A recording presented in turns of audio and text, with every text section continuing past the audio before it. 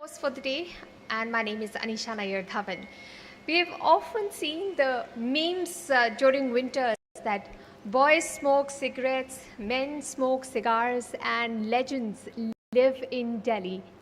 By that score, I think all of us are legends because we breathe the very unhealthy, polluted air in winters year after year. But that's nothing to make us very exciting. We are here to look for solutions out of the smog that we breathe in every winter. Breathing clean air should be a fundamental right. Sadly, even this is denied to Delhiites every year, primarily in the winters. Clean air plays a critical role in promoting respiratory health, cardiovascular health, cognitive function, and overall quality of life. Air pollution has a direct impact on public health. A Lancet study showed that pollution has led to more than 2.3 million premature deaths in India since 2019. Air pollution is a complex issue influenced by various sectors of human activity, and that is why it requires efforts across different sectors and comprehensive strategies that involve collaboration with government agencies, industries, communities, and individuals to mitigate emissions, improve environmental stewardship, and support sustainable development. The Integrated Health and Wellbeing IHW Council has been at the forefront of advocacy to enhance human health and overall well-being. Through its 3A approach of awareness, advocacy, and action, the IHW Council strives to improve accessibility and affordability of essential elements necessary for a healthy life. This includes driving initiatives to raise awareness on critical health issues such as hygiene, sanitation, environment quality, and nutrition. By leveraging its network and platforms, the Council aims to initiate discussions, share best practices, and advocate for policy regulations that promote holistic health and environmental sustainability. By proactively involving communities in its initiatives and events, the Council seeks to empower individuals to take charge of their health and contribute to the collective well-being of the society. Through these concerted efforts, the IHW Council strives to build a healthier, happier, and more sustainable future for all. Here's a video about the untiring efforts of IHW Council across different health campaigns that it has pioneered. In a world where health finds potential, diseases become barriers to growth. Weaving dreams of a world without sickness and full of well-being, the Integrated Health and Well-being Council was born. At its core, the Council stands for the high five of health. Good air, good water, good living, and with care for everyone. Aligned with the United Nations Development Goals, the Council firmly works towards making sure health reaches every corner of the world. IHW Council has built prestigious forums for holistic health discourse, like India Health and Wellness Summit and Awards, CSR Health Impact Awards, CME Excellence Movement, Ayushman Bharat Conclave, Jal Shakti Conclave, Digital Health Summit, Patient First Summit, the Good Air Movement and Summit, Rapid Global Cancer Alliance, and the She Alliance for Spirituality in Health and the Environment. These initiatives have received wholehearted support from policymakers, industry captains, community leaders, health experts, celebrities, and influencers. Respected brands and advocates have also joined the Council, becoming allies in the mission for a healthier world. I think this wellness is an important initiative.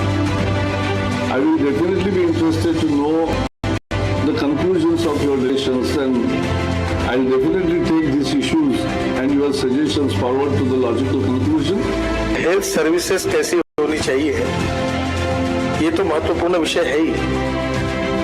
पर उसके पहले हमको hospital या doctor के पास जाने की जरूरत न पड़े, इसके लिए हमारे एयर पोल्यूशन और वाटर पोल्यूशन को हम कैसे सुधारें, इस बात पर जोर देने की आवश्यकता है। कहते क्षिति जल पावक गगन समीरा, पंच तत्व निर्मित यह अदम शरीरा। ये पंच तत्वों से निर्मित यह शरीर पुनः पंच तत्व में ही मिल जाता है। तो हमें उन पंच तत्व का, जिससे इस शरीर की रचना हुई है, आकाश, पृथ्वी, अग्नि, वायु, जल, इन सबका ख्याल ही नहीं रखना, बल्कि इन पंच तत्वों का रक्षा करना हमारा पहला कर्तव्य हो जाता है। In the digital world, the council reaches millions with credible source of knowledge, empowering them to protect their health and prevent diseases. Through its various initiatives, harnessing the power of social media, the council impacts over 100 million lives annually. Join IHW Council in creating a world where limitless potential knows no bounds. Together, we can achieve a happier, healthier world for all.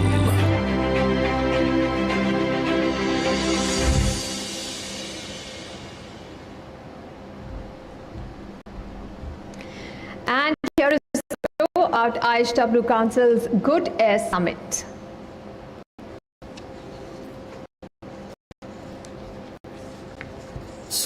On this earth, symbolic of the close relation we all have with nature. The reality that connects humans with the greater cosmos is turning the hub of disease and sickness. And what is making this life-supporting resource and toxic is the rampant pollution we humans are inflicting on it, triggering even a greater catastrophe of climate change. For many, good air has become a luxury they can't afford. Good air in which we and our children can breathe health, can breathe hope, and most importantly, breathe freely. With this mission of ensuring good air for all forever, Integrated Health and Wellbeing Council, India's premier universal well-being advocacy institution, launched the Good Air Movement in 2019. The movement worked to amplify the call towards a world where no one is left behind. Aligned with the Sustainable Development Goals, the Council is unwavering in its commitment to climate action and addressing the social determinants of health. The Good Air Movement became a citizen-led initiative, led by passionate climate champions, leaders, and experts. The movement got its voice from lakhs of children who pledged to do all that it takes to restore good air for all. आज के बहुत संवेदनशील विषय पर्यावरण पर यहाँ इकट्ठा हुए सभी भाइयों और बहनों, छात्रों, आज भी दिल्ली में हम देखते हैं हवा अगर अच्छी चली तो कोई प्रदूषण नहीं रहता। हवा नहीं चली कि बहुत बिगड़ा हुआ प्रदूषण हो। मुझे पूरा विश्वास है कि आपकी चर्चा बहुत सारा विचार मंथन होगा और एक प्रतिज्ञा करके संकल्प लेकर जाओगे वापस कि प्रदूषण के कम करने के लिए जो भी कर सकते हम करेंगे। Please rise, all of you. The real India is you. Rise to the occasion. We need clean air, clean water, and clean environment just to live our life like normal people in this world.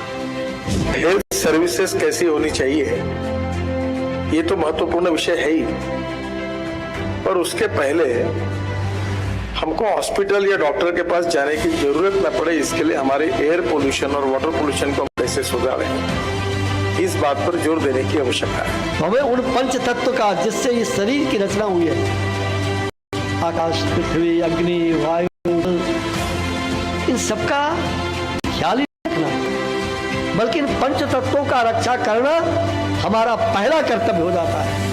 The movement gained momentum with the onboarding of various like-minded people and organizations that are working hard for sustainable, actionable, and practical solutions to this colossal human crisis.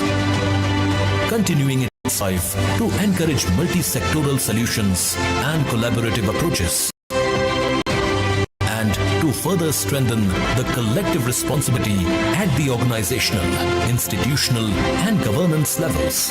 The IHW Council welcomes you to another milestone of this movement, Good Air Summit and Awards, that will initiate meaningful change, inspire action, and create a world where clean air comes as a natural and fundamental right to all. Supporting life, sustaining health, and helping everyone achieve its potential.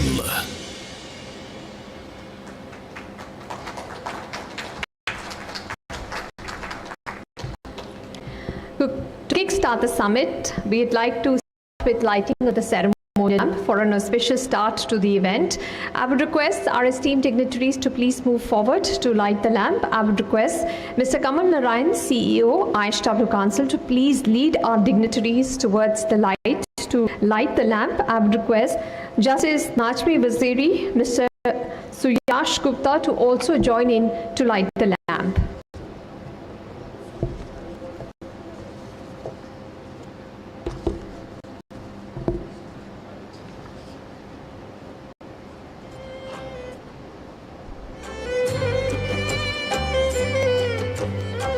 The light of the lamp leads us from darkness towards light.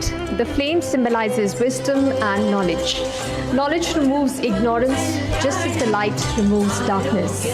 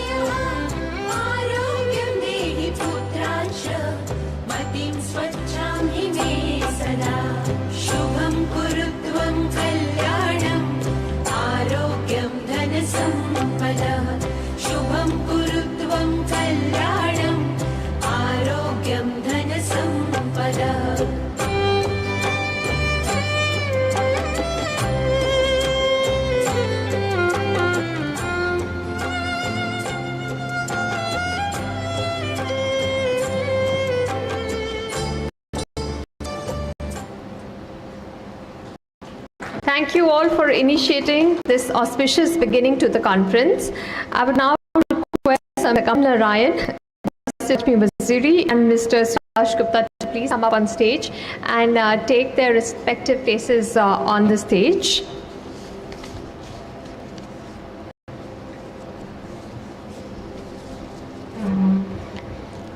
I would now like to request Mr. Kamal Narayan, CEO, IHW Council, to please address everyone and give the welcome remarks.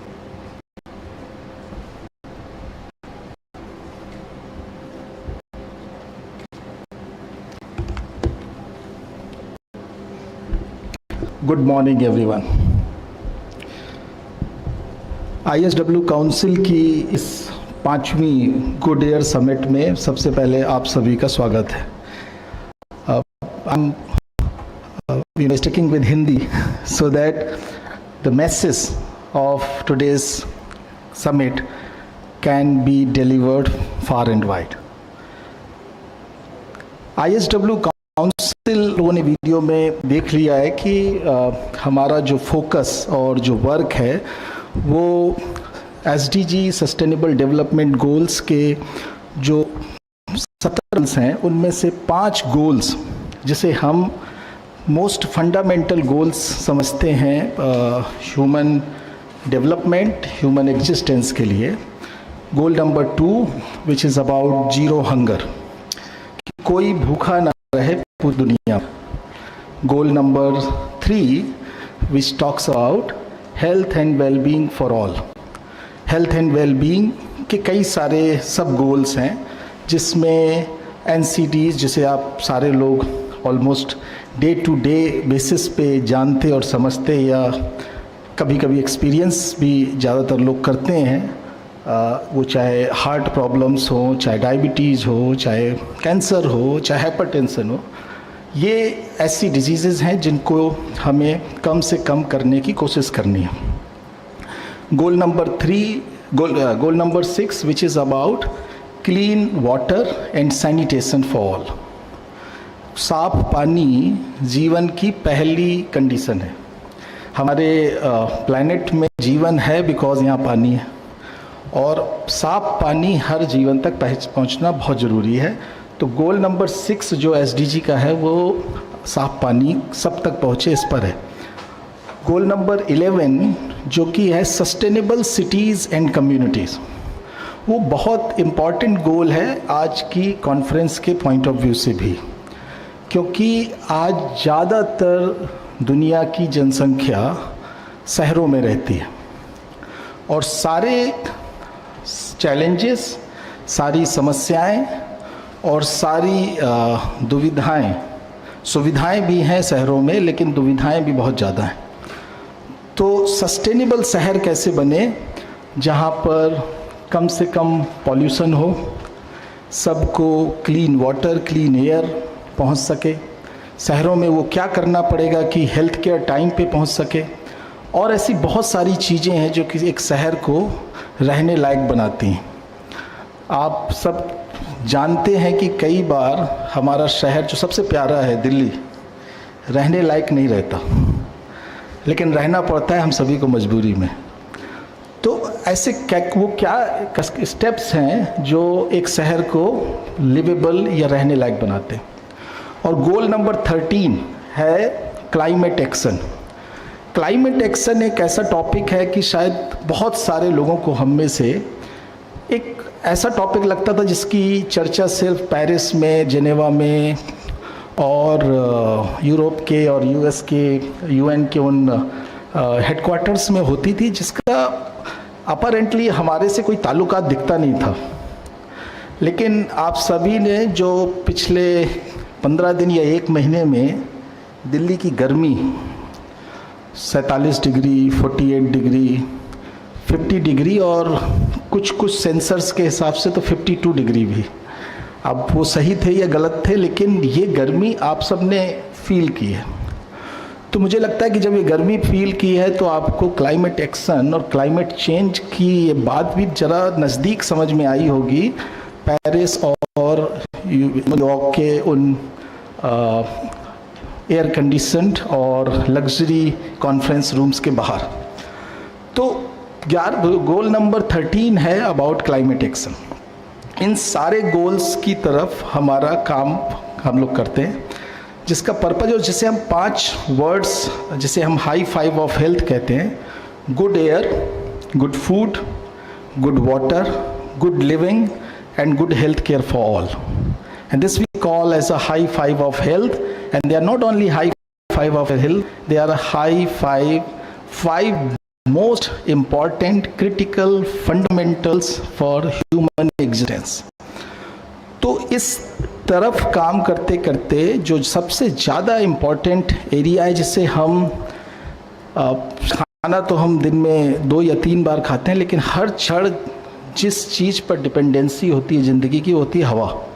और इसीलिए good air हम सबको मिले, हम वो काम करें जिससे कि सब तक गुड एयर पहुंचने की पॉसिबिलिटीज़ बने।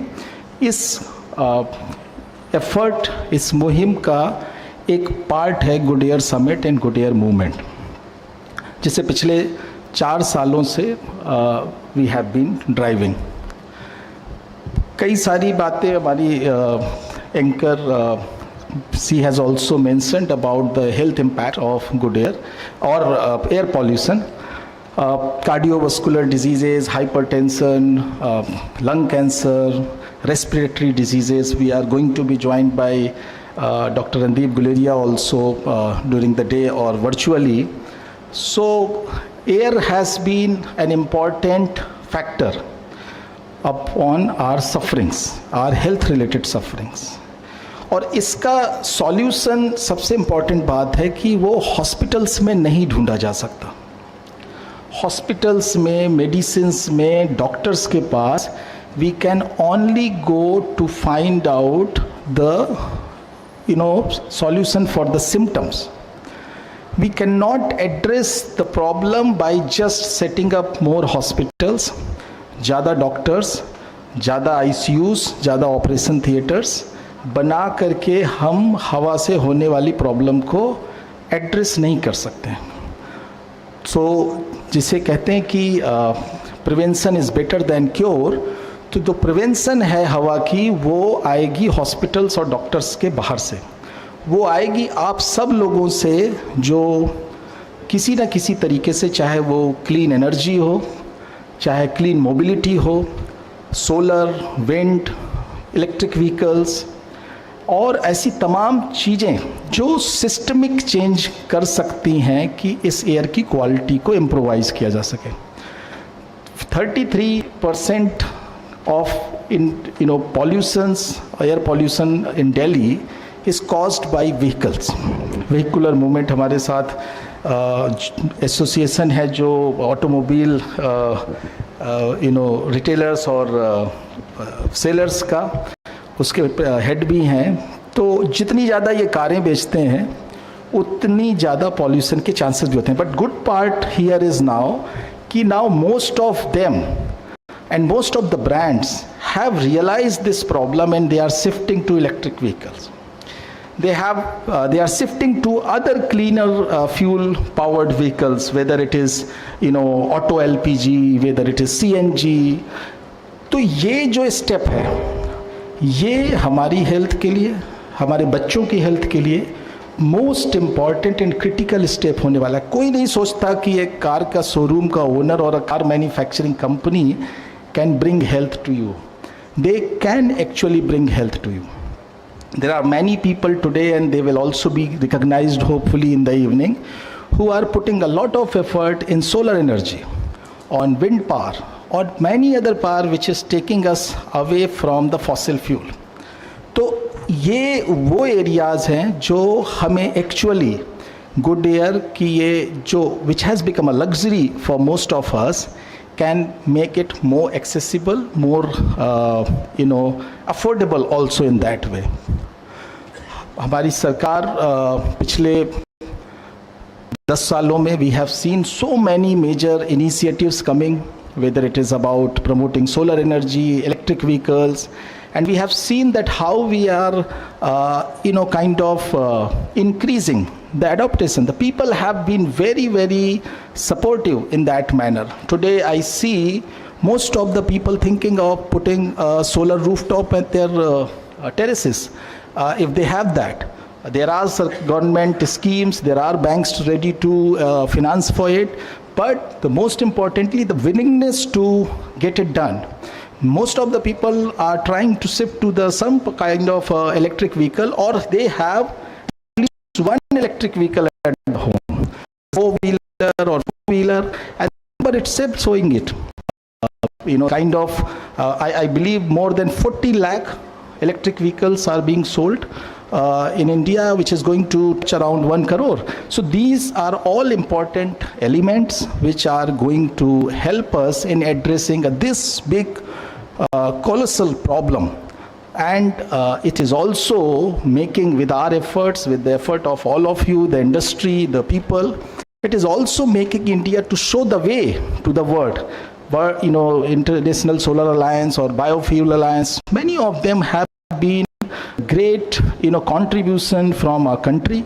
So I believe with this summit, we are going to strengthen our, commitment, our drive, and our movement towards ensuring the good air is available for all. And thank you for being part of it. And I also congratulate all those who are going to be recognized for their exemplary work in this area during the event at our award. So thank you, and thank you so much, honorable our guests today, Mr. Gupta, Justice Najimi, for their time and for encouraging us to carry forward this drive and this movement. Thank you.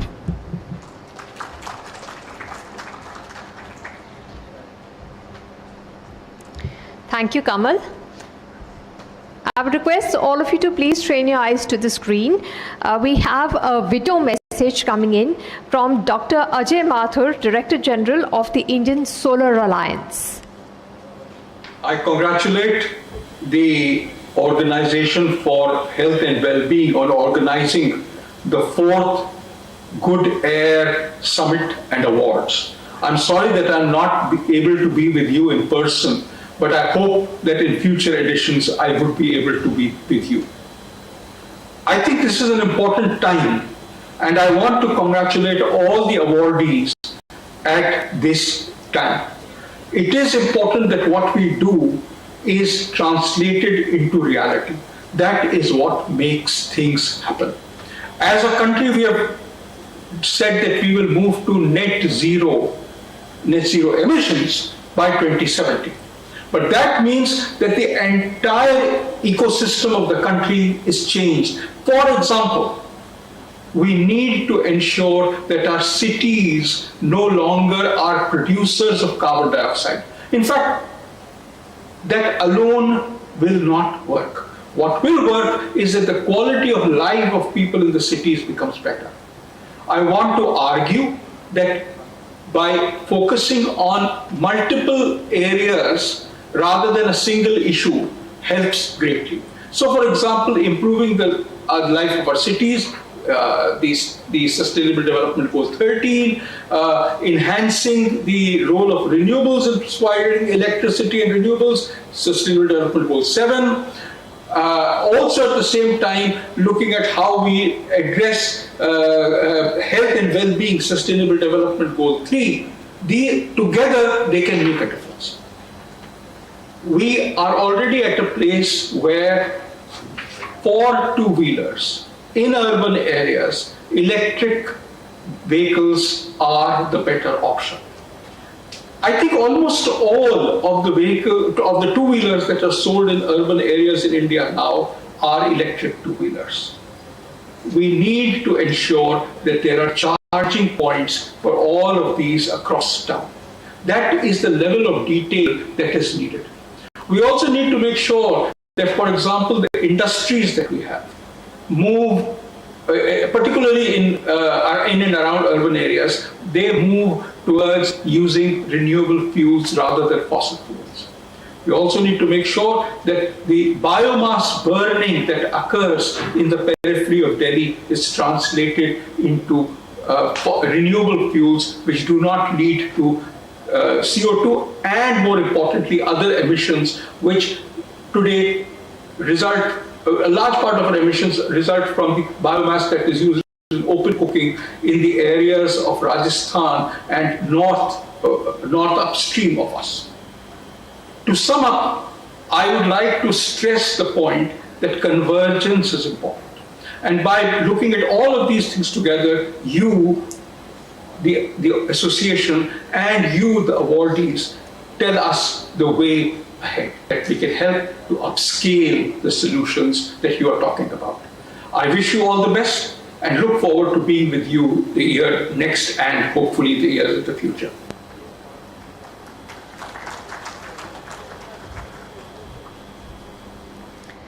I would now request Justice Najmi Waziri, Head, Delhi Forest Committee, and former judge, Green Judge, Delhi High Court, to please come to the podium and address the audience. Please put your hands together for Justice Waziri.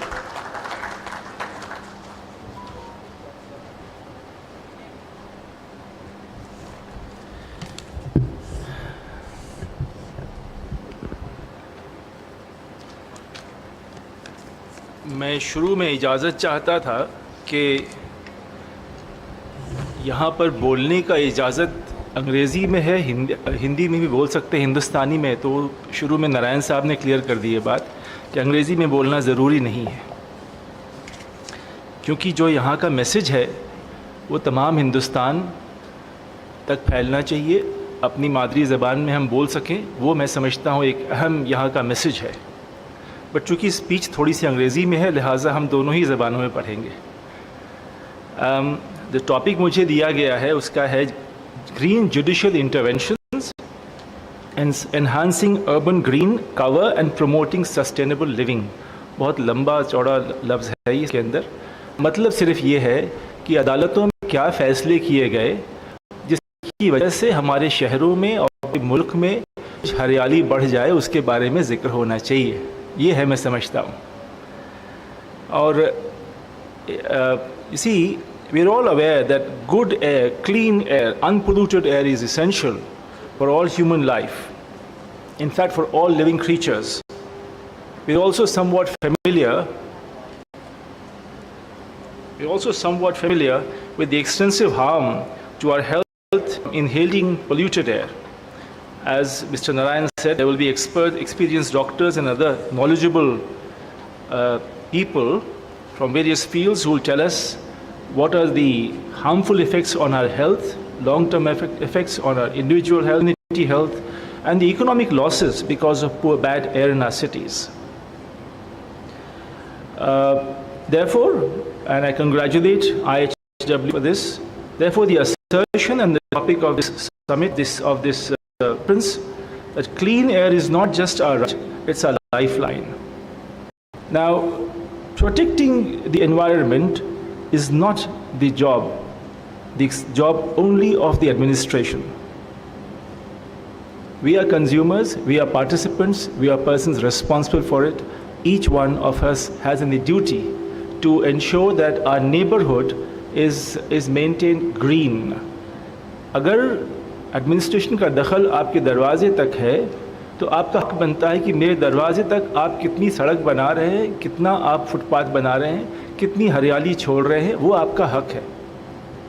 और उसको जब आपके घर के बाहर कोई दरख्त लगाए गए थे, कोई पेड़, कोई ट्रीज़ थी पहले से, तो आपका फ़र्ज़ बनता है कि आप देखें, आपका हक बनता है कि उसका गला न चोक कर दिया जाए, कंक्रीट उसके गले तक ना पहुँचे। आए दिन आप देखते हैं शहरों में, ख़ास तौर पर दिल्ली में, आंधियाँ जब आती हैं जून और जुलाई में तो कई 100 दरख्त गिर जाते हैं।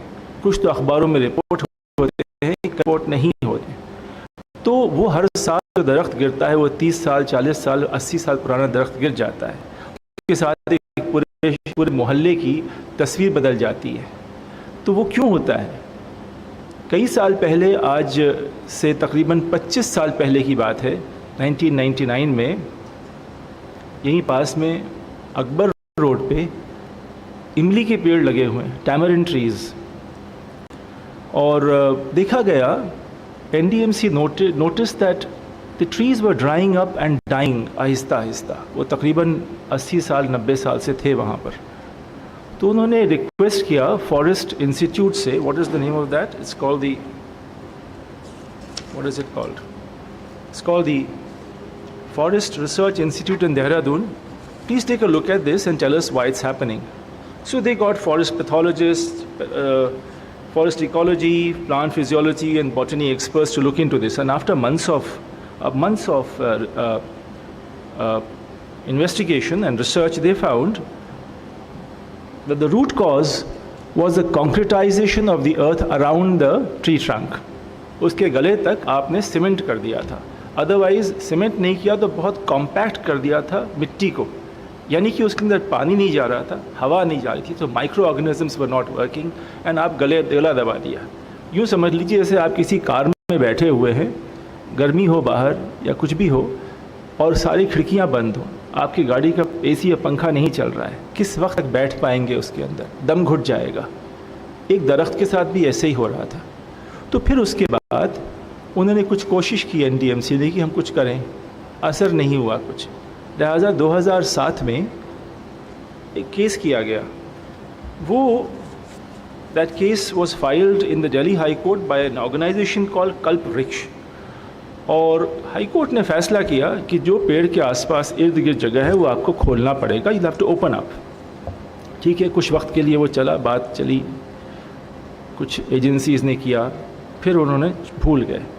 उसके 2 साल के बाद one mister SC Jain, he moved another application before the High Court saying this is not happening. High Court again gave some directions for the agencies not to concretize the land around the trees. तो कुछ वक्त के लिए उस पर भी गौर किया गया। 4 साल के बाद नोटिस किया कुछ स्टूडेंट्स ने, लॉ स्टूडेंट्स से from the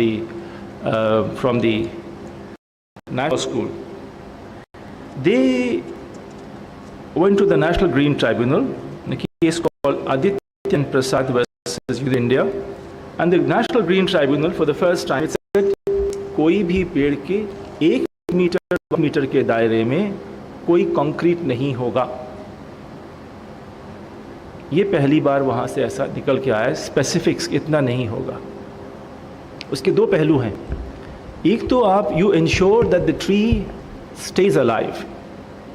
2, and there's an economic factor, अगर वो जो ठेकेदार है या जो MCD का या किसी कॉरपोरेशन का, गवर्नमेंट बॉडी का ठेकेदार जिसको वहाँ फुटपाथ को अगर कॉन्क्रीटाइज करना है, फुटपाथ बनाना है, तो वो मेजरमेंट लेगा उस दूर तक। He will take measurement for the concretising up to the tree, which is an illegal thing, which हो नहीं सकता। तो दोनों चीज़ें होगी, सरकार का पैसा बचता है, पब्लिक का पैसा बचता है, और पेड़ों को जो है वहाँ पर सांस लेने का जगह मिलती है। तो ये सिलसिला चलता रहा। उसके बाद कुछ सिटीजन्स ने देखा कि ये भी नहीं चल रहा है, तो वो फिर हाई कोर्ट में आए, दिल्ली हाई कोर्ट में।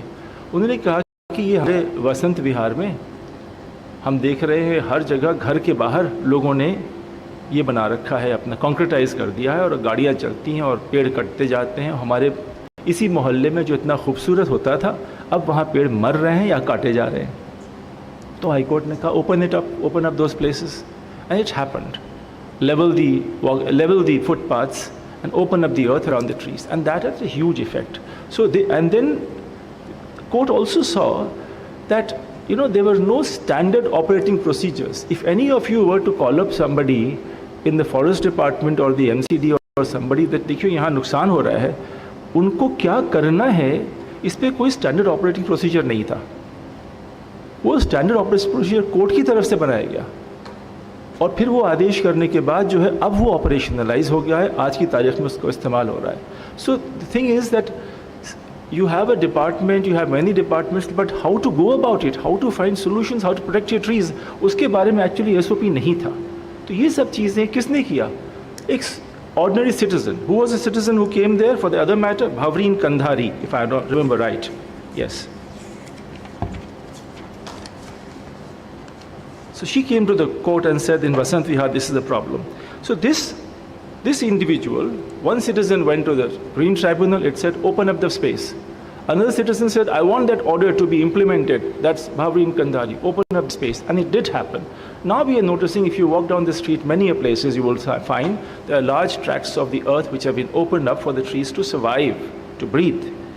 What I am emphasizing today is the power of that one individual, of that one citizen, the common citizen, who can just open their eyes and say, I can make a difference.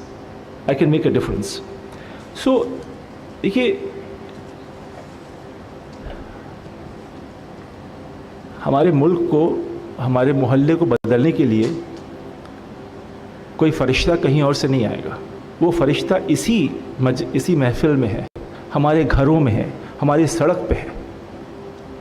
वो जो काम करना है शहर को, मुल्क को, मोहल्ले को बेहतर बनाने के लिए, हम सब के पास एक ताकत है। हमने अभी हर रोज़ देखते हैं और मुस्तकबिल हमारा क्या हो, सबसे बुनियादी काम। मुझे याद है एक बार कहीं एक स्टूडेंट ने ऐसे ही पूछा, 18 साल 19 साल का student, university in some conference, sir we see about global warming, we are very worried about it. I can't even see my future at how it will be.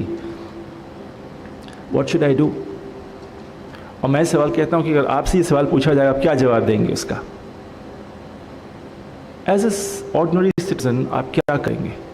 दरख्त लगाइए, या नहीं लगा सकते तो जो आपके घर के बाहर एक पेड़ है उसका ख्याल करिए। सुबह उठते हैं आप, पहले ज़माने में तुलसी में पानी डालते थे, पीपल है उसमें पानी डालते थे। ये एक हमारे यहाँ एक रिवायत रही है, हमारे मुल्क की रिवायत रही है। शहरों में वो रिवायत छूट गई है, क्यों मैं नहीं जानता। लेकिन अगर हम अपनी रिवायत को ज़िंदा रखें तो आप भी यकीन करें, आप भी मानेंगे इस बात को। छोटी सी बात है, सुबह ऑफिस जाने से पहले या वॉक करने के वक्त 1 लीटर पानी एक अपना फेवरेट ट्री कर लीजिए, उसको दे दीजिए। Because the corporation cannot reach there. The administration cannot reach every. You as a citizen can ensure that my neighborhood is the green that I want to do it. I have to be the change. I have to be the change. I have to do my job. देखिए, कितने भी फैसले हों, कितनी भी directions पास हों, करने वाला अगर कोई और होगा तो वो सब जगह नहीं पहुंच सकता और कर नहीं सकता। ताकत जो हमारी इतनी बड़ी तादाद में है, वो ताकत तो तभी होती है इस्तेमाल 140 करोड़ लोग रोज़ाना कुछ करने लगे तो हमारे शहर की शक्ल बदल जाती है। तो हमारी गुजारिश यही से होती है कि भैया सुबह उठ के ज़रा थोड़ा सा पानी दे दीजिए। अगर आप नहीं कर सकते, देखिए अगर आप गौर करें तो जहाँ ठेले वाला खड़ा होता है, चाहे वो सब्ज़ी वाला हो या मोहल्ले में धोबी हो, उनसे भी वो उनके आसपास जो दरख्त होंगे ना, वो पानी डालते हैं तो जो पेड़ उनके पास होता है। This is how the organise sector actually works. 400-500 रुपये की साहब आप जो है करते हैं, हमारी तरफ से ये this is my charitable contribution, please ensure you get 4 buckets of water and you water this 4 trees. It's so simple. Those who can afford it, those who can't afford that money, they will put the water themselves. सबसे बुनियादी चीज़ आप घरों के आसपास देखेंगे, पेड़ सूख जाते हैं। अभी नारायण साहब हमसे बता रहे थे कि दुनिया में तकरीबन 12 बिलियन यानी 1200 करोड़ पेड़ हर साल काटे जाते हैं और लगाए कितने जाते हैं? 1.8 बिलियन, 180 करोड़। तो हम तो कभी पहुंच ही नहीं पाएंगे उस तक। 12 कटते हैं तो 1:8 का डिफरेंस है, 1:8 का डिफरेंस सोच लीजिए। हम कभी वो उसको ग्रीन कर ही नहीं पाएंगे। सो ये बड़ी जो हम तकरीर करने की बात नहीं है, बातें करने की बात, it's question of how can contribute to improve our system. इस पे गौर करें तो मैं समझता हूँ हमारा मुस्तकबिल बदल जाएगा। मुझे मौका दिया आपने, उसके लिए बहुत शुक्रिया।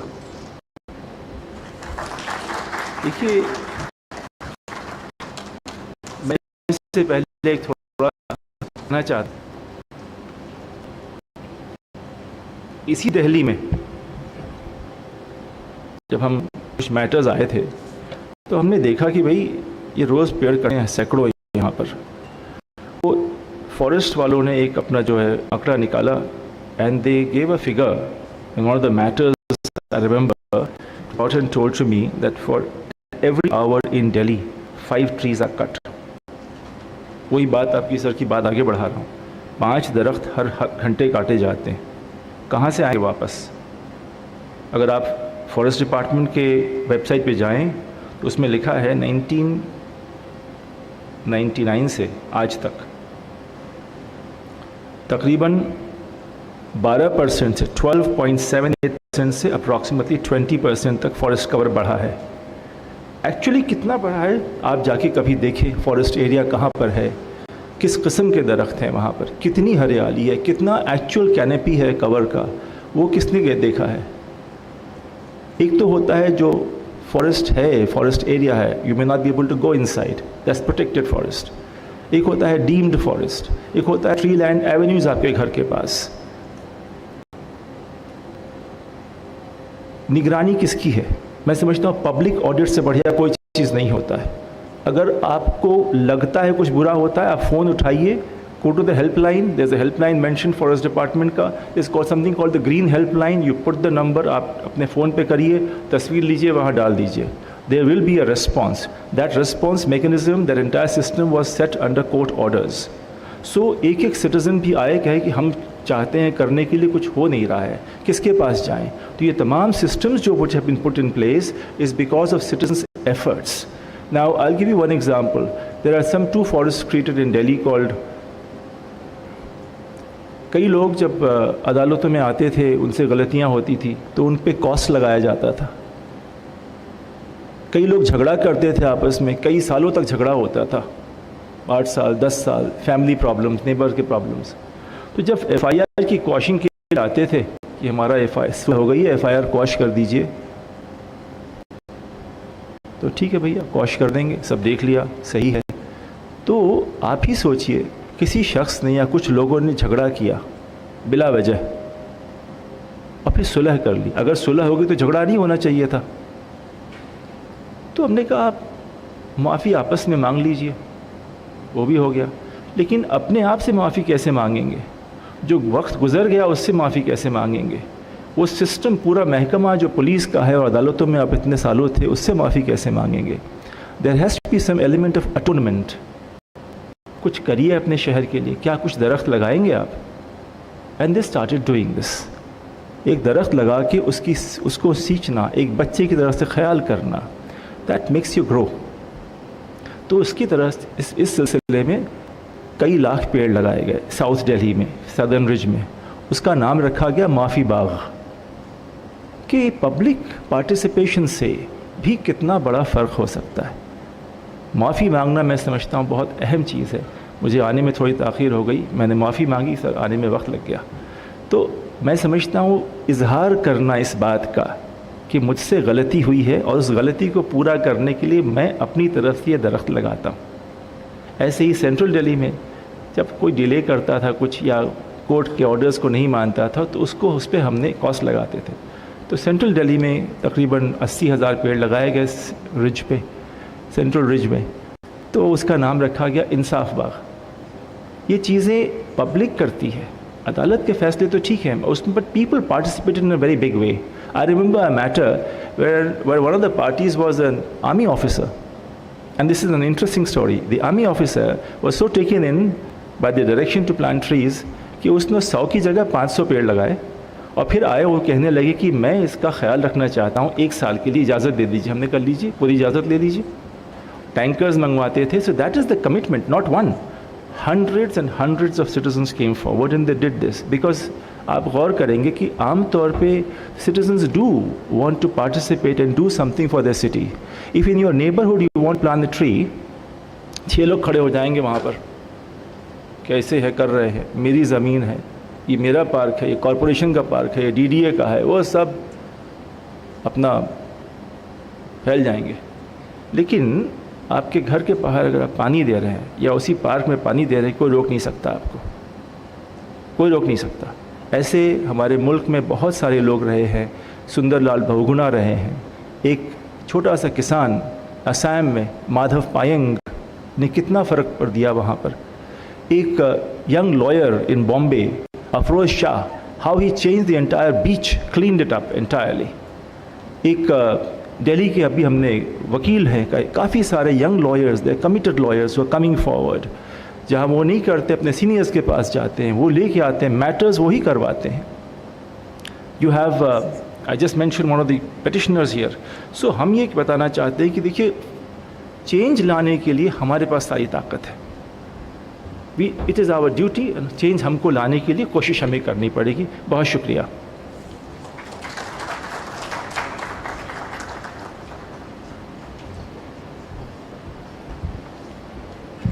Thank you so much sir. Indeed all of us must make efforts. मैं तो रोज़ अपने पौधों को पानी लगाती हूँ, पर जो हमारी कॉलोनी में पेड़ हैं उनको भी अगर एक एक पेड़ हम अपना लें और पानी डालें तो बहुत फ़र्क पड़ जाएगा. Now, in the interest of time, we will close this session.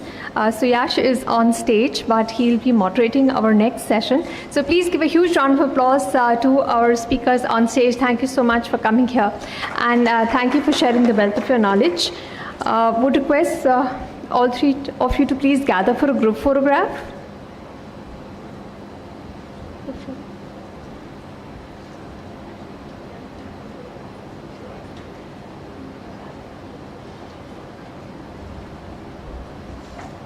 I request all of you to please gather for a group photograph, and I request all of you to please give a huge round of applause to our speakers on stage.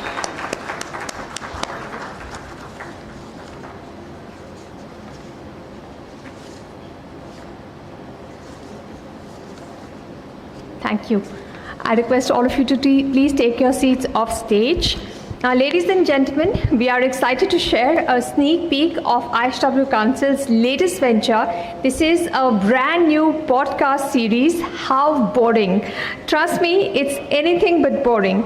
Can we please have the AV for How Boring podcast, please?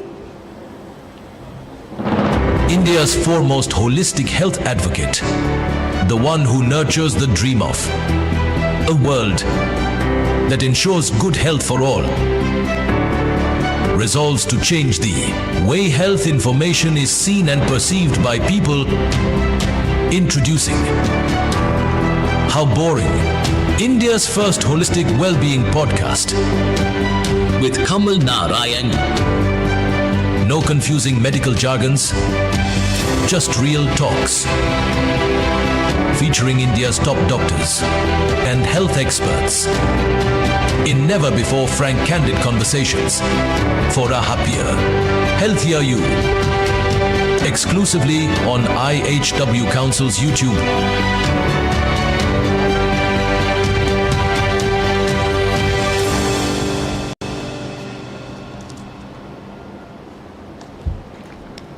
Please give us a minute to set the stage for our next discussion, and this one is going to be a very interesting one. We will be discussing India leading the global change towards net zero and redefining sustainability. In a minute, we'll have our stage ready, and then we'll call on our speakers.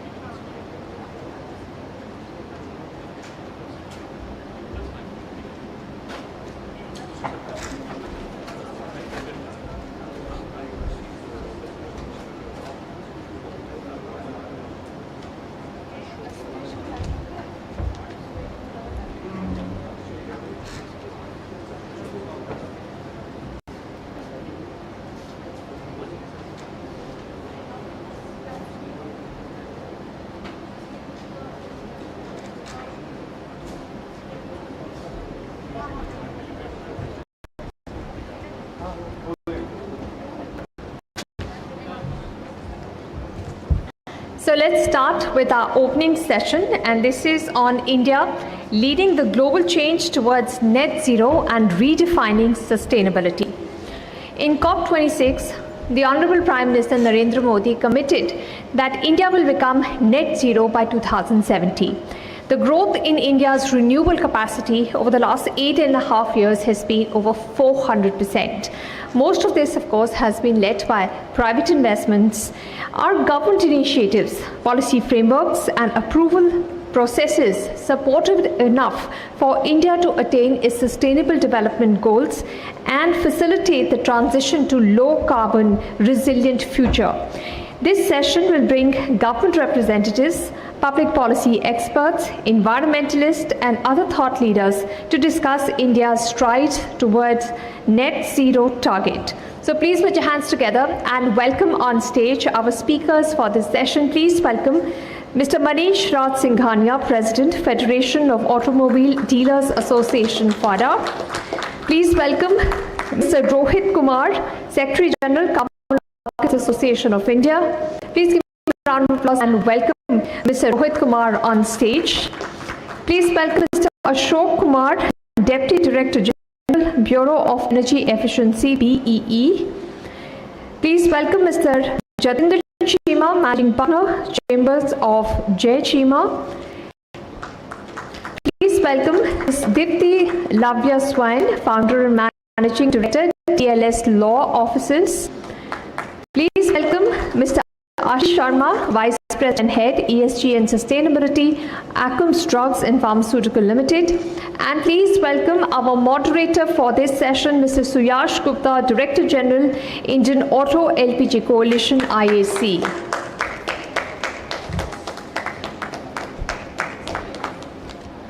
I will hand over the reins to Mr. Suyash Gupta, the moderator for our session, to steer the discussion ahead.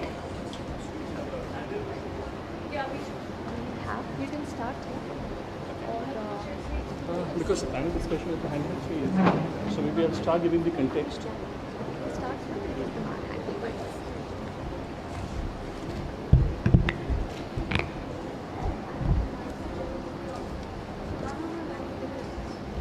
Chairs to have पूरी. Chairs हैं पूरी नहीं? एक खाली chair. अच्छा, okay. Yeah. Think happy to That's fine. A very good morning, esteemed colleagues, distinguished panelists, and very valued participants. It's a great honor for me to welcome you all to this pivotal discussion on India leading the global change towards net zero and redefining sustainability. As Kamalji mentioned, in alignment with the UN SDG goals and initiatives like the G20 New Delhi Leaders Declaration and Swachh Bharat Mission, our session today seeks to raise awareness, foster collaboration, and drive change towards a clean and healthy environment for all. As we dwell into India's strides towards achieving net zero emissions, it is absolutely crucial for us to recognize the multi-faceted approach required to tackle the challenges of sustainable development. Our focus today will be on understanding the government's initiatives, policy frameworks, regulatory mechanisms, and governance structures that support sustainable development goals. We will explore how these elements facilitate the transition to a low-carbon, resilient future and discuss the future endeavors that can play a pivotal role in the sustainable development of our nation. I'm privileged to be joined by a very illustrious panel of experts who bring a wealth of knowledge and diverse perspectives. Each of these panelists has made significant contributions to their respective fields, and I look forward to their insights on how could we collectively drive progress towards a sustainable and inclusive future. The insights and experiences shared today will undoubtedly inspire transformative solutions and ignite momentum towards our collective goals. And thanks to you, Kamalji, and the IHW initiatives, by uniting all the stakeholders from various sectors, we will be able to foster collaboration and exchange ideas on achieving a clean and healthy environment, resilient cities, and a safer lifestyle for all. With that, I will proceed with the introductions and hear the opening remarks from the distinguished panelists. we will, there are going to be no presentations, it's going to be a panel discussions. So the way we have structured the session today, we will begin with almost a 2 or 3 minute opening remark from each of the panelists. I'll introduce the panelists as they speak, and subsequently there will be a few questions, and then we will open the floor for the audience. Let me introduce our first panelist, Mr. Manish Raj Singhania. He's the president of FADA, which is the Federation of Automobile Dealers Association, and also the managing director of Ralas Motors. He has been extremely instrumental in leading initiatives within the automobile industry, focusing on sustainability and environmental contributions. Under his leadership, significant CSR initiatives and green practices have been implemented. Mr. Singhania has been actively involved in organizing successful auto expos and numerous CSR activities aimed at societal and environmental betterment. Mr. Singhania, we look forward to your opening remarks on how could the automobile sector contribute to the net zero targets. Thank you.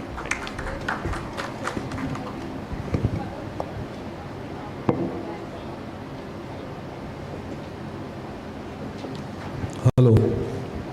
So good morning, good afternoon, everyone.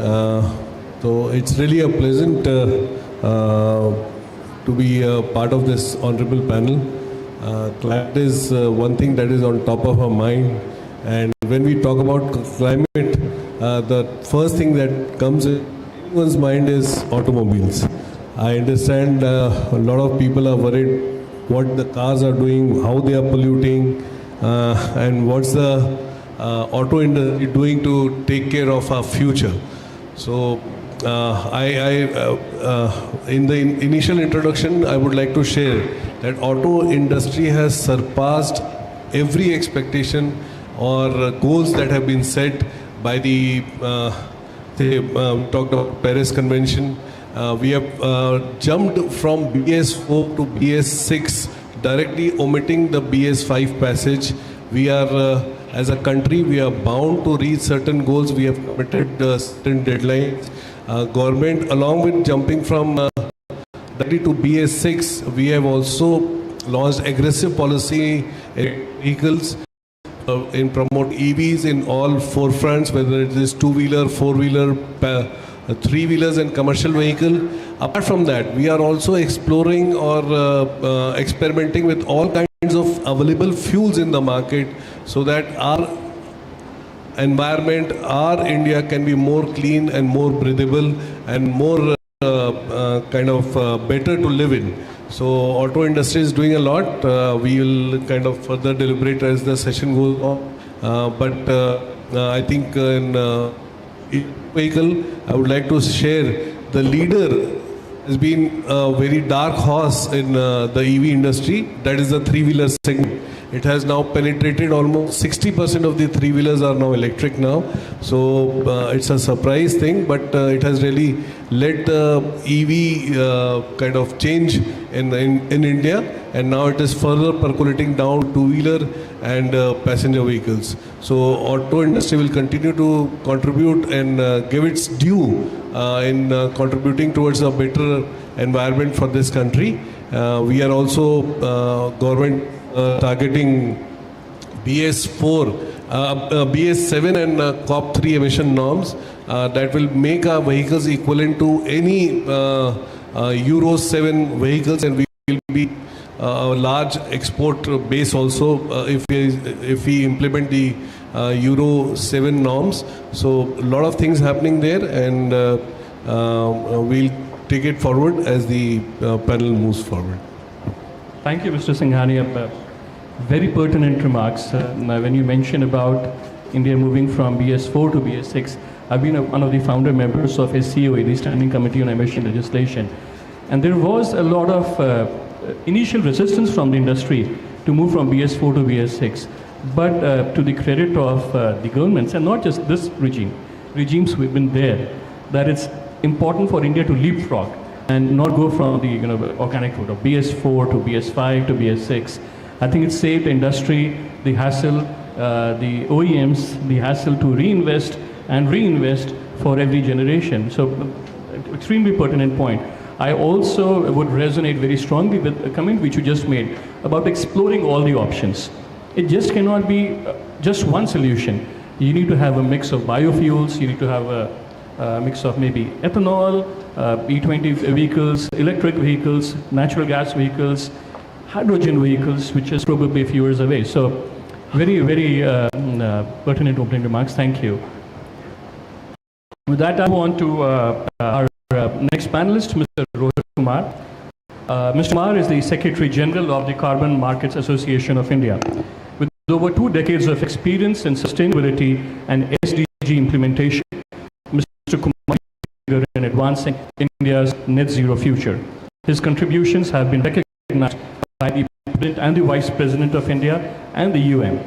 Mr. Kumar's work spans B2B, B2C and B2G initiatives, showcasing his versatility and commitment to sustainable development.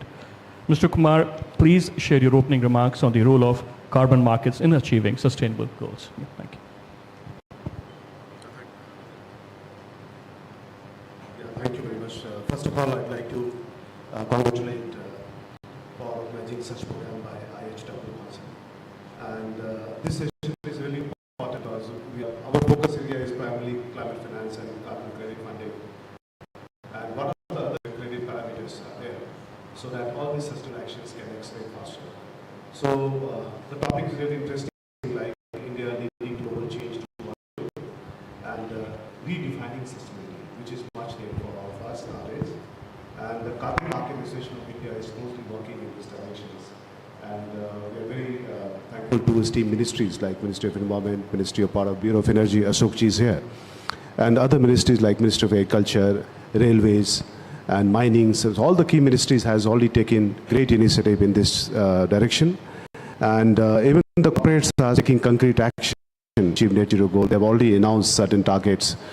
And I would like to start one of the most important lines which IPCC has Intergovernment Panel of Climate Change warns everyone that in case we'll more delay about climate action, this is going to be a big economic loss for the country and also big climate hazards like we have discussed about 52-degree or 50-degree temperature rise in Delhi.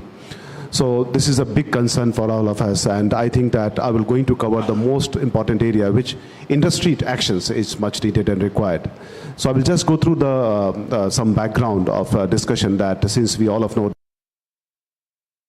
net zero goal target, and Government of India is really working proactively in this direction. And we also decided our NDC target, National Determined Contribution target by 2030, where goals are really clear about what action we have to take. And we are already taking great initiatives, and we are front runner in the world about those kind of initiatives. And our target, we must be clear that first target is that emission intensity of GDP by 45% less by 2005 level by 2030. So this is the area where we are really working. And second target is really clear about 50% electric power capacity from non-fossil fuel energy. I think we have already achieved certain targets, and we have revised the target. That 50% target is a very encouraging initiative taken by India so far. And we have also pledged that carbon sinking by 2.5 to 3 billion ton CO2 equivalent through afforestation and reforestation activities. So this already discussed, our Honorable Prime Minister mentioned about Panchamitra Abhiyan. So all these parameters already discussed. But at the same time, we'd like to mention that by concrete action, Indian government has also revised the India Energy Bill, and under which that they have announced about the Indian carbon market, and carbon market play a very critical role. And the Government of India has already announced that 2023, that Indian carbon market. I think for this, Ashok ji will explain more in detail. And there's two kind of market we have announced about the compliance market and the voluntary market. And second action, Government of India is already taken about the life campaign. This is one of the great initiatives we have taken to improvising the lifestyle for environment, so that certain actions can be taken, create and accelerate the momentum at the grassroots level from the individual point of view or the community level initiatives. And third initiative which Indian government has already taken about the prestigious green credit program, which is a voluntary actions, where 8 sectors has been identified and defined. It is completely based on SDG goals and parameters. And that is going to be a great initiative. I think the next comment, Green Credit Program, is going to be the most lucrative action at the grassroots level. And we can easily mobilize individual actions and community actions in the ground.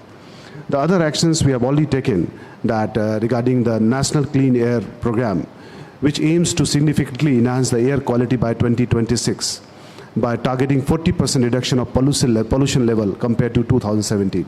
This is another great initiative by the Government of India. And one more initiative has been taken by, which is a very important initiative by CPCB, which is also talking about EPR. So that all those sustainable actions are really accelerating the momentum about the climate-friendly actions to the Indian government. And apart from that, 2 more initiatives like Satat Mission and Samarth Missions has been taken, great initiative. So we would like to tracking multiple initiatives, and all those initiatives have great potential to generate carbon funding and climate funding. And apart from that, I'm very happy to share that India is a front runner in terms of taking voluntary action at the ground. And India has largest number of projects registered for carbon credit generation in the world. And like globally, there are 1,451 projects, under which 860 projects are registered from India. So by 2023. And we have already 1/5 of the global carbon credit generation happening from India, from the global level, and 298 million ton of carbon reduction has been taken so far by the Indian projects in the world. So we are very happy that to sharing those informations, and the great opportunity ahead with us is that the global voluntary carbon market expected to reach around $250 billion by 2050. And since India has around 30% revenue share, we are expecting $75 to $80 billion in the green and sustainable projects in coming days. So this is the opportunity we have already, we can track, and we can work in these directions, and all this climate funding or carbon funding can accelerate this our momentum so far. Thank you. Thank you, Mr. Kumar. Very interesting, and you showcased pretty ambitious numbers. You know, by 2026, you mentioned in the National Clean Air Program reduction of 30%. That's wonderful. I mean, I have a lot of questions for you in the panel discussion, so look forward to that. Very pertinent opening remarks. Thank you. Our next speaker is Dr. Ashok Kumar, who's sitting next to me, and he's presently working as Deputy Director General at Bureau of Energy Efficiency, Ministry of Power, Government of India. He presently leads the implementation of National Mission on Enhanced Energy Efficiency, a component of National Air Plan for Climate Change of India, in addition to other responsibilities. He was working as director at BEE since, he's been working since 2011, and then primarily involved in the coordination of the Perform, Achieve and Trade, PAT, the flagship program under which the mission involves development of energy consumption norms and standard for energy-intensive industrial sectors. Mr. Ashok Kumar, privileged to have you on the panel, and looking forward to your opening remarks. Thank you. Thank you, Mr. Gupta. Thank you. And I think I will take from previous, I think the preliminary discussions and the further in our panel. First is that the issue of climate change, you know, this particular aspect is kind of engulfing or consuming or subsuming all the challenges that we have seen. You might have seen a caricature where, you know, you would see a kind of a pandemic situation, and then, you know, you have some economic recession, like the waves coming, and far behind you would see a climate change wave coming. So the explanation of that particular caricature is that if the world is kind of stopped in a sense by a pandemic like COVID, where you had opportunity of sanitization, containment zones, and several other measures that you could have taken. But the wave that climate change will bring will not leave you any of these options. So you will have no option, no containment zone, no sanitation, no prevention, no vaccine. So the challenge that it is kind of emerging from the science that is saying, many of you might know that IPCC report of recently published tells that the greenhouse gases that we can emit to the atmosphere, the budget or the space available is of the tune of 500 to 600 gigatons. And annually, globally, our emission is around 50 to 60 gigatons. Now you can do the math, and how many are you left with that particular space which will be exhausted. So if you are serious enough, the global, we are serious enough, we are in a very, very, very, very critical situation. And that has been demonstrated, a few days back by the temperature crossing 54, 52 degrees centigrade. Maybe the censor would be honest, who knows. Of course, that has been kind of discarded. But you have seen the rainfall in Bangalore.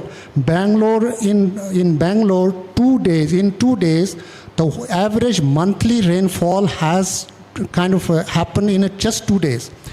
These are the manifestation of the kind of cumulative effect that is happening all across, not just in India.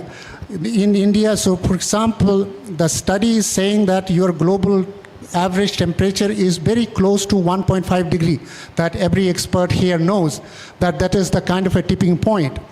But that is global average. Average, you understand, there could be high points, there could be low points.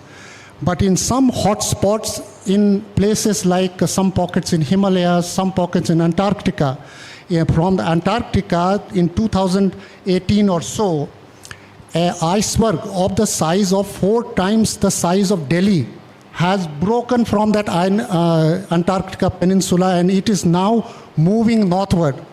So many of science students or the science background people, you can understand the melting of that level of iceberg, a fresh water, how will that disturb the salinity of the seawater, and how that will kind of disturb the whole conveyor belt that kind of controls the weather in the Europe and down equator and so on. So we are currently really in a very, very tough situation, and I think the government of India's recognition that we are going to have net zero by 2070, many of the ambitious programs are some of the instruments. And as Rohit ji was mentioning, the carbon market, it is also said that the monetization of the carbon has to happen if at all you are going to arrest the global temperature rise to 1.5 degree, if not 2 degrees centigrade. So those are the challenging times, and I think Honorable Judge has also really kind of indicated that the solution, the arrest of the temperature has to come from you, come from us. Every action has to translate into the impact that will eventually result into the arresting of the temperature. So you might know that Honorable Prime Minister has brought out a mission called Life Mission. The mission Life is asking you to do every possible interventions. Closing of a tap, watering a tree, switching off small lights, using something, and fundamentally I think I was inspired by the last word, redefining sustainability. For a country like ours, we really need to redefine many of the constructions that are existing. For example, hunger. What is hunger for us? Your hunger and European hunger cannot be same. The calorie level of consumption cannot be uniform. Comfort, habitat, thermal comfort, all that has to be redefined in a world that is unprecedentedly going in a direction that we are not prepared to do that. So those are the challenging time. I would have, I think, questions on the buildings and other efficiency programs that I will respond to you later. Thank you. Thank you so much, Mr. Kumar. Extremely pertinent remarks. And I think the Bureau of Energy Efficiency is very fortunate to have you at the helm of affairs. You mentioned about Bangalore, Delhi, and these things are closer to, and Kamalji mentioned, it's not sitting in those rooms of COP, doing COP 28, COP 26. It's right in front of us. I was there in Mumbai when Mumbai floods happened on July 26, 2005. I'd gone there only for an hour, and I was stranded at the airport for 2 nights. And these things happen to all of us. It's only a matter of time.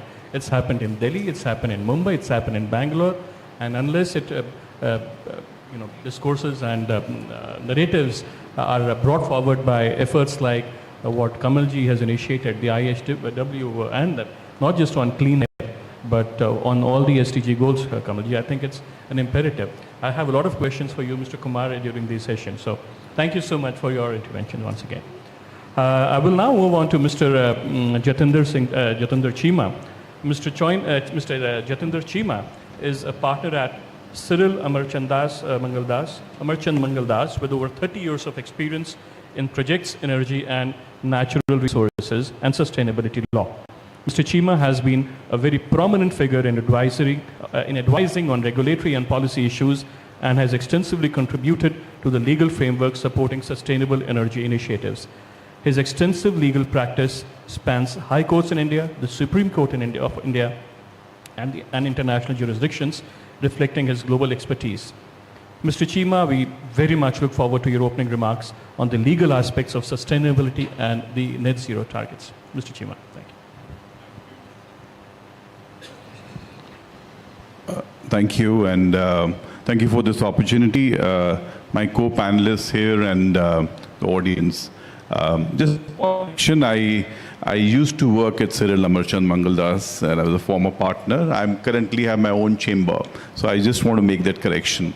Having said that, I think picking up from the threads from the session, what is shared by Rohit ji and Ashok ji here at the panel, I won't go into the nitty-gritties of the law, but give you a bit of an overview of where we are. So, if you ask me, what will be the future wars of the world? The wars of this...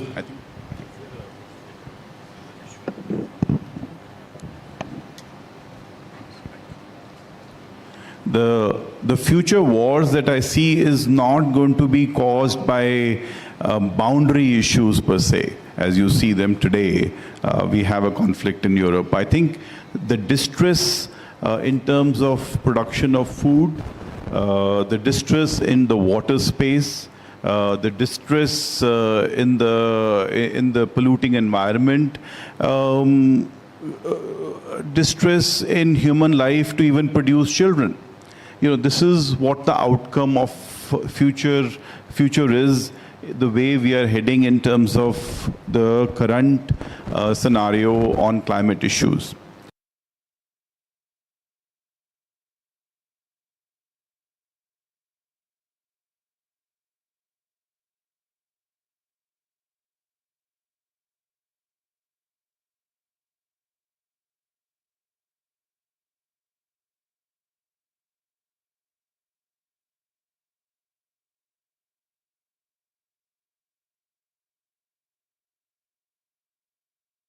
There's a lot of law on administrative law, civil procedure code, criminal procedure code, and during that Delta wave, I was sitting on my balcony and I was looking out and up at the sky, and I said, it's a blue sky and the climate is changing. So I said, why don't I look at this subject and do some research on it? And that's how I set upon writing this book, which covers not only climate policy, but also climate finance, climate tech, climate jurisprudence, and climate justice. So I said, there's going to be paper printed for this book. There's going to be usage of paper for printing this book. So 2 years ago, I set upon to set up a mini forest. Okay, so about 1,500 trees were planted in a small plot of about 1,000 square yards in a style called the Miyawaki forest style, where you plant the forest very close and it's very self-sustaining. Recently, about 6 months back, I was invited back. I was helped by an organization to put this forest up. I went there, and I want to share this story because I think it's very relevant to you and me and what the judge said earlier in the day. When I went there and they had a small ceremony, and what they have done is they've left a small passage to walk into the forest, middle of the forest. It's thick, it's 3 times my height now. It's absolutely green. You can hear the birds chirping, and it's so much silence in there. As I walked into the forest, and I sort of looked at my phone, the temperature difference was 3 degrees from what it was outside to be in the middle of the forest. Look at the comparison.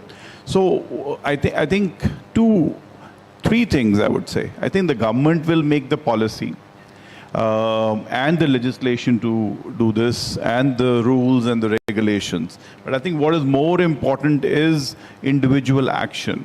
I think law, policy and individual action is key to any change that we are seeking or achieving net zero by 2050 or 2070, so to say.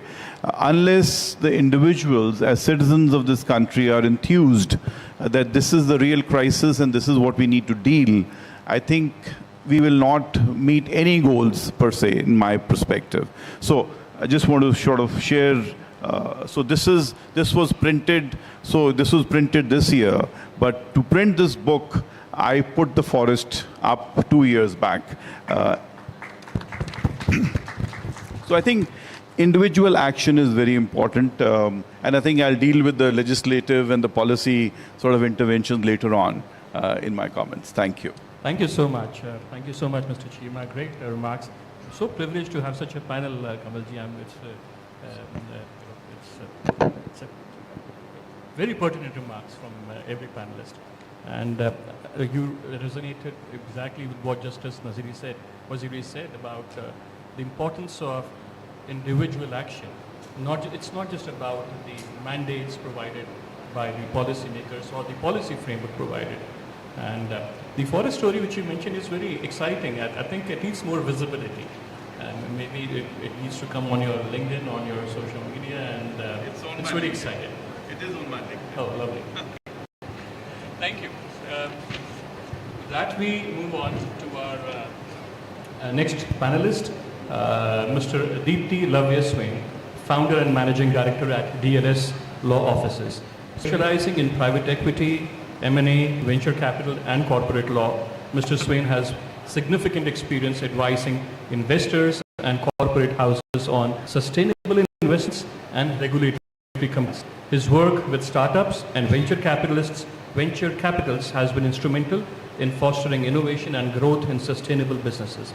Mr. Swain's insights into securities law and insolvency add a comprehensive perspective and context to our discussion on sustainability. Mr. Swain, please do share your opening remarks on the legal and financial dimensions of achieving sustain. Thank you.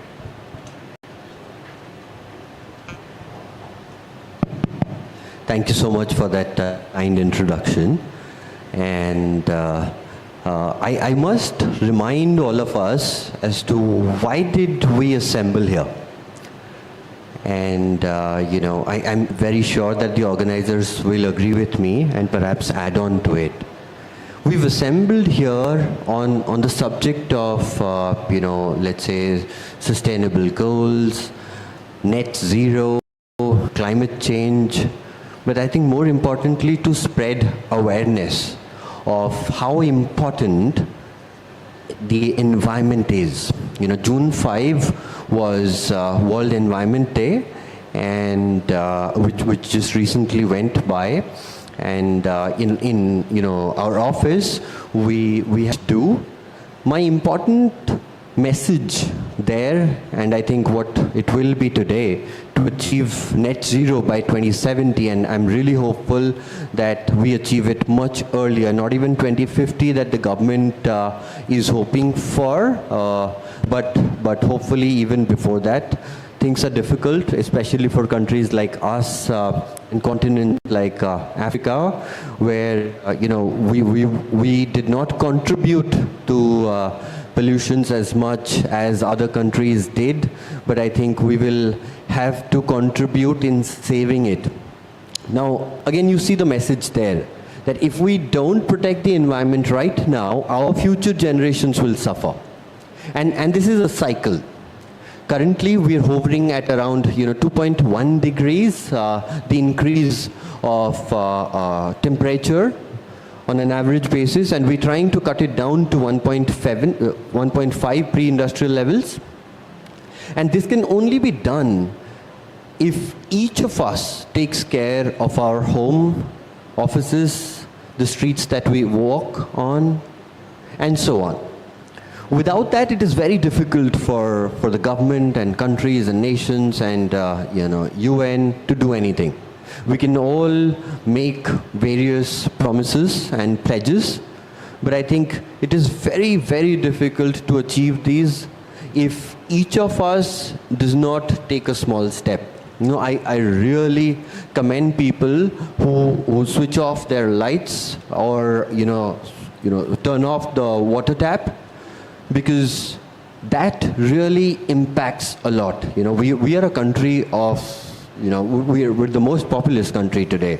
Imagine if each of us is able to save a little bit of electricity, a little bit of water, a little bit by not printing. By the way, our office is no printer zone. We are a paperless office. We really try hard to not print paper in our office. But all of these little initiatives will go down to a long path. Let me give you some facts and figures, and you're going to be very surprised at these numbers.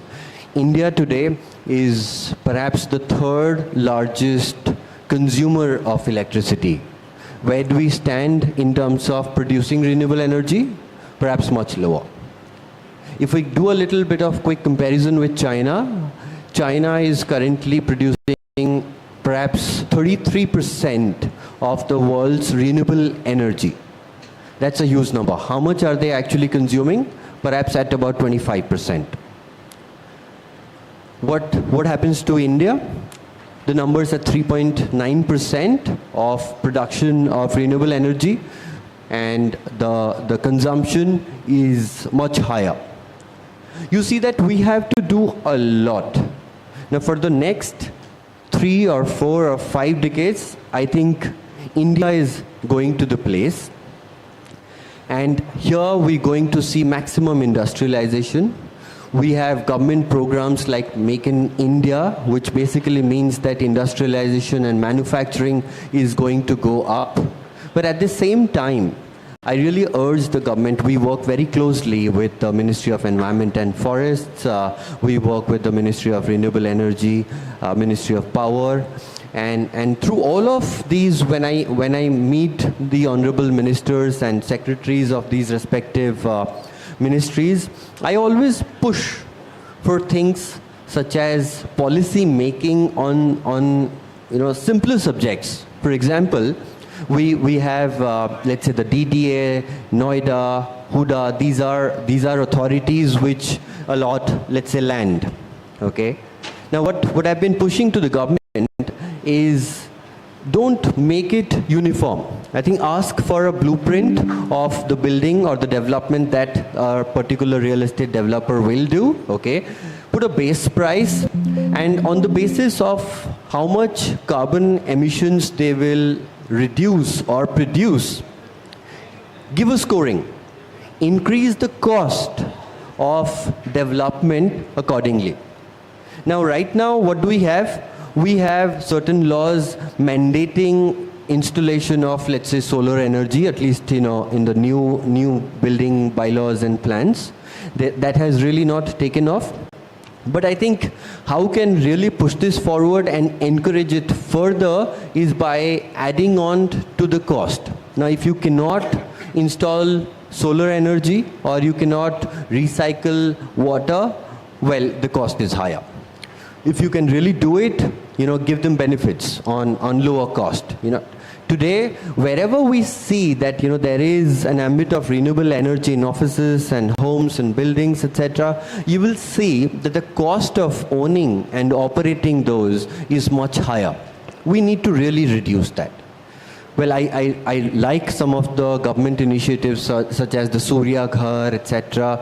I think these are initiatives, 65,700 crore being, put in by the government, promised to be spent on some of these types of initiatives. But I think you see how we're really pushing ourselves to do more.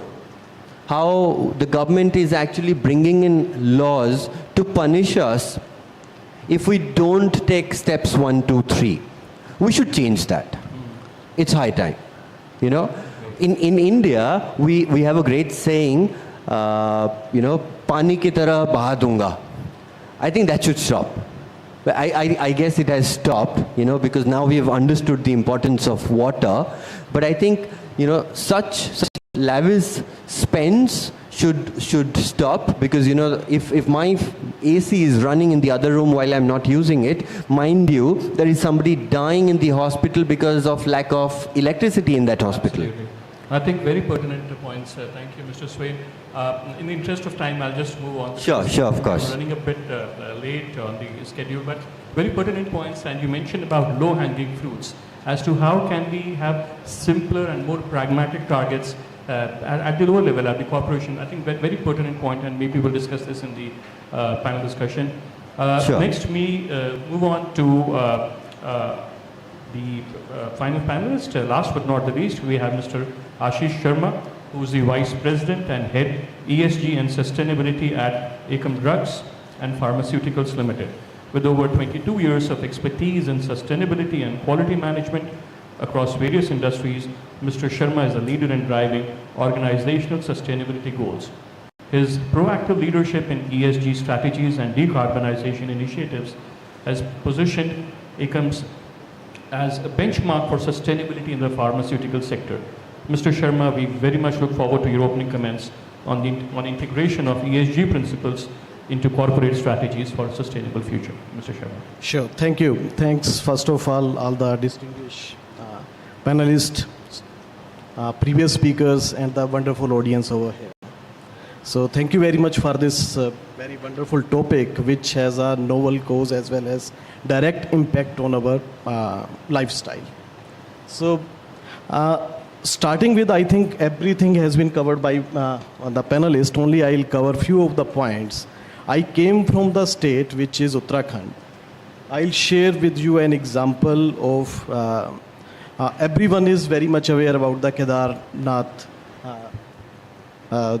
episode, which was happened in 2013, right? So on that time, the thing is only one glacier was melt, and the pond was built around that, and the overflow of the water had took place many of the lives on that time. So that one was the disaster on that time.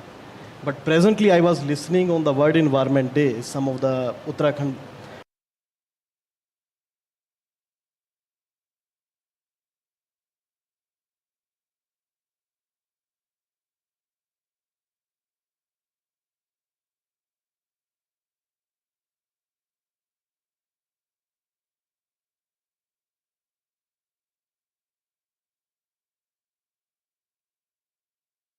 has happened, what will happen.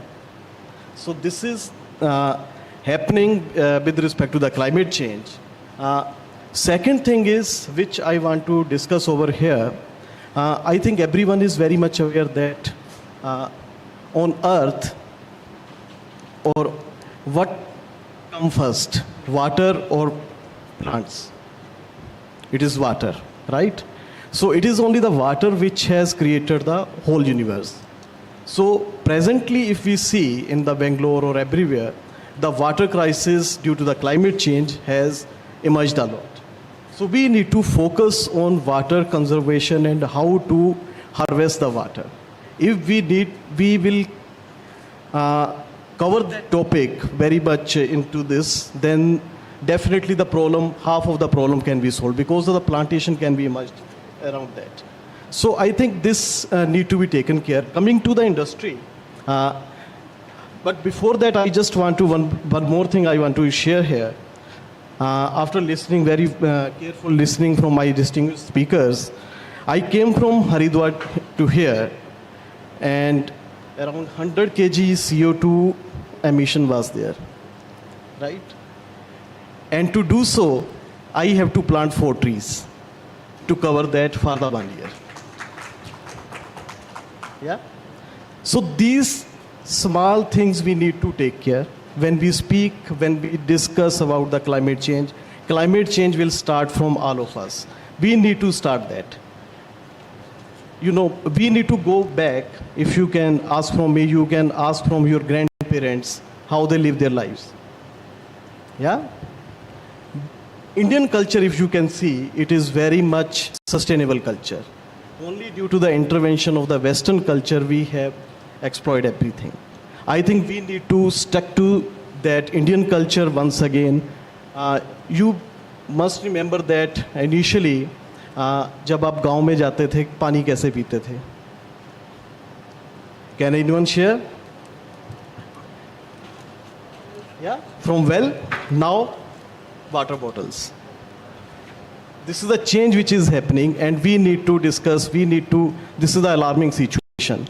And you can, here the topic is redefining sustainability, right?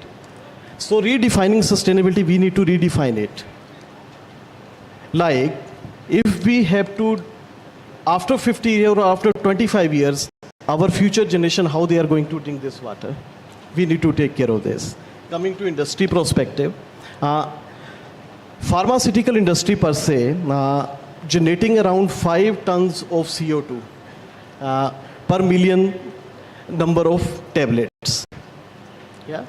So in pharmaceutical industry, what we have started doing, we have started taken many of the initiatives to become it zero. So what we have done is, the major consumption in pharmaceutical sector is the energy which is coming from the fossil fuels. So pharmaceutical industries, what they have done, they have started using the biomass fuels, and which is very much sustainable and renewable in its own. So these are the some of the initiatives which the pharmaceutical industries has taken, and I will answer any other question will come across. So thank you so much, Mr. Sharma. Again, great remarks, and very intriguing that you did calculate the CO2 emissions on your trip from Hardwar to Delhi. Maybe, and from that, I'll also move on to the questions in the panel, that maybe in the car vehicle dashboards, we have an indicator which lists out the CO2 emissions for each trip, and a low-hanging fruit, that how many trees do we need to plant, maybe globally, not just in India. Something which resonates with people, so that every time we look at the dashboard, हमने खड़ी गाड़ी में we have switched on the air conditioner for 20-30 minutes, and so something which is easily doable, I believe, but maybe. So thank you so much, Mr. Sharma, for the extremely pertinent comments. And with that, I will move on to the question and answer session. I know we are running way late on the schedule, but so I'll request all panelists to be very quick in their comments, and begin with you, Mr. Singhania. Given with your extensive experience in the automotive sector, what role do you see for electric vehicles and alternate fuels? I know you mentioned about this in the opening remarks. And how could the sector, not just EVs, but including the EVs, accelerate the transition to a sustainable mobility world? Hello. So in electric vehicle, two-wheeler industry grew by almost 30% last financial year, and we had this three-wheeler leading the change by almost 60% penetration in three-wheeler industry. PV industry grew by almost 91%, and commercial vehicle industry has grown by 175%. So with these data, though the numbers would be still a bit small, but you can definitely understand the acceptance of three-wheeler EV in the minds of consumer is very much there. The change is at the cusp, and eventually consumers are, whenever they are calling up a dealership, they are always asking, they are comparing EVs with ICE, what to buy, whether to buy, it is the right time to buy, and obviously the pricing plays a lot of importance there. So I think EV has penetrated the minds of Indian consumer, and we can, by 2030, we can see a substantial market share of EVs in every segment, What is good about India, as I already quoted, we are already experimenting with a lot of fuels, other fuels also. We have heavily invested in hydrogen fuel cell technology, LPG, CNG, and everything is there. I think it would be primarily usage driven fuels that would be used in future. Maybe the industry perceives that long haul trucks would be hydrogen driven, and short haul goods movement would be in the EV. PV, there would be a mixed penetration of electric vehicle, hydrogen fuel cells and other fuels already there.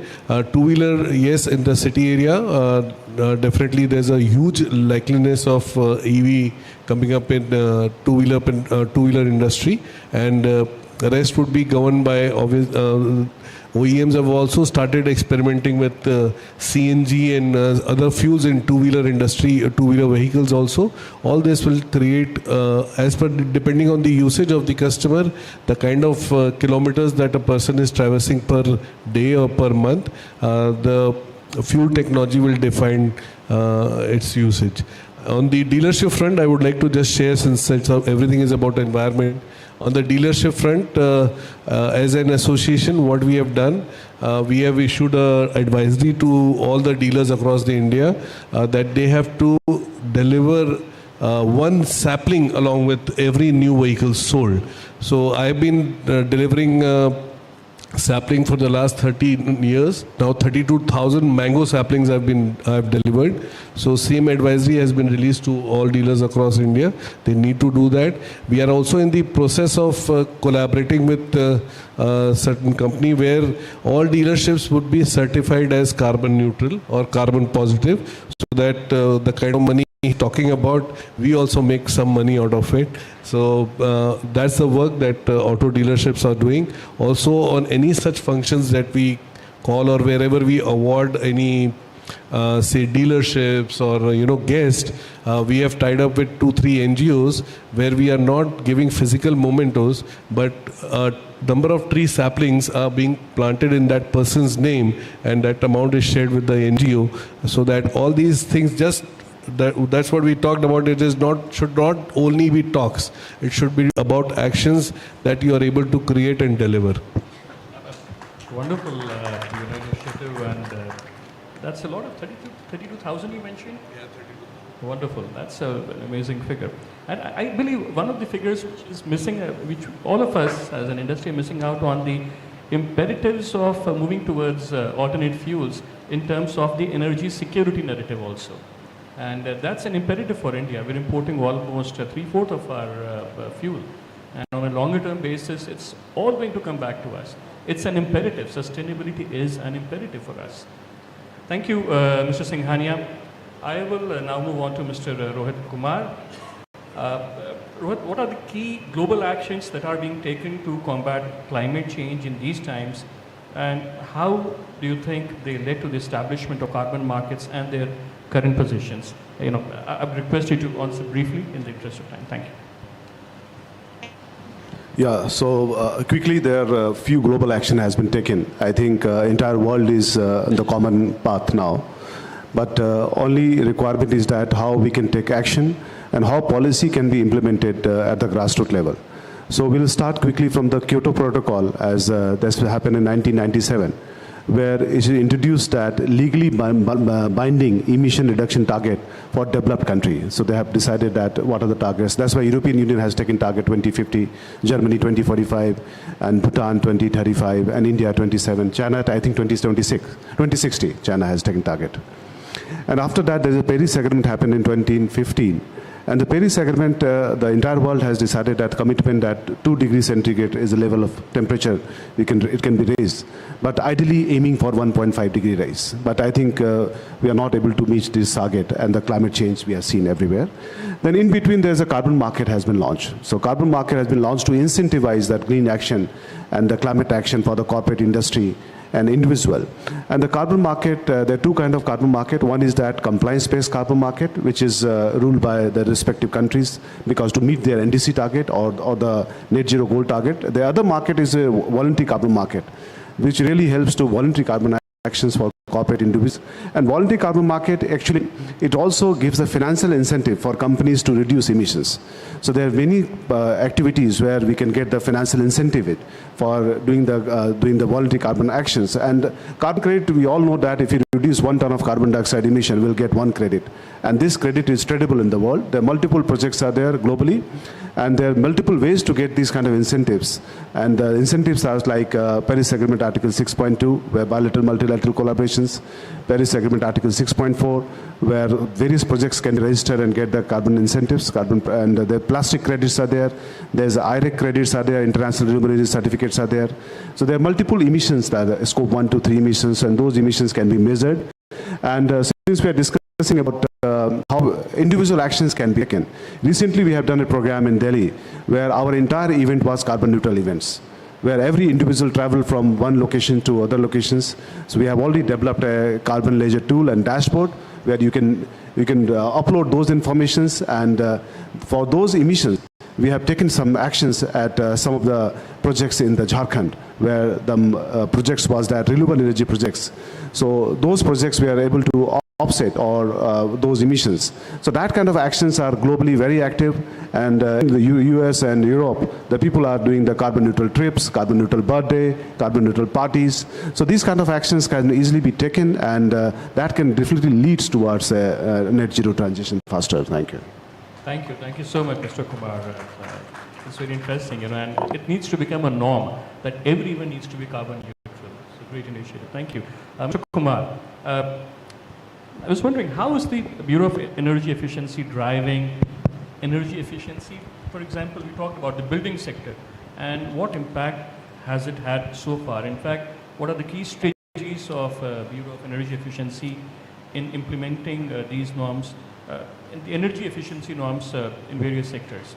If briefly you could mention that. Thank you. Bureau is, I think many of you know, Bureau is the nodal agency in the Government of India to promote energy efficiency, conservation, and currently now the additional responsibility of handling the complete energy transition, and that will be instrumental in reaching to the 2070 goal lines. So we as an energy efficiency space, we see 3 big areas: industry, buildings, and transport. So for India, many experts say that India's industry of the future will be building. What does it mean is that the energy consumption currently, the maximum is in industry. But moving forward, our maximum energy will be consumed by the buildings. As you understand, buildings are becoming more smart, more energy intensive in terms of materials and so on and so forth. So in that line, the Government of India already amended the Energy Conservation Act. I was thinking of speaking in Hindi, so as our CEO has initiated. So the Energy Conservation Act को संशोधन किया गया था 2023 में, so that जो buildings के sustainability features को, पहले we had energy conservation building codes. देश में building codes हैं जो एक BIS करके एजेंसी रखती है, एंड एनर्जी कोड को ब्यूरो ऑफ एनर्जी एफिशिएंसी बना के स्टेट्स को दिया जाता है. स्टेट्स उस कोड को अपने म्यूनिसिपल बायलॉज में इंटीग्रेट करके जब भी किसी ने बिल्डिंग बनाना है तो वो जो आर्किटेक्ट होता है that has to get certified as per the code. अभी जो संशोधित जो प्रावधान किए हैं उसमें ये है कि सस्टेनेबिलिटी के feature, not only energy is a small part of sustainability.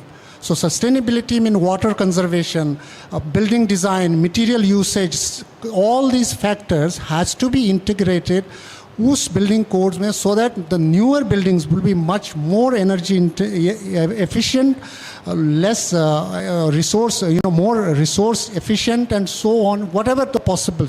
So the times to come, our buildings would be much more efficient than what we have. Now the point is, again it boils down to ultimately to the person who is making the home. जैसे रोटी कपड़ा के बाद हम लोगों का मकान आता है, मकान हर किसी के, this is not a project that is isolated to some of the white collar guys. So this house is something, it touches everybody. So the point of the contribution that building sector can bring to the larger cause of climate change is enormous.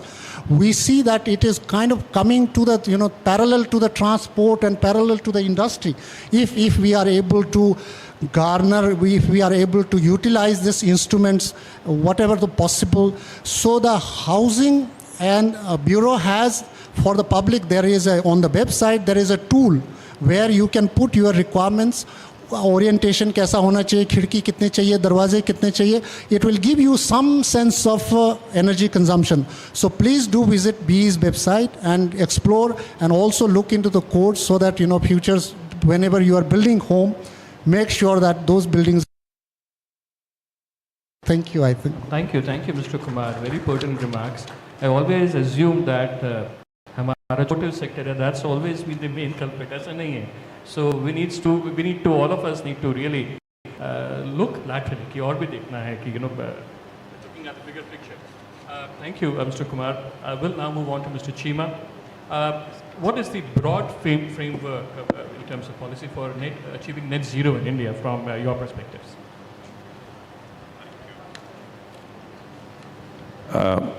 So picking up on what you said, actually, the vehicular traffic in terms of what the power producing companies emit is very, very negligible, I would say, So I think the issue is the coal producing power units that we have across the country. Having said that, I think both Rohit and Mr. Kumar has covered most of the legal nuances of that, but I think there is a very, very important development in the legal sphere which has happened in the March of this year.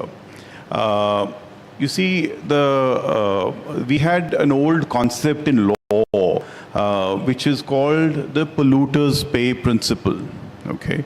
And it emanated from Western jurisprudence, which was the public trust doctrine, which was there, and that was read in 1987 in the Oleum gas case, which was MC versus Union of India. And then in 1996, the second MC judgment against Mr. Kamal at that point of time, against his industry.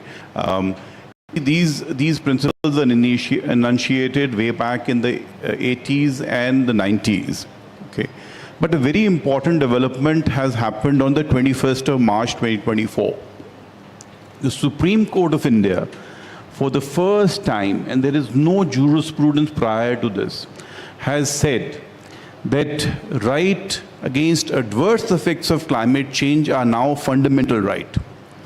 It will be covered under Article 14 and 21 of the Constitution, which is right to equality and right to life. I think which is a very, very important development in terms of curtailment and what we want to achieve. I think this is what we call the real climate justice, jurisprudence which is emerging.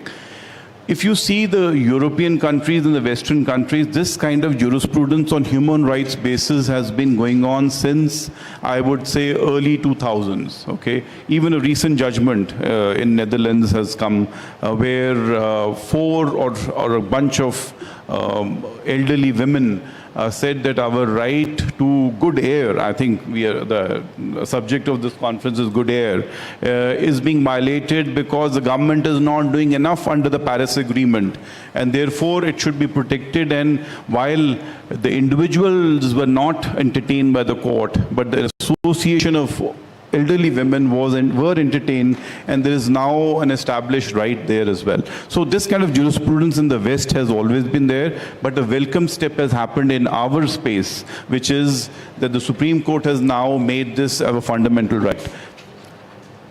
Having said this, I think what we really need is climate conscious citizens. We need to become climate conscious citizens in every way. I think Deepti was mentioning, and some of you were mentioning, I mean, just look at electricity, You will be amazed, a lot of people come to my office. I have two ACs in two rooms which are neighboring to each other. And actually, I don't switch on the AC in my office, in my room, because there's enough cool air coming from the neighboring room. And I don't have a fan there. And actually, I only use as much electricity required for me to read my papers. That's all. So I think climate conscious citizens, we have to all become climate conscious citizens. Thank you. Great. Thank you so much, Mr. Chiefman. Climate justice, it's the word. Yes. In the interest of time, I'll move on for Mr. Swain and then Mr. Sharma, and then we'll have space for only 2 questions, I believe. Kamalji, that would be okay because we are running, we have short of time. Okay, thank you. Mr. Swain, what are the key legal considerations for investors from that perspective looking to support sustainable development projects in India? What are your perspectives? Right. Thank you. Very, very nice question. You know, I'm an investor myself, and I largely invest in deep tech and circular economy companies and sectors.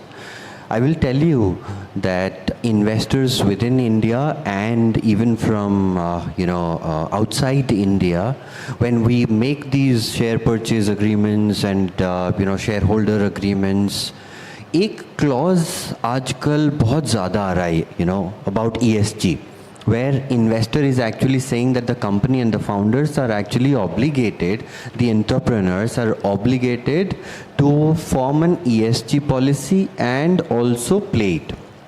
Now, कुछ sectors में ये बहुत ज़्यादा हावी है, which is like deep tech and circular, this, that, etc.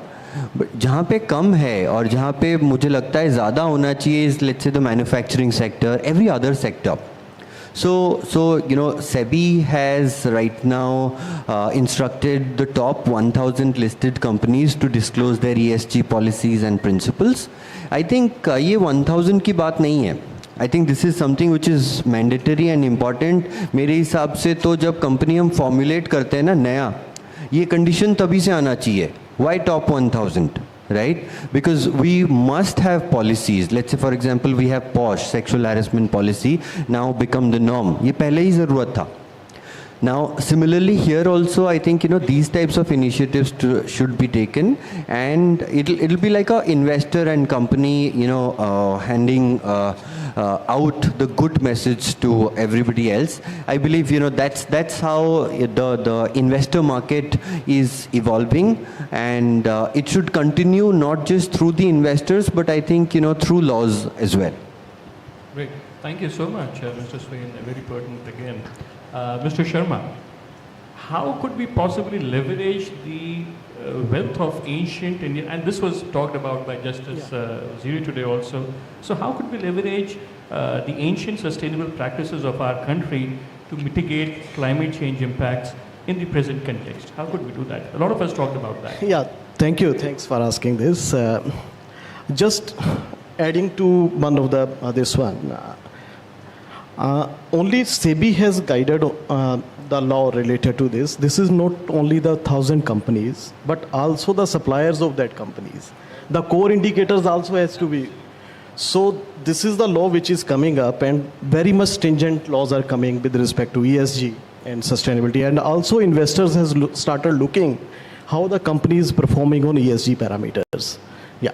So answering to your question, I'll share one example. And then I think we can, I think Maitri Andolan, everyone has heard about that. Maitri Andolan is Uttarakhand mein, yes.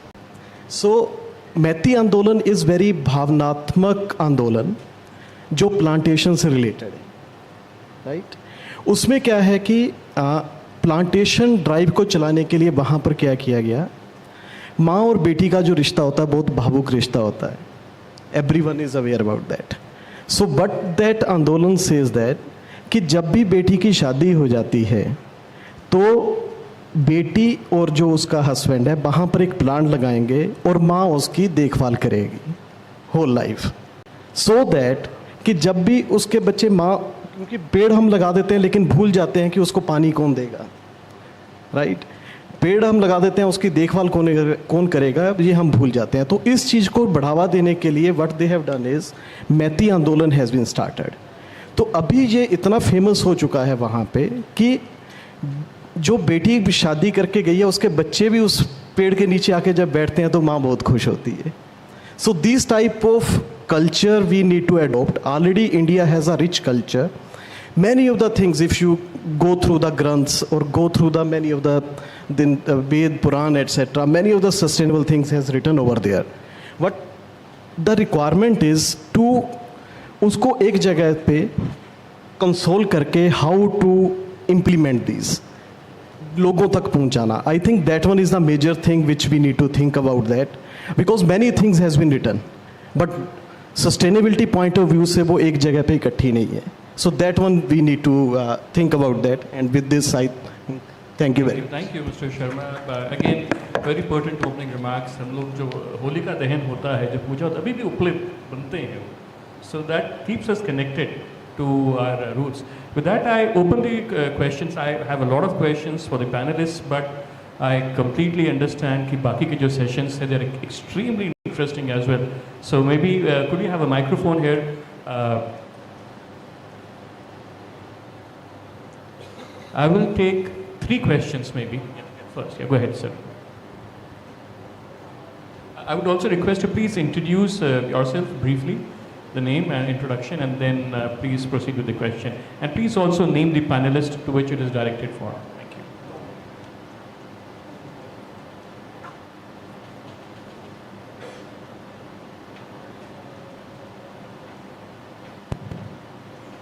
Hello. My name is I'm an organic farmer. I started organic seeds. I have questions of each and every panelist. I don't know, because it's been 32nd year since I started organic. Rohit, how about organic credits for organic? Credits for organic farming? Yes. So, बैठ जाए sir, मैं जवाब देता हूँ sir. So, farming is the biggest area जहाँ पे हम लोग कार्बन क्रेडिट जनरेट कर सकते हैं. और फार्मिंग में आज के समय गवर्नमेंट ऑफ इंडिया ने भी, मिनिस्ट्री ऑफ एग्रीकल्चर ने भी voluntary carbon market framework announce किया है. ऑर्गेनिक फार्मिंग सर उसमें एक बहुत बड़ा इंपॉर्टेंट एरिया है. तो इसमें सर 2 चीज़ का ध्यान रखना पड़ता है. पहला है कि बेसलाइन और दूसरा एडिशनैलिटी. तो आपने जब ऑर्गेनिक फार्मिंग शुरू किया था, उसके पहले क्या पेस्टिसाइड फार्मिंग हो रही थी, तो पेस्टिसाइड से ऑर्गेनिक फार्मिंग करने में कितना नाइट्रस ऑक्साइड और कितने ग्रीन हाउस गैस मिटिगेट हुए हैं, कम हुए हैं, उसको मेज़र करना पड़ता है. तो जनरली इस तरह के प्रोजेक्ट्स में per hectare we can generate around 4 to 5 carbon credit, मतलब 4 to 5 ton of greenhouse gas mitigation इस सेक्टर में होते हैं. और इस कार्बन क्रेडिट का जो ग्लोबल रेट है, it fluctuate between $5 to $15. So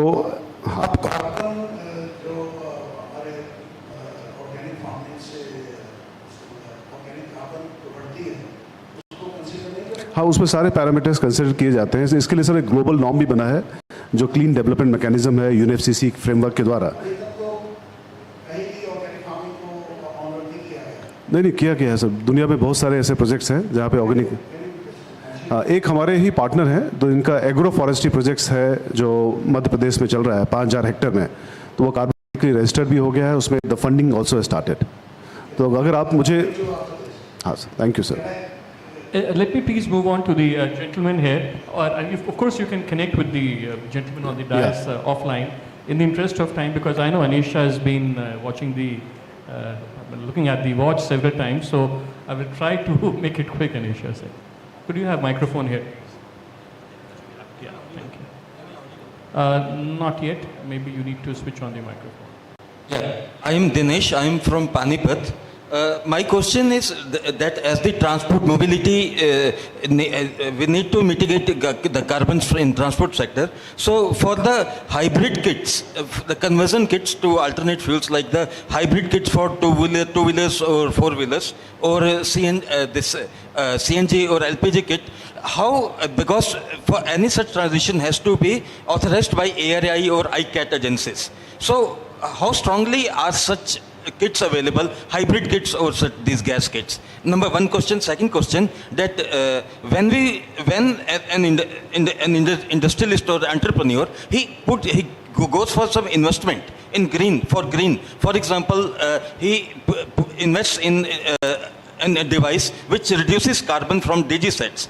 Then for such investments, are there some green funds available to cover those capital expenses? So that question is for you to address in the carbon markets. Thank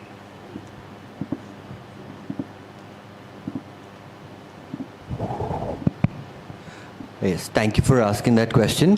Yes, there are funds available. There are not just government initiatives or subsidy schemes. You can look them up on the internet, and in fact, different ministries have initiated, different such types of schemes. Of course, the numbers are slightly lower. For example, 50,000 rupees onwards until about 10 lakh rupees. But there are various conditions that we have to be met. But not just these government initiatives, but there are actually a lot of different privately pooled funds. Okay, these are generally in the nature of AIFs, and there are investors or sponsors funding that fund, and the fund is generally used for these types of initiatives. I can guide you through perhaps off the dais about how to apply or how to prepare perhaps a quick pitch and send it to these types of peoples or funds. And I must tell you that on the other side of the table, जब आपको लगता है कि हम एक business कर रहे हैं कि we're entrepreneurs and funding की shortage है, who do we approach? But on the other side, because I've been on the investor side multiple times, I'm an investor my side, they're also already scouting for deals, from small till the end. It is basically just about meeting the ends, doing a little bit of research, and you will be surprised to know that multiple AIFs, a lot of funds are actually looking at and searching for these types of initiatives so that they can actually tap onto that market. Great. Thank you, Mr. Swain.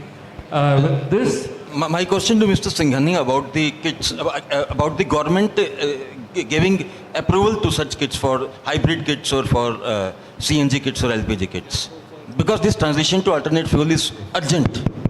So the responsible version of kits, they have been authorized and the details. And these agencies are enlisted in the MORTH Ministry of Road Transport website, and you please go through these authorized vendors for conversion from ICE fuel to CNG or LPG or whatever your option is. There are authorized vendors listed on MORTH website. Absolutely, thank you. And I take the liberty of concluding the session with some of my notes. I had some pointers for each of these speakers, but I'm going to skip that in the interest of time, since Anisha has been so very exhaustive, very comprehensive topic, I would say. Thank you, Kamalji, and thank you, IHW, for organizing this. I do have a longish closing note, but I would not go into that. I would only say it's imperative for us to remain committed to driving transformative solutions, all of us, and inspiring momentum towards our collective goals. I can see the passion on the dais with each one of the panelists, extremely driven panelists today. Thank you all for your participation and engagement. Let's continue to work towards the vision of a sustainable, healthier, safer, and a more inclusive world for the present and future generations. Thank you so much. Thank you. Thank you, gentlemen, for your insights into this very important topic. I would request Kamal Narayan to please come on stage and present our speakers with certificates for coming here and sharing their thoughts with everyone.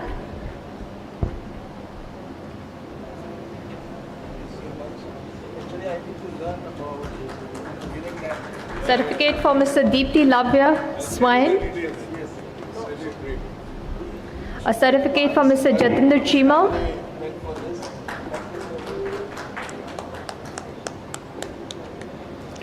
A certificate for Mr. Rohit Kumar.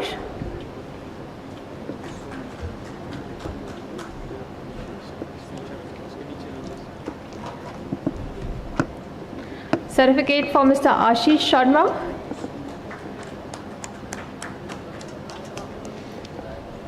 For Mr. Manish Raj Singhania.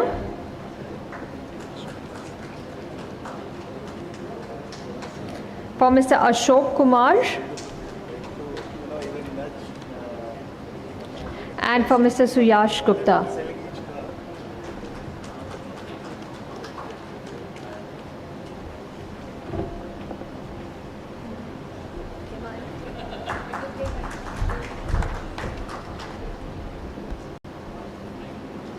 I request all of you to please gather a photograph. You can come in front of the tables and gather for a group photograph.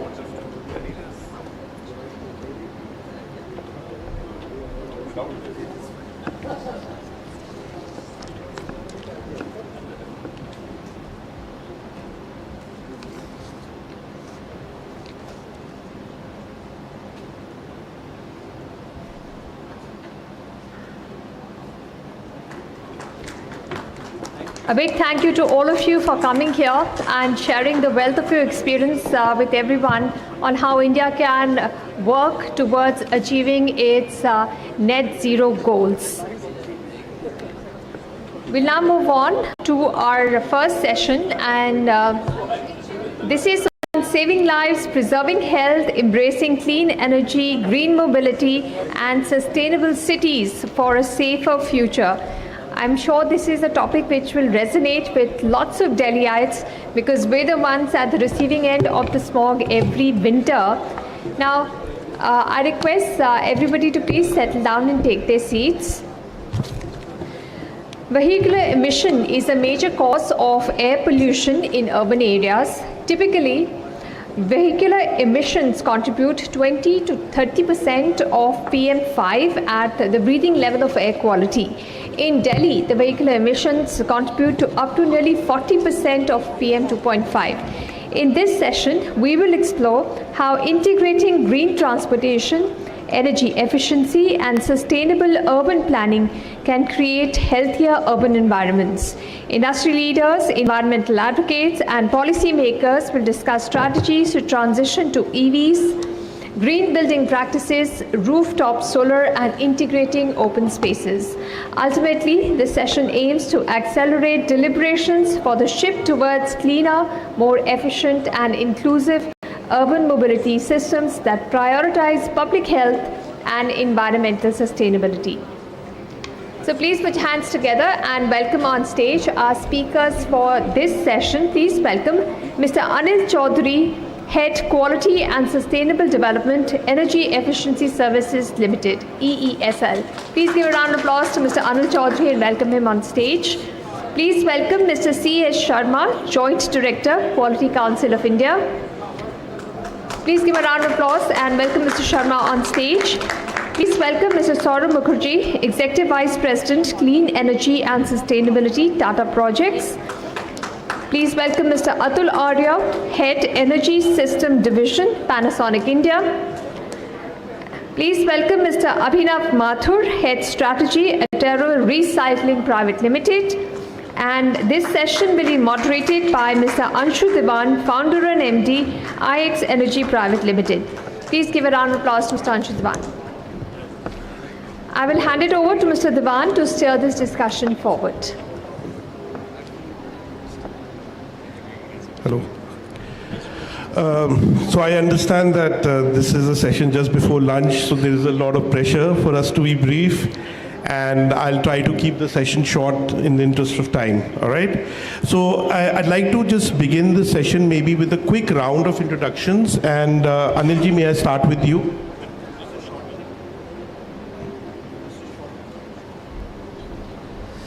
Hello, good afternoon, and myself Anil Chaudhary. I am heading Quality and Technical Projects and Sustainable Development in Energy Efficiency Services Limited.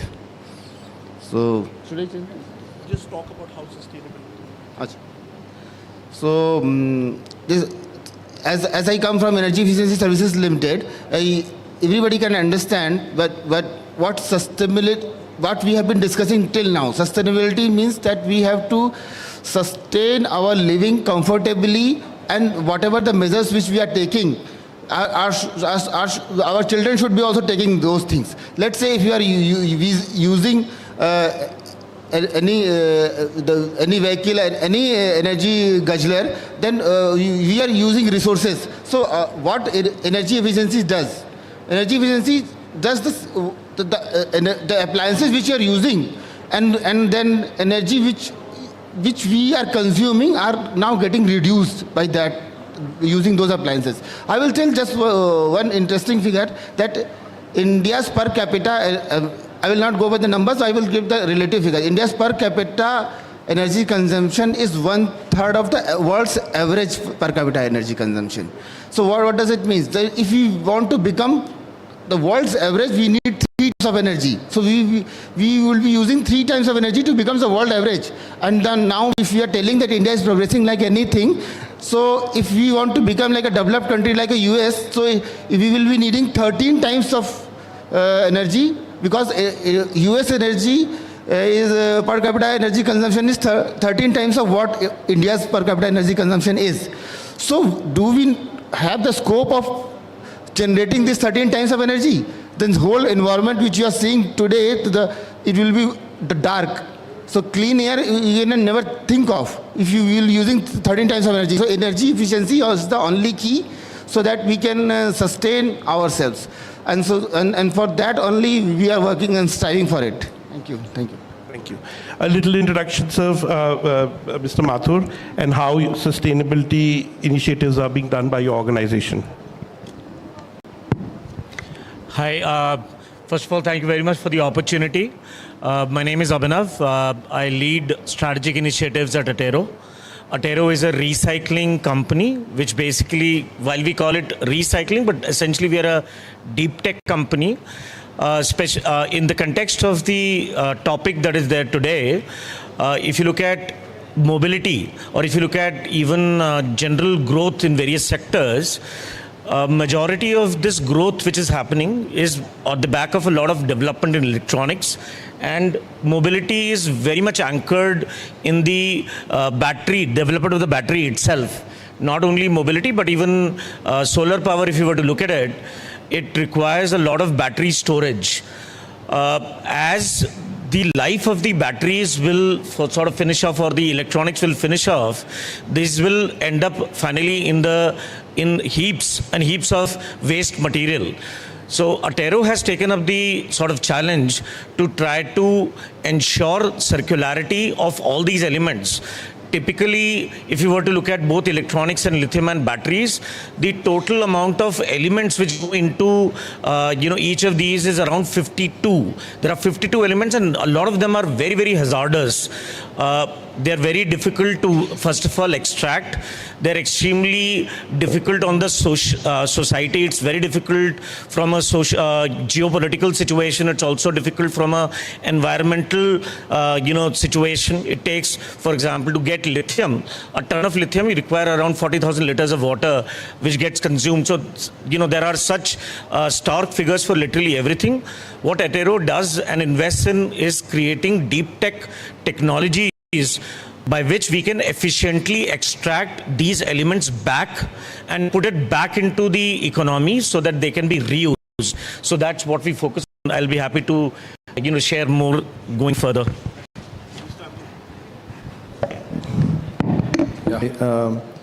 Good afternoon. Thank you very much for this opportunity to come and talk about it. My name is Atul, and I work for Panasonic, and I lead the battery business for Panasonic in India. And as you all know, mobility is the talk of the town, and Abhinav is trying to recycle batteries which we actually produce, and first put into the system, and then once they are not usable beyond their life, then they get into the recirculation for the second life. So basically, I think one of the key things to clean the air in the urban environment, which is coming from the transport sector, which is a very large contributor, we are contributing hugely in terms of bringing up electric mobility, and also in the space of renewable energy. There is a lot of battery backups required to continue to use the renewable energy during the times when the sun is not there. And as a company, we have been innovating and manufacturing for almost 100 years in the space of batteries and in the space of lithium batteries for more than 3 decades. And our focus is on driving the innovation in terms of energy density, power densities, and also using less of the material to produce the same or the better amount of energy. So this is what we try and do, and if there are questions, I'm happy to answer. Thank you. Saurabh, brief introduction and how you guys are working on sustainability at Tata Projects.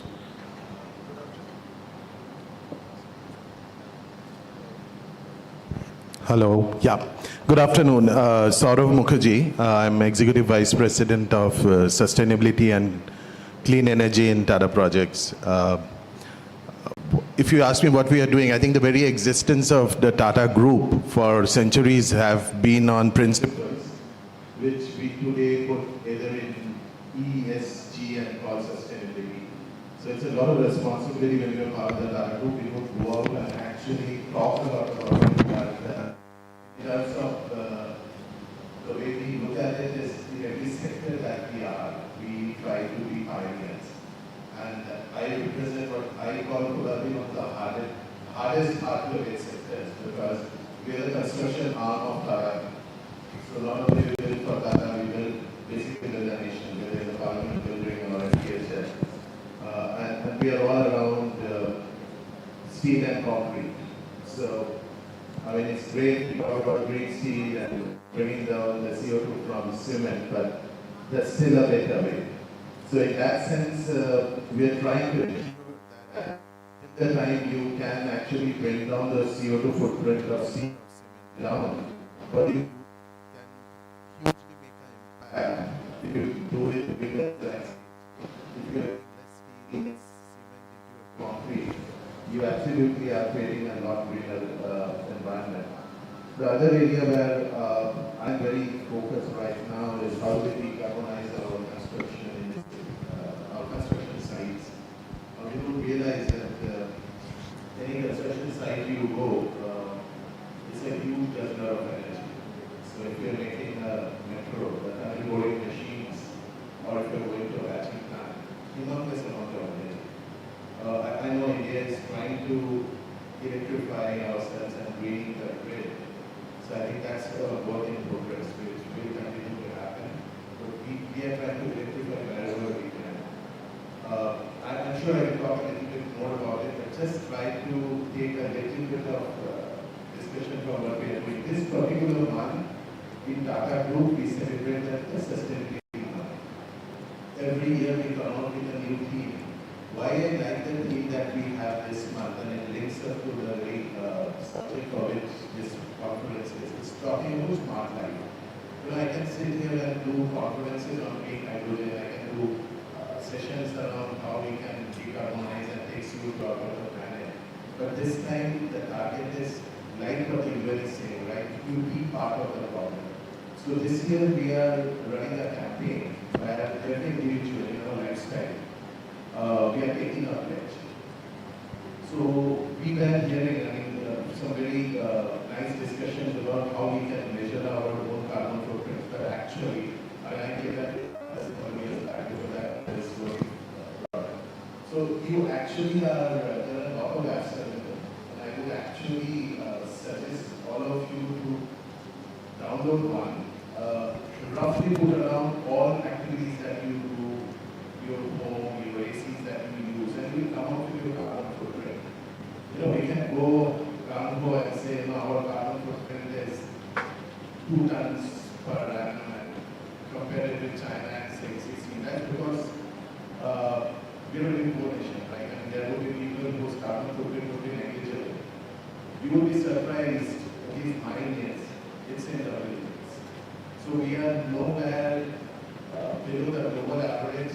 We are very close to people like us. Lucky people in this economy. Our carbon footprints are very, very high. So what I am saying, my personal pledge is, take up a cause when I can really say the plastic bottles that we can take it out of the class. I'm looking at the prints that they are taking. It's all single sided. Very small stuff. These are not necessary stuff. You know, just taking the lift and not using the stairs. Put those in your carbon tracker. Trust me, it will show a decline.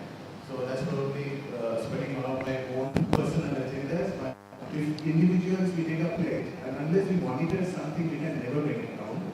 So use the apps and see by the end of the year, even if we have made a 20% reduction, I think there will be a personal gratification and there will be something. Great. Thank you so much, Saurabh ji. Sharma ji, please.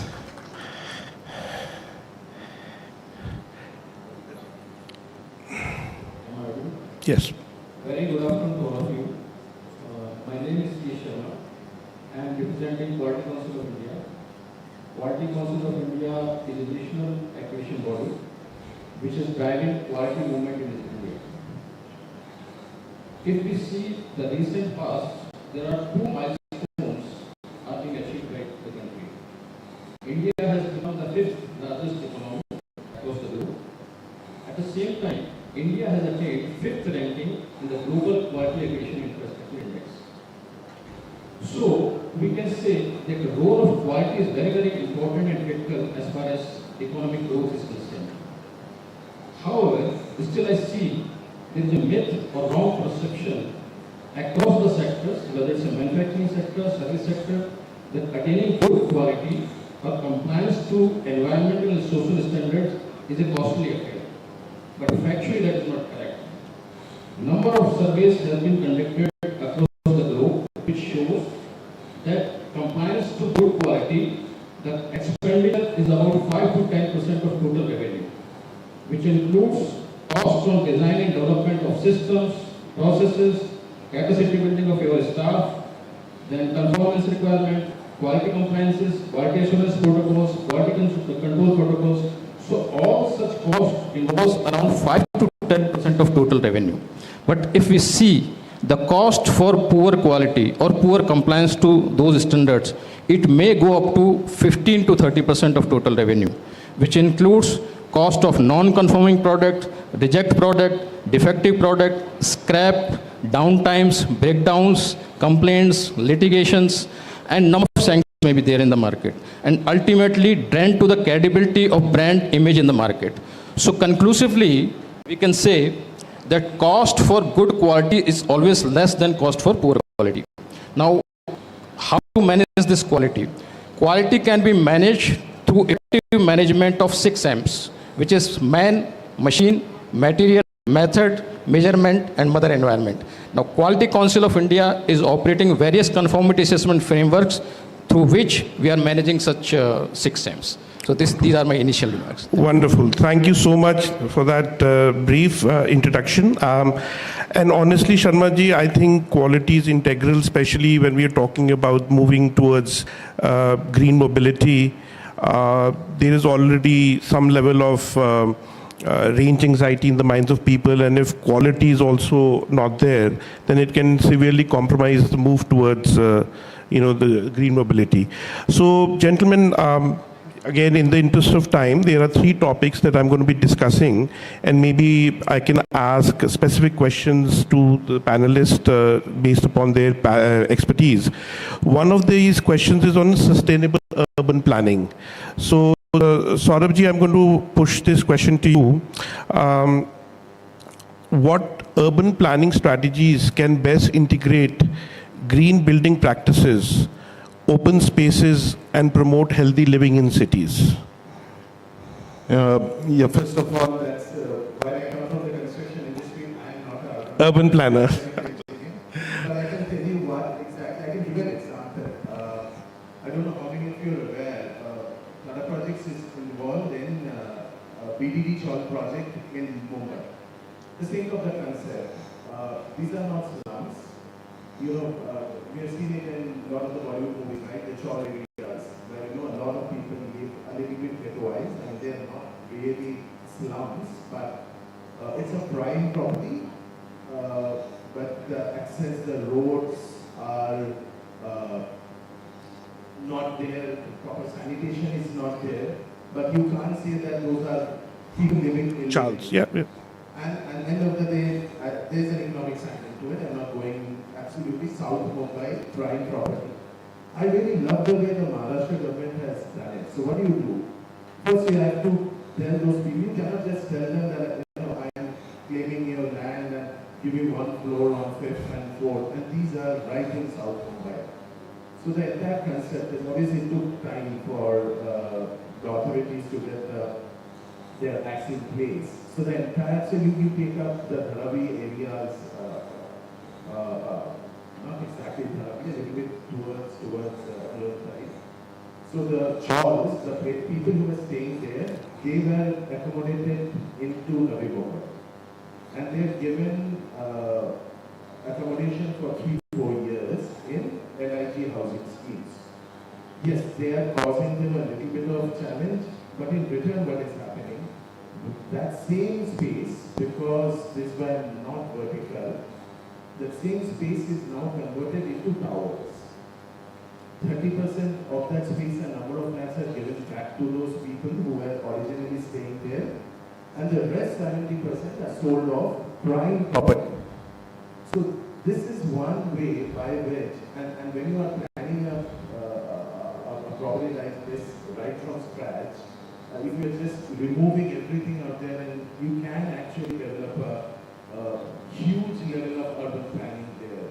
And in this aspect, and this was one of the concepts we were thinking of, but obviously I think it's a little bit ahead of time today. It did not work out in this specific project. There is a concept of planning, and this is something, if you go to TEDx and you will talk, that's how our cells in our bodies are arranged. If you look at our cells and just look at the way the blood is flowing through them, look at a town and look at a human body. You are taking in energy, there are processes by which you are drawing the energy, then it is rejected back and it's excreted out. Similarly, every cell of your body interacts with another cell. You look at every organ of your body that interacts with the cell. Now take this into context of a new city that is being built. It's just unimaginable that how Mother Nature has looked at us. So rather than building the way that the world has thought so far, you make it into Blocks. Yeah. It's done through where our body doesn't have 2-3 layers. You plan the town in such a way, exactly like the cell, the houses are built like the cells of our body. Interesting. You have exactly the way the blood streams and the nerves go. There is a 70% reduction in overall concrete, and this gives 30% more space just to plant trees. Just at the peak that we are working with the guy in US and more, I'm sure the concept will take some time. It is going to be probably implemented in Kingdom because that's they can afford it, they are part of it. But it is just unimaginable where town planning can go just by looking at the way God made our bodies. That's. Just you go to UAE, go to the X and look at something called power plant. And I was like, unbelievable. We do not even think how the bloods are taken into our lungs and excreted. We don't use it in our systems. We have pipes which are running separate. We have water channels coming from the other side. And I'm not at all a biologist. I do follow it. No, but Saurabhji, is quite interesting. I remember that the Japanese metro, they have designed it using in computer science. Finding the shortest route algorithm is a brute force method. It's very complex. So they use fungus, which basically grows, and they put the stations, replicated the stations by putting food. And it basically took the shortest route to go to those places. So again, biology helping in design. Yes. No, that's quite amazing. I've never thought about it. And what you talked about property rights, I think Ronald Coase was a Nobel Prize winning economist, and he had mentioned that, for things like Dharavi, if you were to give the ownership rights to the people who are living in Dharavi, then automatically the most economically efficient outcome will come, which is that builders will come, negotiate directly with the dwellers, buy them out, and make a sky rise. Challenge becomes, and that's just a curiosity, I'll talk to you offline, that the chawl members, were they actual owners or were they tenants in that chawl? That was the biggest problem, right? So you know how they are. There are people who are tenants. Yeah, so then... Some of their owners are willing to go, but why would their tenants will move out? Even staying away 3 years from your own place is not easy. But at least they were able to do it. That's I think, a model we can look at other parts of. Right, great. Thank you so much. Again, I'll move to the next topic, and that is basically on energy efficiency, and I'd like to open this to anybody who'd like to answer.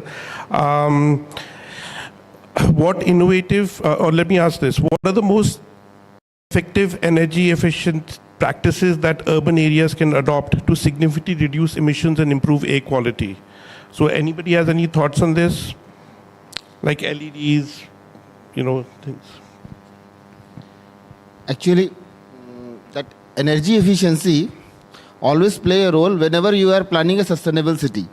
Because the energy will be anyway requirement and you have to use it effectively and sustainably. I will just take example of what ESL has done till now.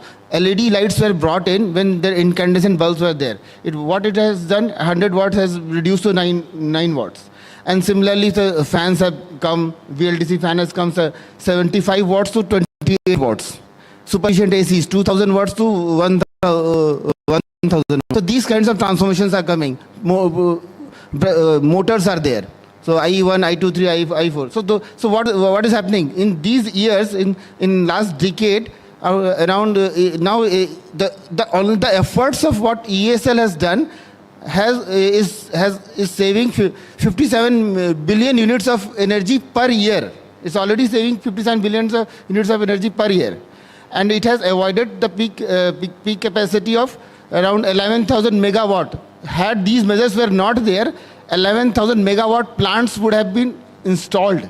Generating capacity would have been installed. So what these would have the effect in the environment, in the cities, and so these are the things which we have. So energy efficient appliances are to be deployed. So this will make the homes also sustainable and the cities also. And see because they will be needing power. And other things are there. Then the cooling systems. There are the discrete cooling system, and then there are district cooling systems. Chiller systems are to be deployed instead of in the big commercial buildings. And then in the campuses, discrete cooling systems can come down. That has got the potential of by 1/3 of that even the chiller units. And the chiller units are much more efficient than the discrete air conditioners which we are using. So that way we have to plan our cities. And then efficient lightings, smart lightings, the lightings, once you have come to the efficiency, then other things comes conservation. So then the smartness, Internet of Things, IoT devices comes into the picture. So lighting has to be smart, ACs has to be smart, when to use, when not to use, how much temperature to be dropped in. So that kind of things will comes in. And there are the studies. When you will bring those smartness in your devices, your energy consumptions will come down. I will take the example of industry, which you can extrapolate in your homes and cities also. That when the industry 4.0 was implemented in one of the industry, so what it was observed that the production which was being done in 3 shifts, sorry, 4 shifts, was done in the 3 shifts. So what has happened? The total resource of 1 shift has been saved. Not only energy, water, manpower, waste material, everything has been saved. So that kind of, so this is beyond energy efficiency. Once you have put the energy efficiency appliance and then conservation methods by deploying the IoT and Internet of Things, Industry 4.0. So once energy efficiency has been brought in, then you bring in the artificial intelligence, smarter things, IoTs. This will make the cities very much sustainable. Thank you. So just, Anilji, one curiosity that I've always had is, every year, I think the Bureau has higher efficiencies for air conditioners and stuff. I'm just curious if manufacturers are able to make more energy efficient appliances. Why don't they make it from the get-go? Why do they have to wait for a standard to come to comply? This is a very good question, actually. What happens, the technologies are all the time evolving. One, the technology which which is not there, it is somewhere in the world. People have already experimented it. Let's say I will take example of this air conditioners. The Bureau of Energy Efficiency is giving 5-star rating when ISEER, Indian Seasonal Energy Efficiency Ratio, is 5.0, then you are getting 5-star rating. So once 5-star rating has been popularized, so there has become a demand of that. So the manufacturers are now interested in producing those ACs, those equipment. So when there is a demand, then only these manufacturers will produce it. So what ESL is doing, They are going the state-of-the-art technology. And in this case only, what ESL has done, at present, they have made a specification of ISWR 5.8, not 5.0, 5.8. It is much in the 1.5 ton, and in 1 ton, 6.2. So it's much beyond 5-star rating. So why the manufacturers will manufacture it? Because the demand is not there, and it will be costly also. So what ESL is doing, giving the bulk orders and giving the assurance, as they have done in the case of lights. So that what we have done in the lights, that we have given the order of 1 crore bulbs and the 20 lakh lights, something like that. So industry was now ready to manufacture it for us, and they were knowing that there will be scale up further. So we ended up in buying 37 crores of bulbs and 1.2 crores of street lights. So this way industry has transformed. So in the similar manner, we are now going to transform this air conditioner market. Already 5.0, initially 5-star was 4.5. Now it is 5.0 ISWR. It will be, very soon it will be 5.5 and beyond, because we are already bringing in 5.8 ISWR ACs. And similarly, it is happening in the motors also and in all other devices. So we have to scale the things to socialize those things. Thank you. Thank you so much. Atulji, next question is for you. In terms of, since you guys are into batteries and green transportation, so what is in your opinion is the most significant barriers to the widespread adoption of electric vehicles, and how can they be overcome? So I think, like he was talking about the air conditioners, it's everybody's aware now. But let's do the check. How many people actually end up buying 5-star, right? Because of the price points, right? I think that's the barrier. All of us, in the previous session also, I heard people take pledge to plant trees, plant forest, calculate your carbon footprint and all those things. But what is the action do we take? We'll go, if we have to buy a car, for example, right? And there is a choice between a petrol car and an electric car. I don't know, audience, how many of you have electric car? Clearly, are the other people not aware about it? They are sitting in this conference room. I'm assuming that they all of them. And sorry for making it look like this. I don't own myself, So just to reassure you, it's not about it. It's about purely the price differences, And we are all driven by profits. We are all driven by, in the current consumer mindset, in the current capitalistic world, the companies are driven by profitability, and individuals work for those companies. So they are also driven by the same mindset, So we could really talk about a lot of things, but the reality is what it is. Now, how can they be overcome is a very good question. I think industry has to play a role, and individuals have to play a role as well, by the way. It's like when we'll have to shell out a little bit more, for sure. It will not be available at the cost of ICE vehicles, for example, because there is a cost associated with saving your lungs, in a way.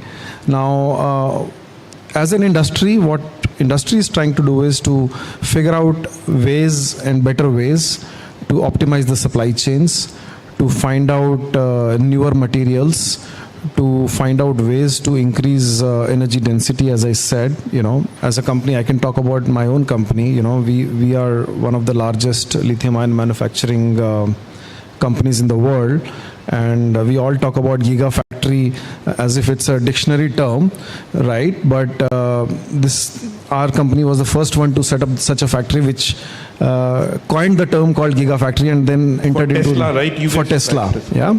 So that's how it is. And by the way, that action itself is a lot more efficient than putting up small scale factories, for example, right? And then as a manufacturing entity, all our factories, I would say not all, the factories which are in Japan are already net zero, and the global factories will turn to be net zero in next 2 years. We're trying to minimize our dependence on precious metals, which take a lot of effort. Abhinav was talking about lithium. Cobalt is another element which is very hard to mine and source. And as a roadmap, we want to go cobalt free by 2030. So these are some of the commitments which we are trying to do. We are trying to use a lot of recycled material, and not just recycled material, but also recycled material in net zero way. So we prefer those companies, and our roadmap is very clear. So these are some of the actions which are not only adding to the net zero direction, but also reducing the cost. I can give you one example. Within lithium ion, for example, there are a variety of chemistries. Now we produce the highest energy density chemistry, and the reason is that it really helps you not only in terms of bridging the range anxiety, but also reduce the weight of the vehicle, which is extremely important. For example, one chemistry gives you about 160 watt-hour per kilogram. So imagine Tata Nexon, which is 40 kilowatt-hour battery, would have about 6 into 2 grams for 1 kilowatt hour. So 240 kilograms of battery, that would be the size. Whereas what we produce is about 240 watt hours per kilogram. So essentially about 50% more efficient in terms of weight, which means that we end up reducing the weight and then let you run with the same amount of electricity a larger distance. So those are some of the things which are extremely important for the industry to achieve and make it affordable. But I am not sure if we will reach that scale of ICE vehicles, and people will have to still end up shelving more money out of it. You need to do an aggregation for that. I would like to say one thing here, the point here. Actually, the technology is there, energy efficiency will come from that. That is no doubt. But there always comes cost-benefit analysis. When you are paying for that kind of technology, what is your payback period? So that kind of thing, so it does not need only technology, it needs all the entire ecosystem. And that is what we are trying to build in the models of ESL, that we do the aggregation so that the cost comes down, and then we deploy various kinds of paying methods. Let's say motor have been installed in the industries where they were paying through their savings. Everybody is knowing that when you will install efficient motor, you will start saving energy. But and then you will be saving so much energy that you will pay back. You will recoup all the amount within 1.5 years, 1.5 years, something like that. So, but nobody is installing just because they have to make upfront investments. So the models has been brought. So when technically it is so clear.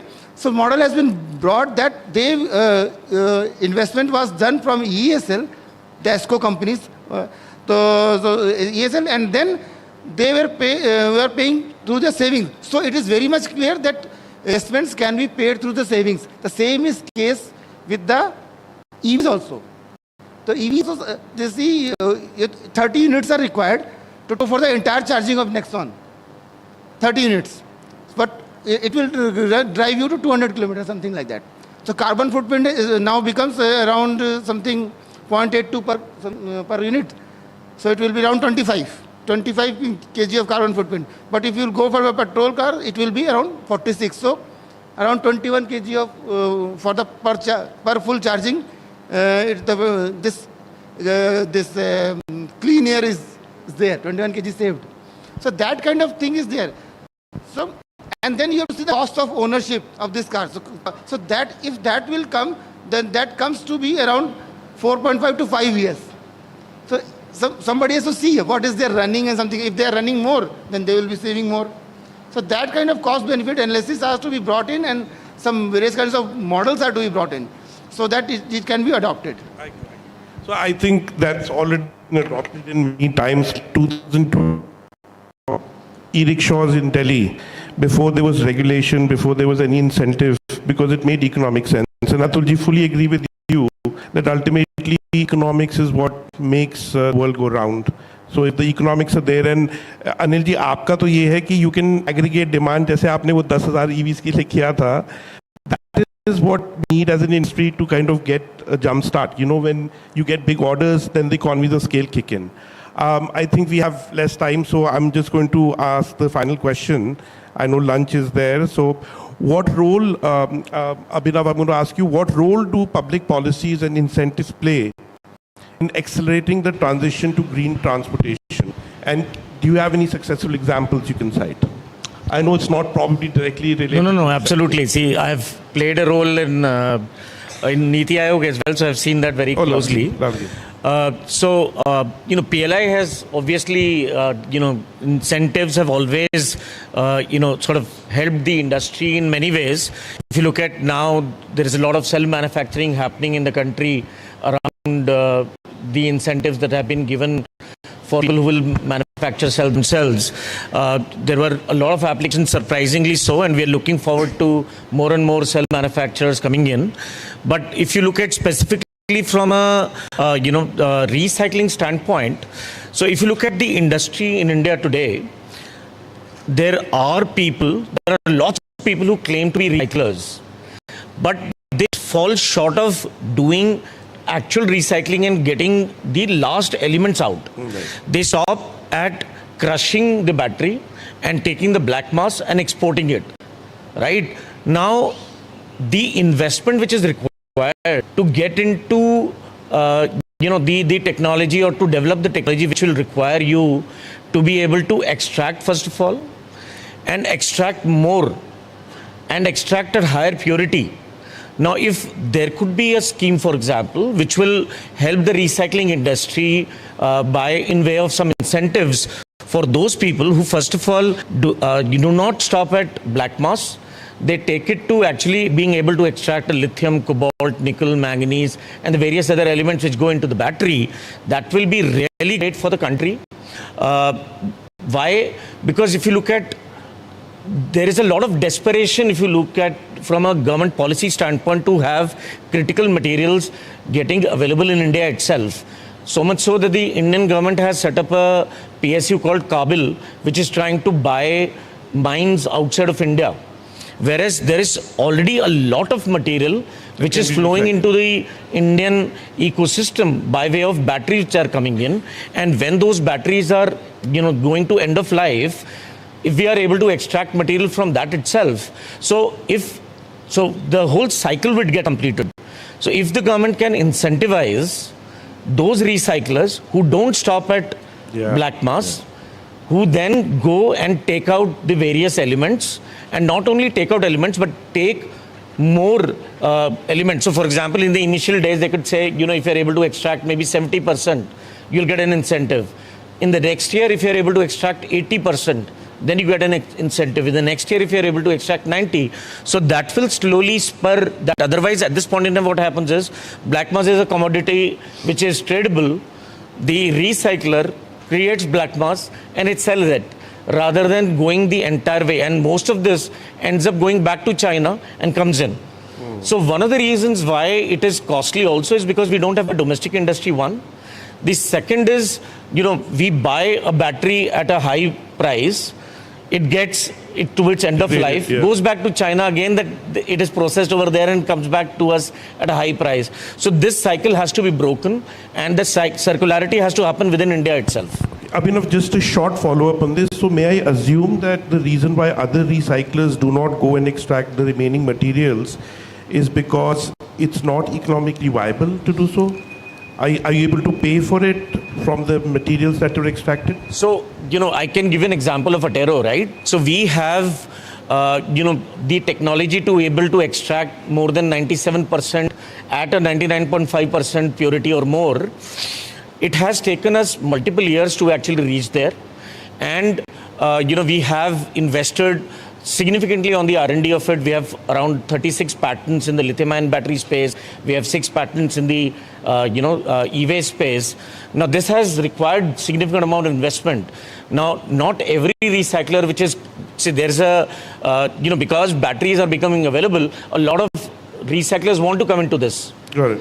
But they don't have the means, they don't have the technology, they don't have the R&D and so on and so forth. If there is a support, if there is at least an incentive for which can be, sort of given for the higher efficiency, then there will be a for the particular goal. Maybe Anilji, bureau उसमें करते हैं वैसे battery recycling की standards भी बढ़ते रहे. चलो, I know, thank you. I know it's time for lunch now, so thank you so much. It's a privilege to be sitting with such an esteemed set of panelists. And I just have my final remarks that I feel that anything which has economics on its side will always succeed in India. And a collective challenge for the government and for the people is to figure out how to make these economic viable and transition to green tech viable. Thank you so much. Thank you. We have questions or should we? I think people are already leaving. Yeah, I think. But if you have any questions, do reach out to the speakers on a one-on-one basis. They'll be happy to answer. I would request Kamal Narayan to please come on stage and present our speakers with certificates for coming here. Thank you so much for sharing the wealth of your knowledge with the audience. A memento for our moderator, Ms. Anshu Devan. A certificate for Mr. Anil Chaudhary.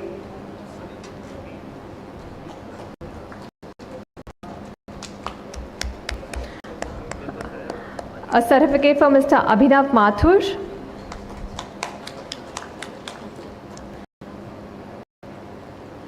A certificate for Mr. Atul Arya.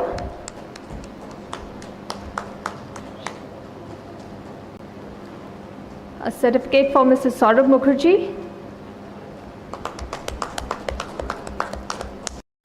And a certificate for Mr. C.S. Sharma.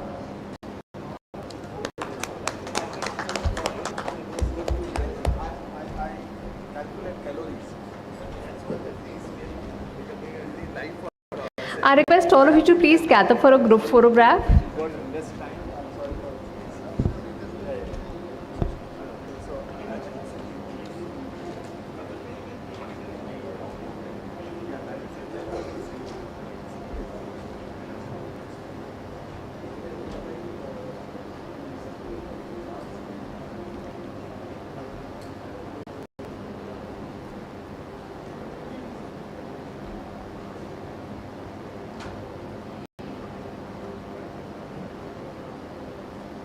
Please give a round of applause to all our speakers on stage.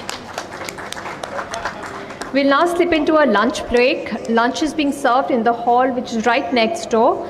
Please be back in your seats at 2:45. We'll resume our sessions at that time. Thank you.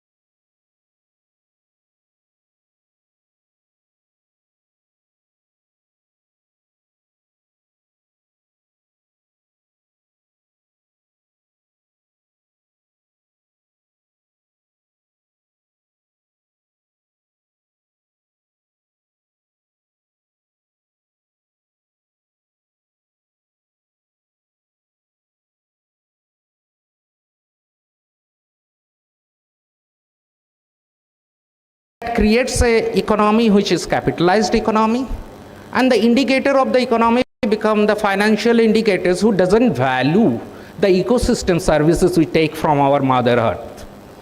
And that creates the whole issue. We are talking about efficiency, we are talking about everything, because we do not value the coal we extract from the ground, which takes a millions years to form.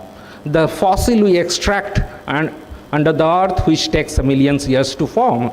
If you do not take a value, this capitalist model, what has created? It created a over-exploitations. We never talked about consumptions. Efficiency was not inbuilt into our system. It is like a topic of a conference. An environment is a topic of a bouquet presented in a small pot with a green, and that is, but yes, we can abuse the thing, what has been done, but this is not the solution. Now, in this whole 2 centuries, we have developed technologies, and the technologies has been developed for the source of energy, which are very concentrated. And now when we find ourselves into a existential crisis of climate, we try to change the source, but we are not taking it as a transformational, we are taking it as a transitional. So we are keeping that technology, we are hosted. We are hosted at our gunpoint by the technology, and we are trying to change to a dilute form of sources of renewable. It's a step forward, but in the process, renewable energy is getting its due importance. That's good, but possibly the life cycle assessment of the renewable energy in calculating the environmental footprint is still missing. We are so happy India has done the 3rd position in the global era on solar, but our PPA doesn't yet stipulates the responsibility of effectively environment-friendly recycling or dumping of the waste that will be getting generated 25 years of the lifetime of the project.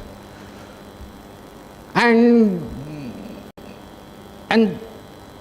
that cost is not inbuilt. The same problem of environmental resource cost or environmental damage cost is not inbuilt, and we are happy 2 rupees levelized cost of generation.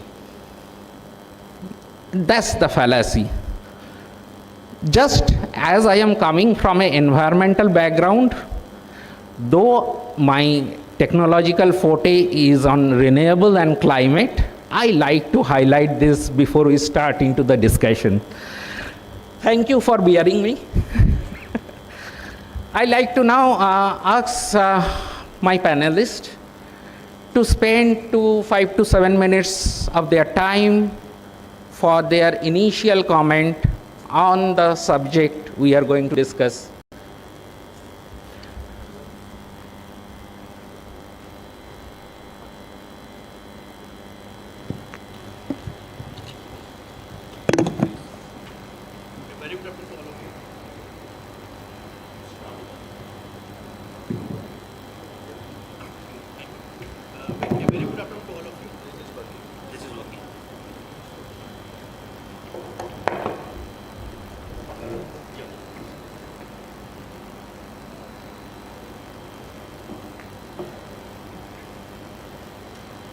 A very good afternoon to all of you.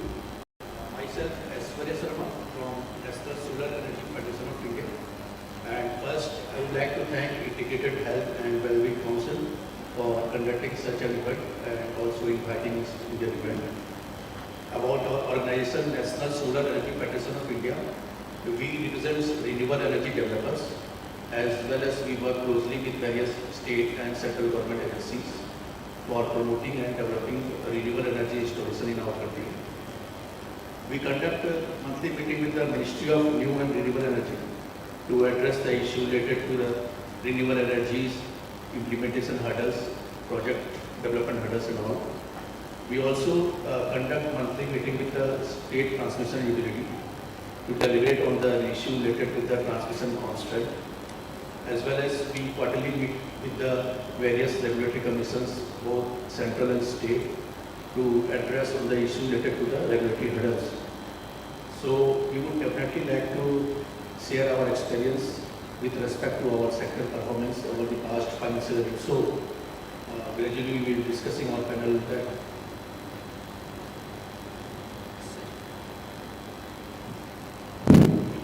Yeah, very good afternoon to one and all, and the dignitaries and the industry leaders.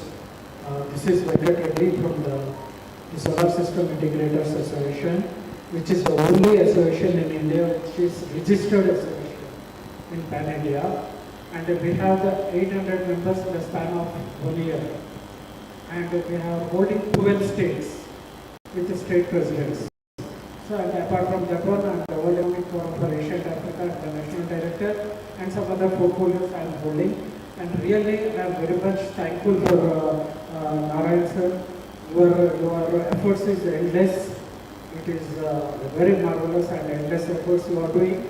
And when we come to this climate change, it is related to the renewable energy. When we come to the renewable energy, again, the solar and wind will be the vital role. And when we come to the wind and solar also, solar goes to the first part. Solar goes to the first part. So how it is to be into the market? See, now we are very proud to say that we are number 3 in globe.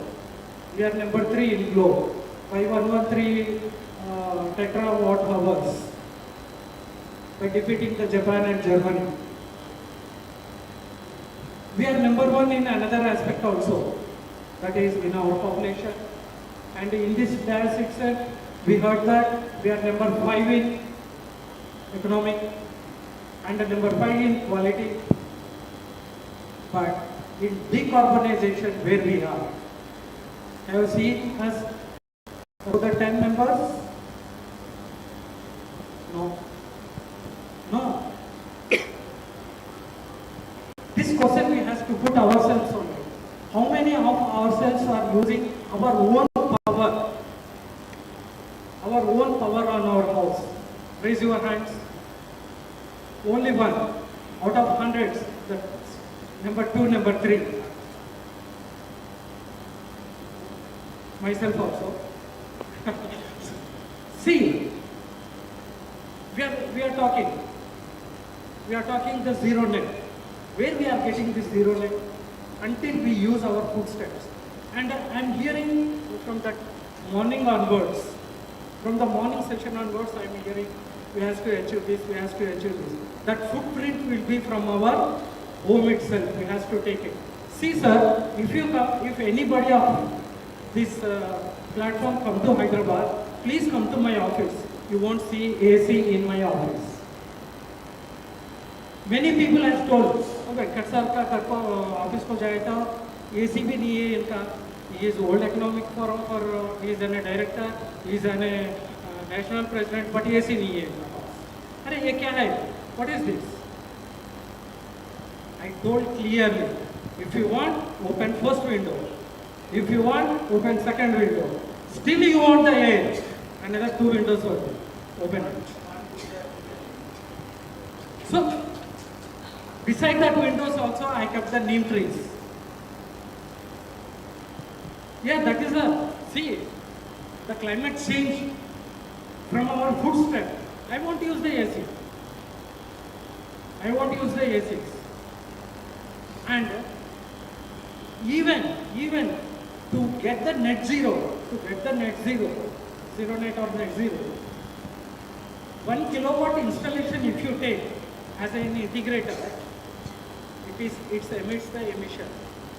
Nobody knows that. It emits the 0.6 to 0.8 grams of carbon dioxide.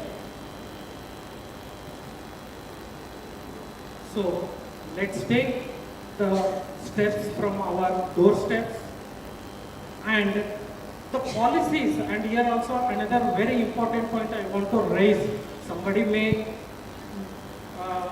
heard that or not, I don't know. See, the policies are making very good policies, very, very good policies. In Karnataka, one policy has been brought up. Under rooftop, they has to yield the cultivation. They has to go for the cultivation. What happened to that project? That is a pilot project in Karnataka. Nowhere established. The policy is like that only. The failure of the bureaucracy, the legislative is doing. The policy has to go under the legislative, bureaucracy. They are not following. See now, the latest PM Mufti Bijli Yojana, 1 crore houses. As of now, the last 2 days itself, the amendments has came. The policy has been made by 2.5 months back. But still the amendments are going on, where the lagging is. And the fair policy is needed for the subsidy. The fair policy, this is very important. Very fair policy is needed for the solar industry to grow up. See, now we are happy. Now we are in 3rd position. But what is the 2nd position? They are at 230 trillion watt per hour. Where the 1st position is 530 trillion watt hour. Now we are 130. The gaps, see the gap. Should we proud ourselves or should we encourage ourselves? This is the question, sir. Thank you very much. Thank you, sir.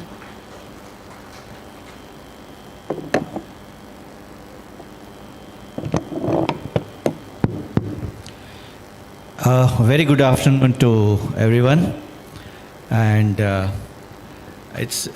really happy to see many people after the lunch session, and I can understand the kind of sincerity everyone has here in this audience to have a better life for our future generation. So this is like the topic which are covered. In fact, since morning I was just going through the papers, and I think these are very interesting topic. And I really congratulate IHW Council to organize such a sessions where people can deliberate on a concerned topic. And I think, my sincere suggestion is whatever is concluded by the end of the day, it should be forwarded to the relevant authority that this is a resolution of IHW Council summit. So maybe if not tomorrow, but someday, that will be taken very seriously. Well, my name is Chetan Shah, and I'm a CMD of Solex Energy Limited. 29 years old company in renewable energy. We started our journey as thermal and then got into the photovoltaic, and now I think the way the penetration, the renewable energy acceptance is there globally, it's something which is very really encouraging for all of us. Every good thing has other sides also. So, but we should look at the positive part of it. So if you look at the positive part of it, the negative part will automatically get eliminated. So I was very closely working with Rockefeller Foundation USA for their sustainable city program.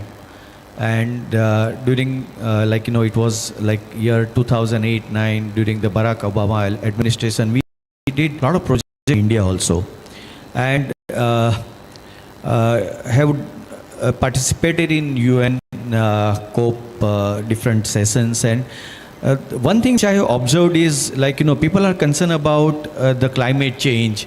People are concerned about the sustainability, the way the life is going. Everybody is finding the things are not in good shape, and it's so a lot of charity initiative were taken up. And one fine day, what I observed is the charity cannot sustain. Charity is not sustainable. if you don't make the commercial value of that initiative, then it will not sustain. So the call was that no, if you donate something, if you do something on a nation, then it's very shorter life. But if you make it commercial, the same initiative, I think that sustain for the whole, the generations. So that is the call. And then as an entrepreneur, my call was also the same, that I want to make a sustainable business which can benefit to our Mother Earth, the climate change, which can help to address those climate change issues and a lot many other issues, but in such a way which can be sustained, which is not based on subsidies or donations. So that is the fundamental of my company. And in fact, when you want to make something commercial, then you have to make things affordable. That's something which is very important. I still remember the solar panel was costing 142 rupees per watt peak in year 2009-10. That was a cost.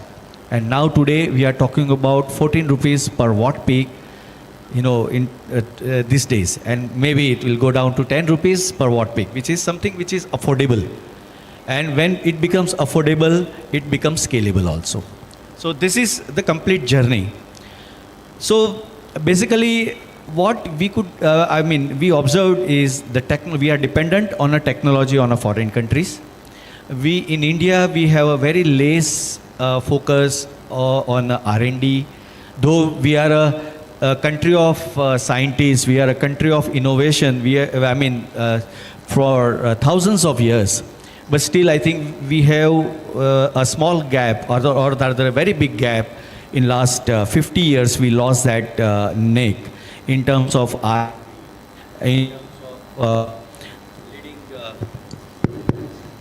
leading the world by giving the innovative technology, innovative product. The other countries actually took over.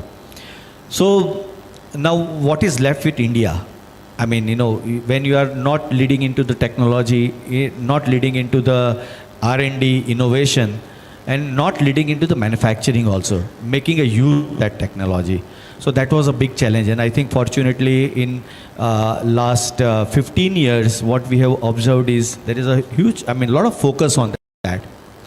And that has actually encouraged a lot of entrepreneurs to get into, consider the climate change as one of the very serious concern and provide the solution. Sometimes we talk about the problems, but we don't talk about the solutions, or maybe we don't talk about the effective and affordable solutions. So that is where, the India has a role to play now. Post-COVID, definitely India has a huge opportunity globally in terms of providing this technology so that globally we can control the negative impact of the climate change, adverse effect of the climate change. So, and that's what the Solex is also playing a very small role. Not we are we don't call ourselves as a very big organization, but we play, but we are very much committed into this. In fact, and again, when it comes to the sustainable model, our focus is that it's not something where we want to just copy somebody or we want to follow somebody. We have started by following somebody, but the goal is to lead now. So that is where the India can play the role. In fact, I'm proud to share that when we're talking about the inclusive growth and sustainable growth, we have 600 people working in my company, out of which 80% people are the indigenous people. They are coming from the tribal belts with a minimal background of maybe ITI or diploma. And they are operating my highly robotic production facility. This is called, I believe, inclusive growth and the sustainable growth. So that when you are doing something, we have to ensure that we cover all areas. We cover the entrepreneurs also, and we cover the people, those who are left with very limited resources. So basically the vision was, and I was just discussing with him that how come the India can become, livable country in terms of, we have adverse 52 degree, 55 degree temperature. This is something which is what we have not thought of, and now we are facing it. So I think, we have a lot of challenges. I mean, the, rain, in a summer season you get a rain and whatnot, So I think be very, very responsible with our act. I have a little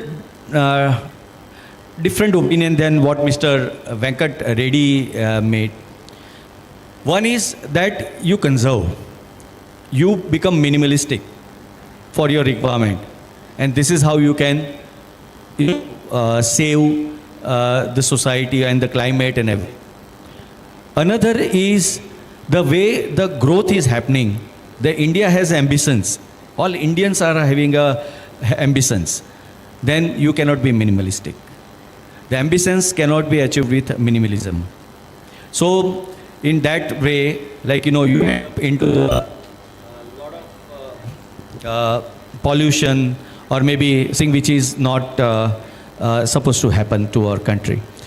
But then at the same time, if you, by adopting right technology,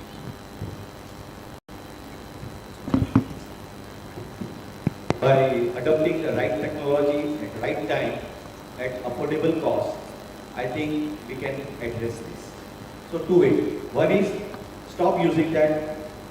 If no, then adopt the technology, right technology, to take care of the negative impact of the overuses. So I think in India, the time is to adoption of technology, make it more affordable so that everyone can go for it. When it comes to renewable, I'll just share you one I'm sorry, I'm just taking, you just gave me 5 minutes, I'm taking more time. The Indian electricity consumption was increasing by 2% every year, year on year. That was like in 2018, that was like average 2%, 3%. That was a yearly increase of electricity consumption. After 2019, particularly post-COVID and last year, the electricity consumption has increased by 9%. Where 2% and 3% and where is 9%? We can imagine where we are heading to.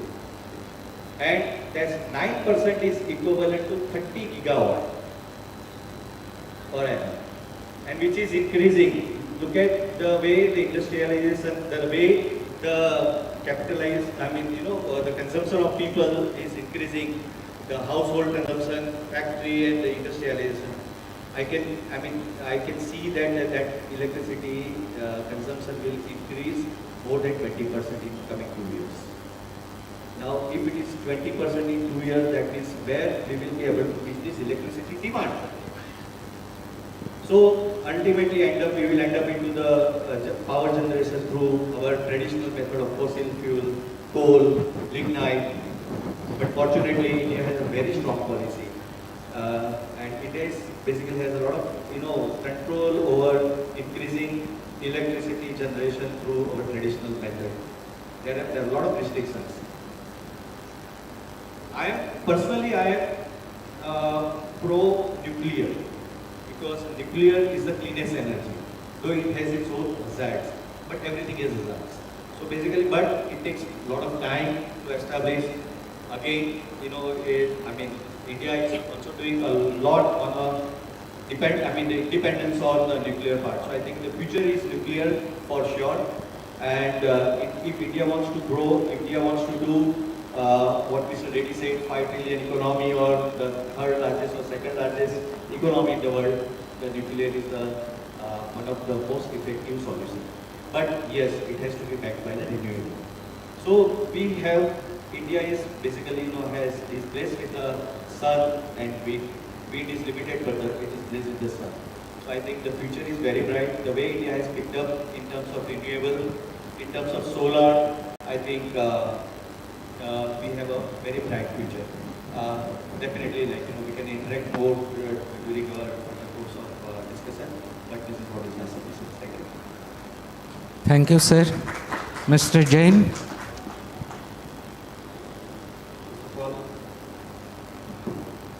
First of all, I would like to thank IHW Council for organizing such a amazing, summit, or I would say panel discussion topics.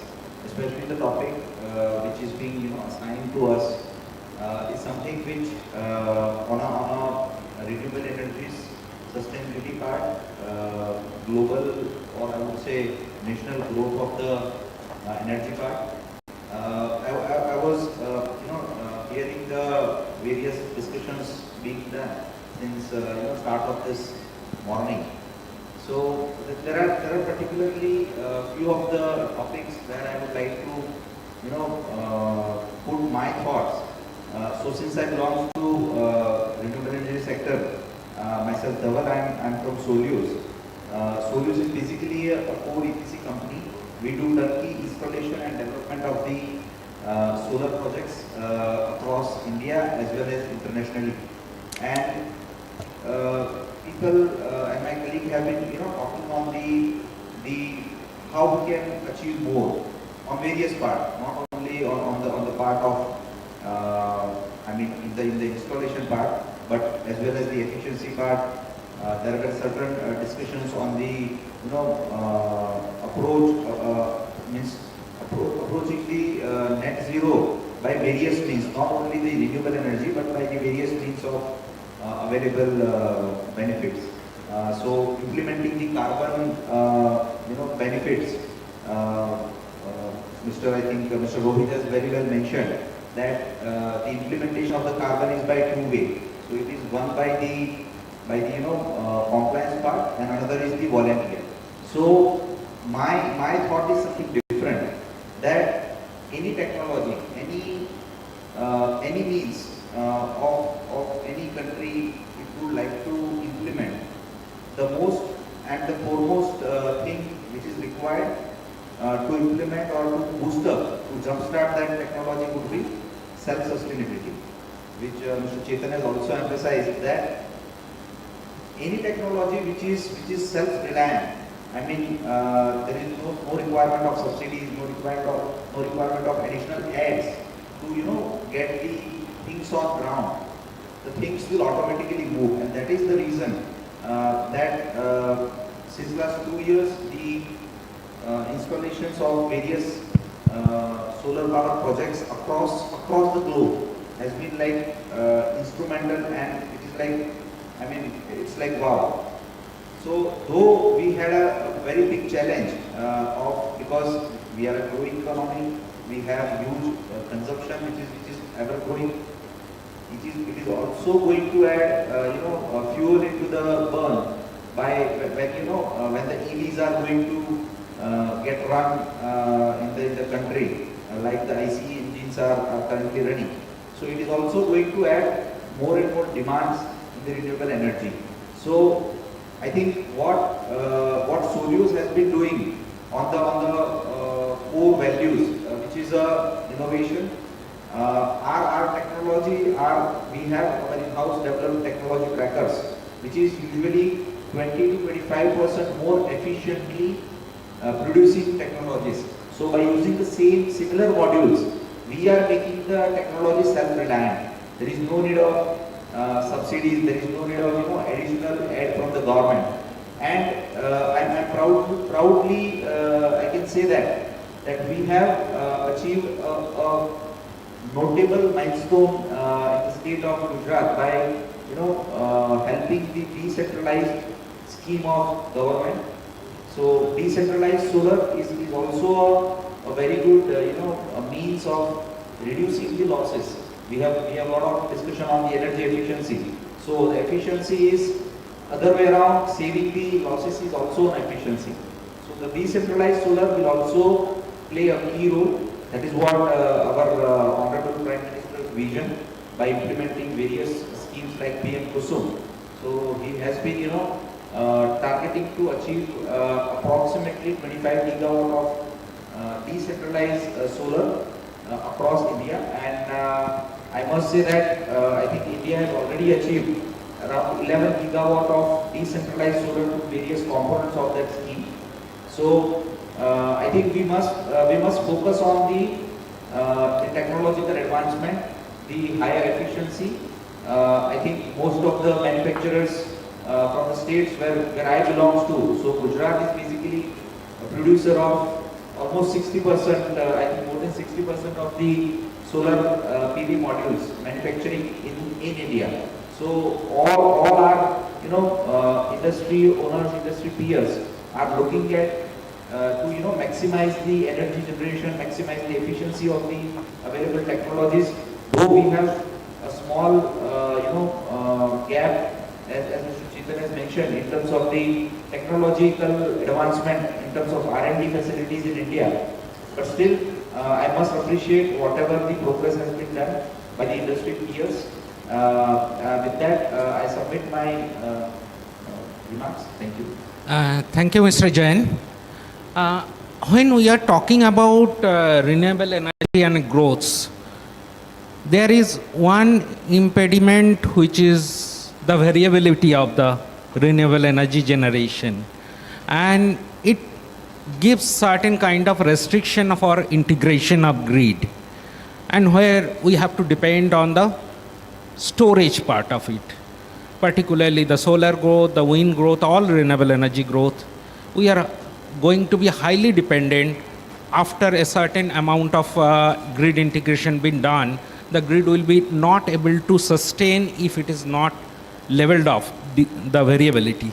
On that technology part, what is my perception, I am just telling you and like to comment, we are too much dependent on technologies that has been used supply side, which is not addressing India's energy security.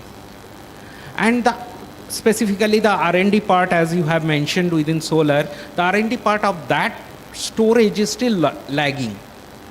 We have a huge amount of unutilized solar pump, not solar, pump hydro.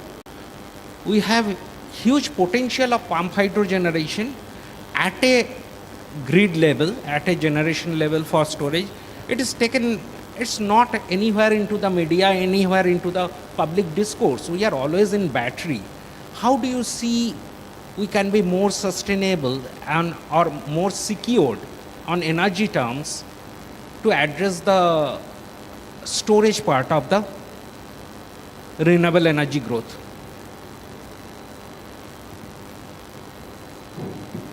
So obviously you have mentioned that the when we will become one level of self-reliant into a or I would say when we will achieve one level of energy generation through a daytime need through solar, it will be definitely a need to balance out the grid by the way of adding these storage systems into the nation's grid, and that's what I think already government is already obviously it's not in the news or in the public forum that government is pushing it, but it has been already in the pipeline that nowadays government owned companies who is basically responsible for supplying the sufficient powers, adequate power to the public, they have been floating the various tenders with the battery storage system, or either the green energy with the green hydrogen battery backup system. It's not a battery backup, it's basically a storage, green hydrogen by the way of green hydrogen storage. So the hurdle which is equivalent in the EV installation, or I would say the EV adoption, the similar hurdle as of now is being faced for the green hydrogen technologies. Rather, I would say that the quantum of the ticket size, I would say, the quantum of the project size is also a big challenge. But I'm sure there are sufficient measures is being taken care to address those essentials. Similarly, I would also emphasize that the policy which government is framing is also, supporting to this balancing the system. So there are net metering systems where a person can generate the energy during the day and he can utilize the energy during the night. So the daytime government is planning to reduce their natural, what you can say, the base load. Base load on their power stations, which is run by either coal or either diesel or whatever.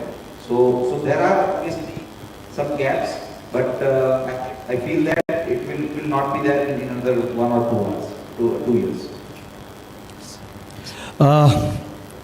The energy storage, I think there are a lot of initiatives are already taken globally and in India as well. I keep a track of IISc campus Bangalore because there are a lot of new things they continuously work on. So I happened to meet Dr. Sienna Rao, who is our Bharat Ratna, and is one of a leading chemist and physicist globally. So in fact, he published a paper 25 years before. 25 years ago, he published a paper for the supercapacitor. And unfortunately, he did not found any taker. He filed a patent also, but then he did not found any taker for 20 years. And then after that patent, got released, then, I think there was some company in UK who adopted this. And so basically, the technology is what? Like, storage. So when you have a storage, you have a longer, our challenge is what? We have a longer recharging time. And that is, in fact, yesterday in a newspaper, I saw an article where why the Indian EV journey is not taking off. It is because of the long wait time for the recharging of EV. So storage is something where, like, something which is a very big challenge for everyone. And again, presently lithium and those products, they are not actually the climate friendly product. So there are a lot of things that needs to be developed on that. But then again, there are two things. Again, I'm coming back to the uses and the R&D part. R&D, yes, we need to do a lot on this, but uses, I think India can do run on a faster track. So the kind of technology, because I keep following, I'm not a student of technology or I'm not an engineer, but I study a lot of new technology which is coming up worldwide. So the thing is that your home appliances, your every appliances at your home, including TV, refrigerator also, which has an induction load, that is also now, those products are available which has a battery inside. So which runs on a battery. You charge those battery in the daytime with your solar power or any other renewable resources and continuously use it through the battery. The challenge is the battery charging time. So by adopting this capacitor technology, which can you imagine you are charging your mobile for 45 minutes and then you get 100% tick on your mobile, and that can happen in 20 seconds. That is what those technologies are already available. Now it is just like, you make it, again my point, make it affordable so that people can adopt it and so that we can achieve our goals. Mr. Reddy, your comments on the storage side of it? My comment is still we are in R&D. It takes time, to my knowledge. The storage section, when we go for the storage section, it is nothing but the cycle of the battery. So the energy sector people, who is working on this sector, they has to tell that how to improve this cycle, and how to improve to get fast recharge, as the Chetan sir told. These 2 points are very important. And the usage, as the Chetan sir told, it is 9% more. So usage is no problem. But still, we are in R&D only. So we in our Telangana, some 60 kilowatt storage capacity has been done by some persons, but it has not up to the mark. It is not up to the mark. Still, the sector, energy sector, is under R&D, sir. Yeah, well, on the policy side, you can. Yeah, sure. Well, this is one of the biggest disadvantage that renewable energy has. That it's being intermittent in nature, and it has the potential to treat our grid to operate safely. Now, when we co-locate solar and wind, we get a slightly better output. And when we co-locate solar plus wind plus storage, almost completely our solution has been solved. So the government has realized the importance of storage, and they have also announced some capital, allocate some capital to it for development and R&D of battery storage as well as pump storage projects. Some state like Madhya Pradesh and all, they have also are in the process, or they have issued RFS for development of pump storage projects in their states. And also Ministry of Power has also formulated the pump storage project guidelines. So this is to say. Yeah, thank you. Considering official time is out, but we can leverage a little bit. I will ask each of you if you want to highlight 3 major points which as a country we should be concerned or we should be work on to make solar and renewable really our backbone of supply plus security, because we have to make our generation 3 times more than today in next half a decade. That's the target CEA has given through their assessment. So that's a huge task, and without doing it by conventional coal, which is presently the base load, and we dependent more on the renewable side and storage.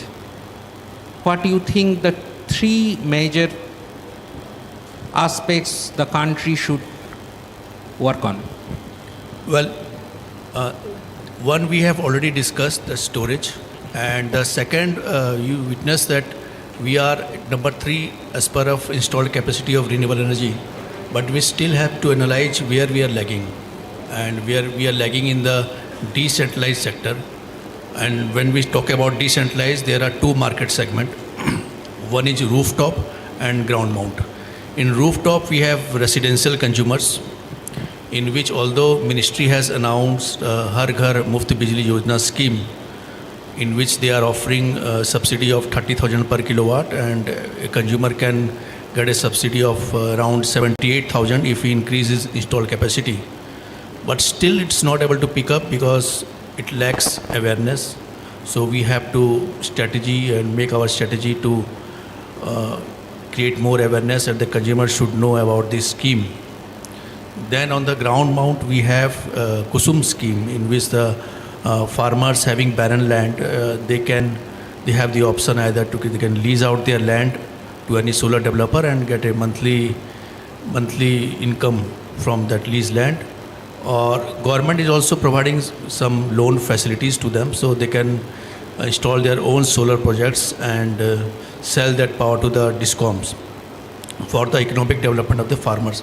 So these 2 segments we have to concentrate now, and it's still untapped, and it has the potential to add many gigawatts in these 2 segments.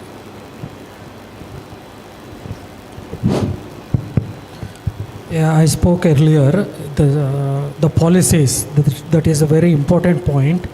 The policies which are making by the legislative are not effectively implemented by the bureaucracy. This is the major point. I will take a 1 minute time. I will tell one example, very strange example, that is, we established 5 years back one 3 kilowatt system on house. At that time we used 270-300 watts panel. The beside house people has approached us, and we have given 545 watts. The color is changed. The color of the module is changed, and 335 polycrystalline color is changed. This is effective. If I tell to that person this is more effective, means he won't listen. That color only, he is yielding much better. So give me only polycrystalline.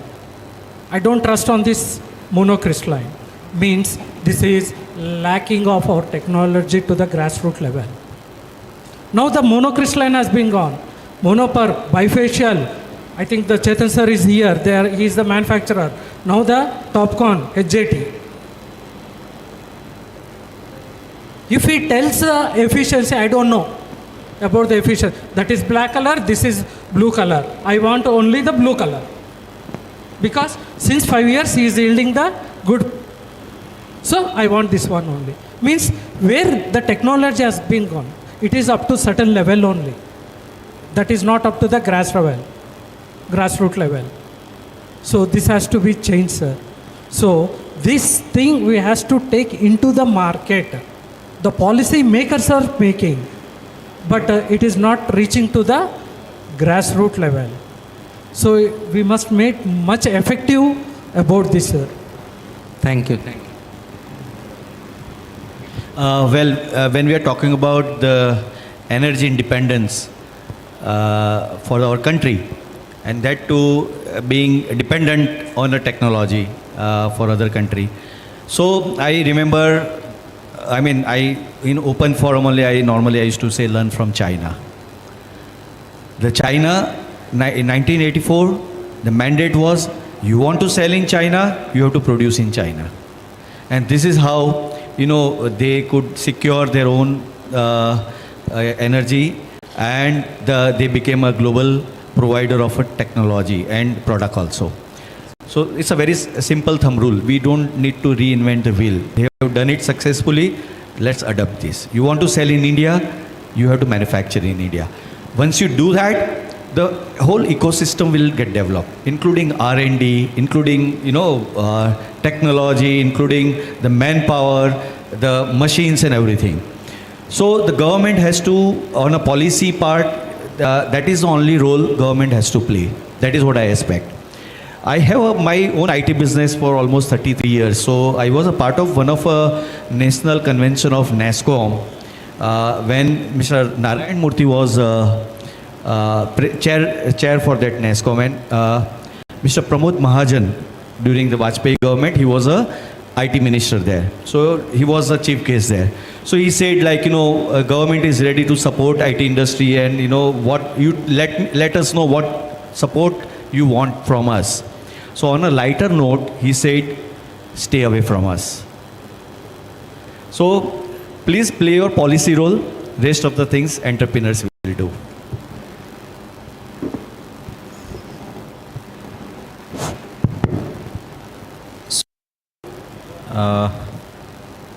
Our moderator has asked that what are the three things which we feel that which is essential to whatever is our ambition or whatever is the need of an hour is required. So I think 2 points is being covered by my two of the rest panelists. So the first and foremost is the policy framework, which I feel that is being fairly, what you can say, framed. The classic example I would like to see, I would like to tell is, if you see the numbers of India, the highest rooftop installations, see, we are talking about the reaching to the deepest corner of India, which is an urban. So 70% of our population is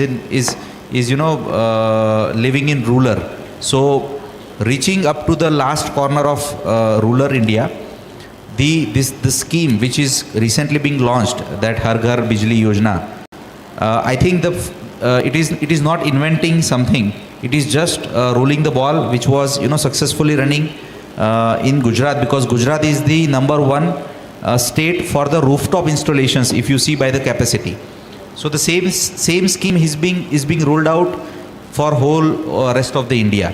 So this will, I think, boost each and every individual's household saving part, or I would say the income part. Second thing which I would like to address the sector is, so the residential we have already addressed through this PM Har Ghar Yojana. The second part is basically C&I sector. So C&I sector is already being, because they are industrialists. they know where they will get the best out of their business. So they have already been instrumental in installing the rooftop and the ground mount open access solar power plants.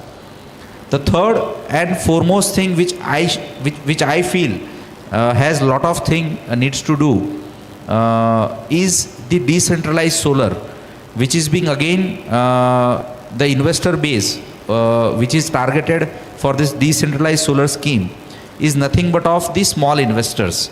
So I think we have to do certain efforts to make them realize that this is not only a this is not only a sustainable green product.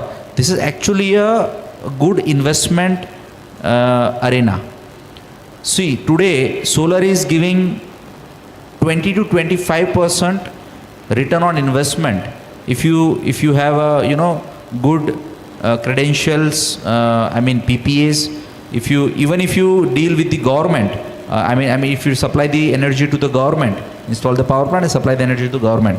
So government is subsidizing the power plant. So it is ultimately reducing your capital expenditure, and on that reduced capital expenditure, the net ROI is not less than 20%. So I think this will change the game if all the individuals, investors, be it small or big, if they realize that okay, this is not only a green or beneficial product, it is also a product which can give them the benefit of what they are investing. So the return on investment part is something which, if we can educate, if we can aware our people, I think all the goals are easy to achieve. Thank you. Thank you everyone in our panel, and I hope the organizer have recorded the discussion, and it should be documented at least in bullet form, the issues that has been highlighted and circulated among us, so that it is the hours spent here, the effort spent here should not be lost. Thank you, sir. Thank you, gentlemen. I will request Kamal to please come on stage and present our speakers with certificates for coming here and sharing their experience with the audience. Pumped storage remains the biggest form of storage of solar and renewable capacity world over, and let's hope soon that will become mainstream way to store renewable energy, which is variable. All these proceedings go in our report. We will be submitting to the relevant ministries, departments, including even CBI or Thank you so much.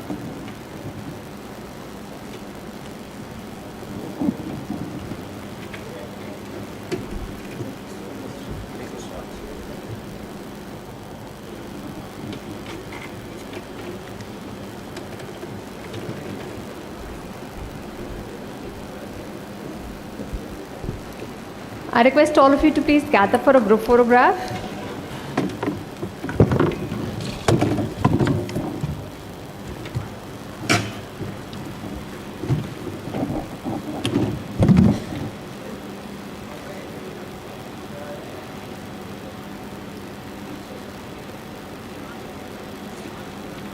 Thank you, gentlemen.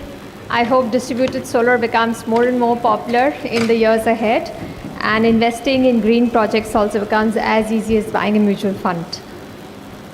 We'll now move on to our third session, and this is on From Pollution to Protection, Revolutionizing Solutions for a Cleaner, Healthier Future.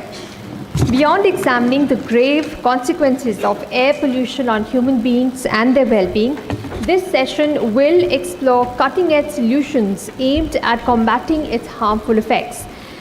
Conversations will revolve around emerging technologies engineered to monitor, reduce, and mitigate air pollution, spanning from sophisticated sensors and data analytics to revolutionary filtration systems and air purification technologies. This session will delve into the transformative potential of these pioneering approaches to enhance air quality, safeguard public health and nurture sustainable urban landscapes while also investigating avenues for their widespread adoption on a global scale. So please put your hands together and welcome on stage Mr. Jayant Kaushal, Deputy President APAC, Camphil Asia Pacific. Joining him on stage are Dr. Shesha Raghavan, Program Lead, Sustainable Mobility, Council on Energy, Environment and Water, CEW. Please welcome Dr. Anju Goyal, Associate Director, Air Quality Research Division, TERI. Please welcome Dr. Shrikant Sola, CEO, Devic Earth. Please give a round of applause to our speakers as they are making up their way to the stage. Please welcome Mr. Amit Badlani, MD, Go Green Mechanisms.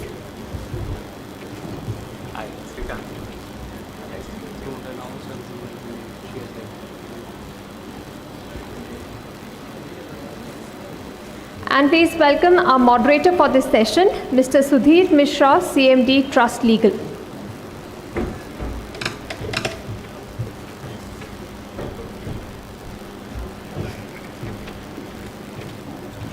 I think we're expecting more. I think the TERI director was here. She left. Acha. Okay. I thought. So we are four of us, and thank you, Kamal, for organizing year after year something around good air.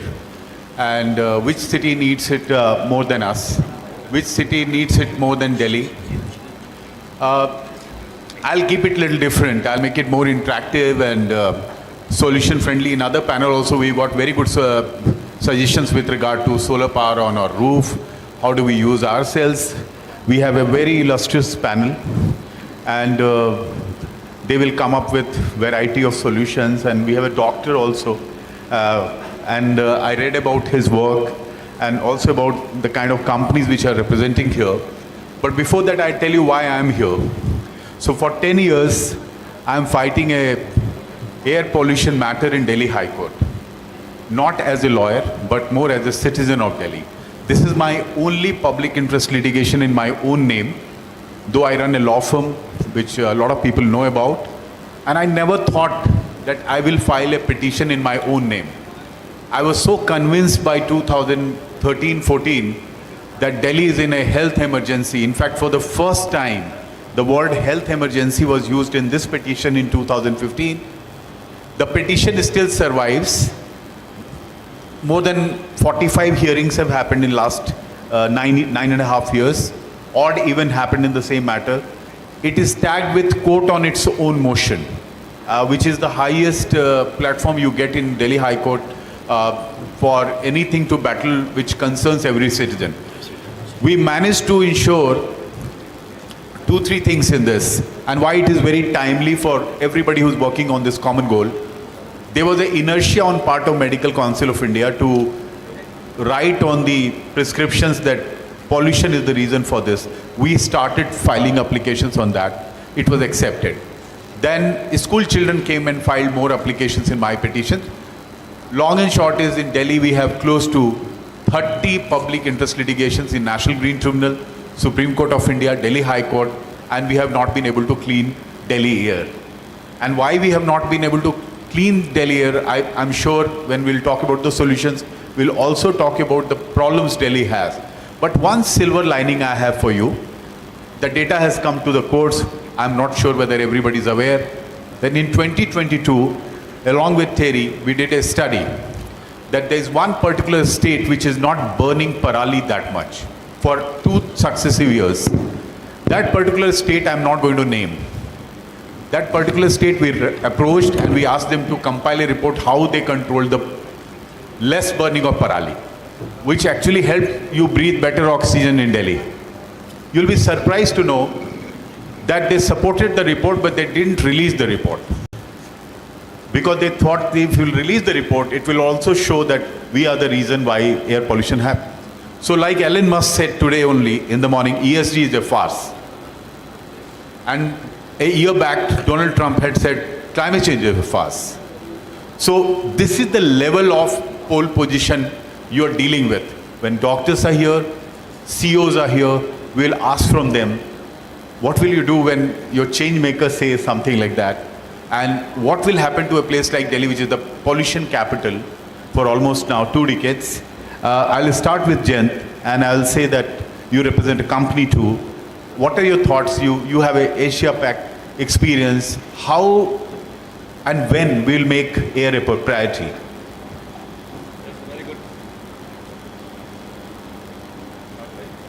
Hello. Good afternoon, everybody. That's a very good question.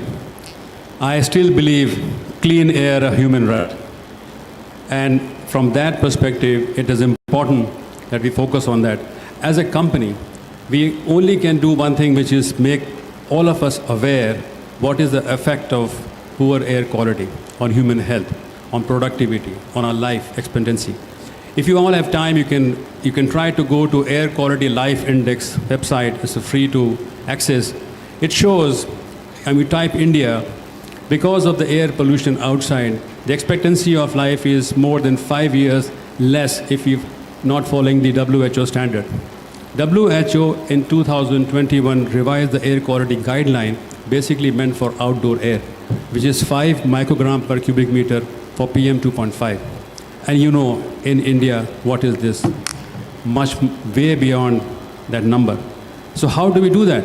So there we have to educate people in terms of what they should do, what they should not do, what is the effect on human being on productivity, on health and well-being.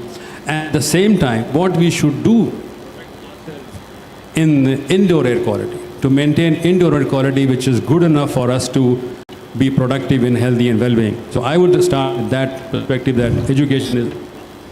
Yeah, very well said. And I'll come to Deepak ji. And Deepak ji, you are part of Delhi Management Association. You interact with the corporate world. You interact with the companies. You interact with a lot of stakeholders. What are the solutions coming? How will we make it a good air in Delhi? And are there companies with whom Delhi Management Association engages with? Is something happening on a positive direction? So, first of all, thanks for having me here. We all know we are facing pollution which is affecting our health, affecting our system. For the last 2002-03, we know the hottest year ever we recorded, and 2024 will definitely break that record. So as far as technologies are concerned, we have to move to the cleaner technologies. We have to move to the electric vehicles. We have to move technologies which can capture carbon from the atmosphere. We need to find more and more technologies which can help us removing the carbon, the CO2 from the atmosphere. And simultaneously, we have to find other ways of producing the steel, cement, which, you know, when cement and steel, when we manufacture, they produce the maximum greenhouse gases. We need to find new technologies, and I believe all the big companies in the steel, Tata Steel, and all the cement companies, they are finding definitely new technologies for producing steel and cement. So, although I'm not a technical person, company secretary, finance and legal is my background. In fact, the next session, I am also in the next session, profit and purpose. But still, so far, I found that government and the private sector, they are all working towards finding new technologies. They have given themselves target that by 2050 they will become net zero companies. And not only, I mean, in India and globally, everyone is keen to find new and new technologies where we can have clean air. That's it. In the next round, I will tell you. Yeah, surely, sir. So I'll just, before I'll come to Dr. Srikanth, I have two, three, just I'll set it even further finer for the audience. So in last 4 months, Delhi has suddenly taken a huge leap on tree protection. And in the morning, Kamal did a very big thing. First, he got a very important judge in the jury of this Good Air Awards, Justice Waziri, who has single-handedly tried to protect more than 10,000 trees when he was a judge. You all can clap for him, actually. And why I'm saying 10,000 trees, if I go to Gurgaon to attend a meeting, I actually fell a tree. It's that direct, the consequence. If you just do your matrix, I'm not the technical person, but you will understand how important each tree is. When we are braving 50-degree temperature, if you are going on a road and you are suddenly in a shelter of trees while you are going on the road and there is a traffic jam, you feel 2-3 degrees better. So that's one presumption. The second presumption is, two of the judges, because of Justice Waziri, have now become tree judges. So we have now 3 judges in last 2 to 3 years in Delhi who have become passionate about passing orders like, you will not fell a single tree in Delhi. Whatever development you want to do, do it. But please do no translocation, no redistribution, no compensatory forestation for Delhi. Because this is the level of emergency you need. So I'm just giving you this pretext. You have a US background, you have come to India, you are a doctor who is passionate about understanding the correlation between climate and health. Doctor after doctors, you are a cardiologist, but there are doctors who work on lungs. They come up every day. Today, Dr. Arvind Kumar has said that dark black patches I see and my heart bleeds when I see on children. What do we do? Where do we start? First, everybody believes here that there is a health emergency. I doubt. Because Kamal believes in it, he organized it, and I'm going to be very practical about it because I believe in it. So, do you think India is ready to vote on the basis of this? We elect people who will give us clean air. In Delhi, I never saw any of it. You know, it's happening. It's happening. I'm a cardiologist who came into green technology. I still practice cardiology, but I came into green tech because I was seeing my patients, not 70, 80-year-old people, 30s, 20s, dying due to heart disease from air pollution. And, you know, graduating from Duke and Stanford, I was at Harvard Med School, working at Cleveland Clinic, we had read about all these things. Air pollution causes 7 million deaths per year.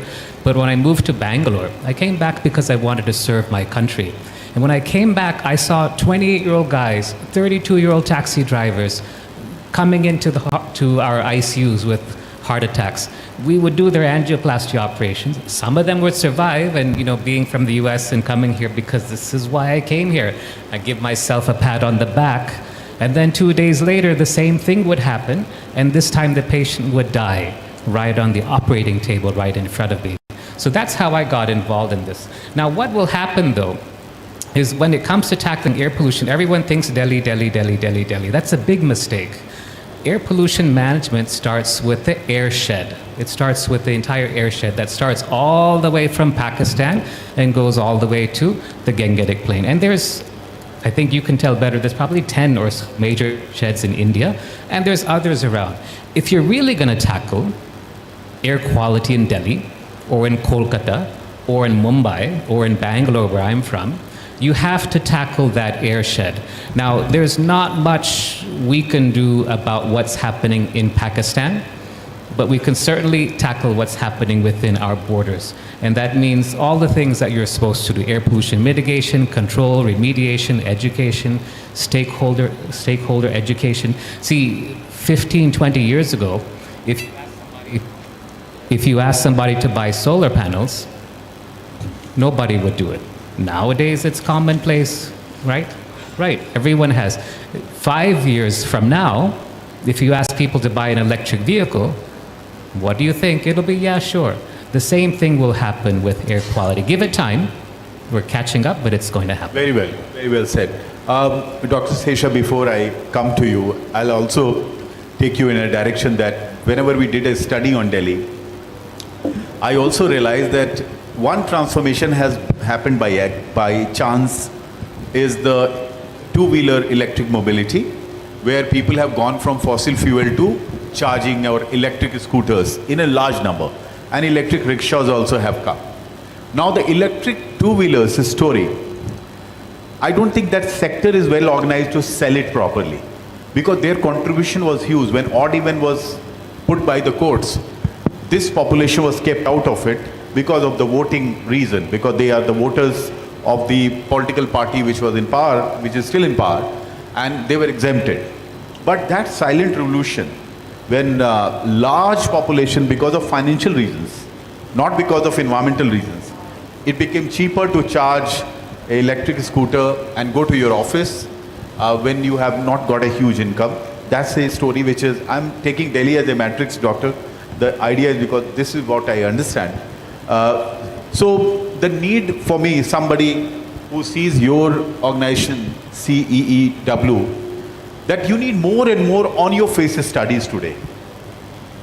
And what kind of solutions you are looking so far as those studies are concerned, like studies which came on, I'll just give you another perspective.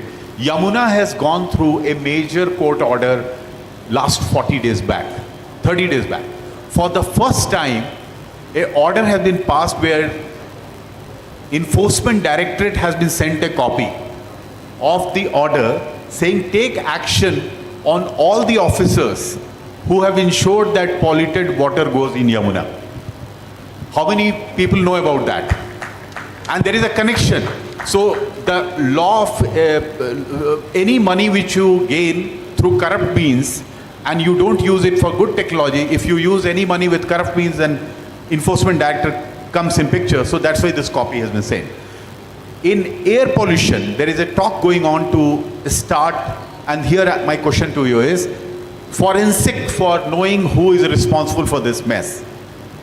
So do you think forensic is the answer, or what kind of study will tell people what is actually happening on the ground? Good afternoon, everyone. To bring it a question on like what can we do? So broadly, I would say put it into three buckets. Like very simply, we call it like the ASI framework: avoid, shift, and improve. So it starts with avoid the trips that you can, shift to, let's say, from private to public modes of transport like buses and metro, and improve. This is where the other panelists talked about. We are talking about improving the energy efficiency, carbon intensity through clean technologies, particularly being EVs and fuels. So this is how you look at the of what can we do in terms of studies. Just to highlight, just put it on people's face to make it more relatable, tangible, and something that is more close to you. So we are a civil society organization, a non-profit think tank. We do a lot of on-ground activities precisely aimed at the grassroots. It starts from we do a lot of grassroots work on that. On this, we can look at one forward way is to use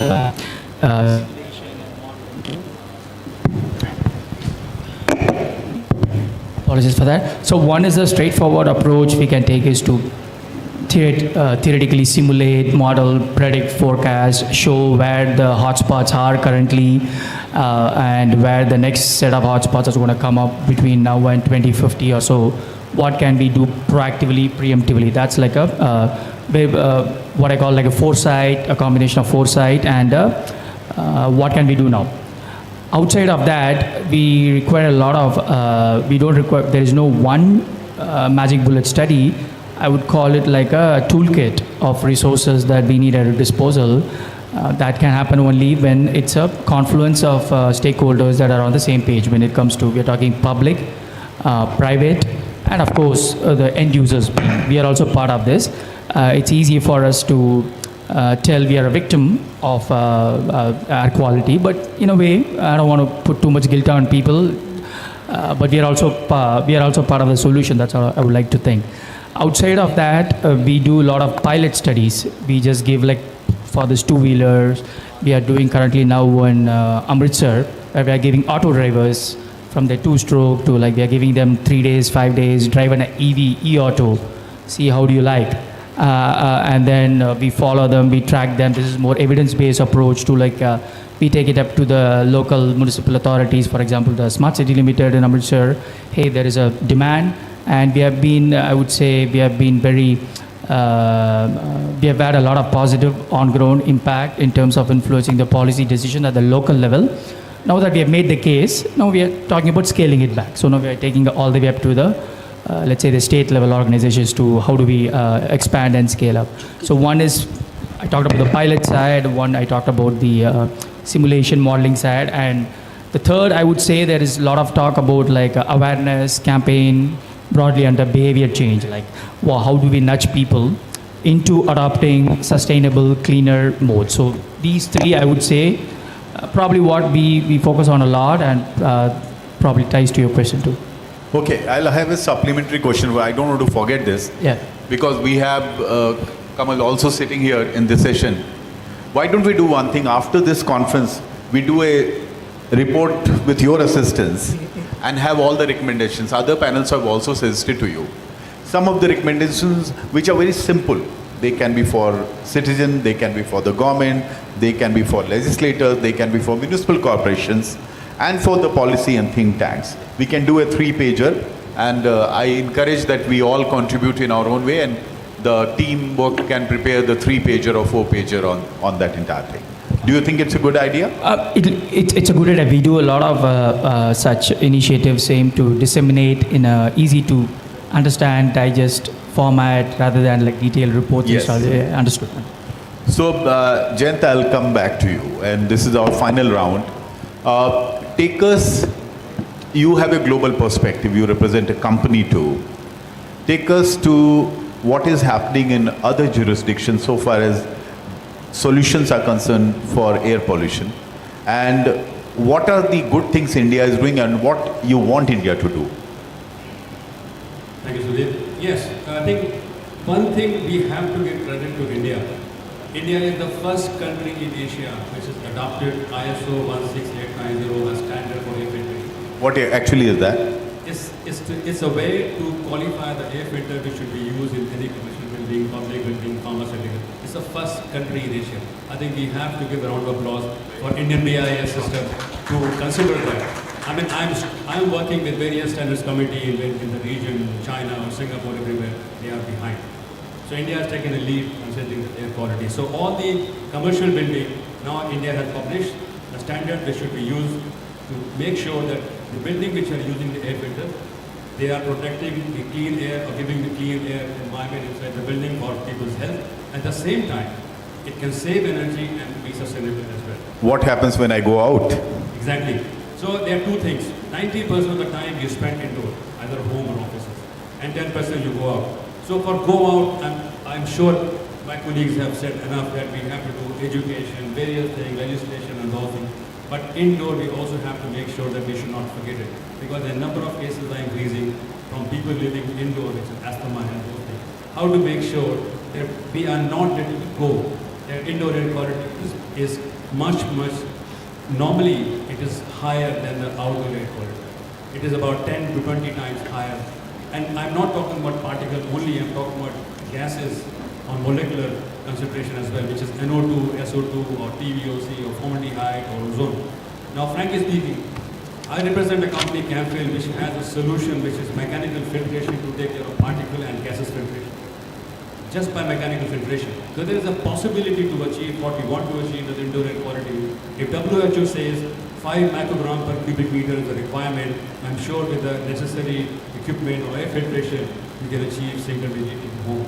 And for your information, more than 90% countries globally are above their limit. So it is not a problem of India, it is a global problem. But at the same time, India has a bigger problem because we have large population to make them understand. That's where I come from. So I think we are in the midway of our panel discussion.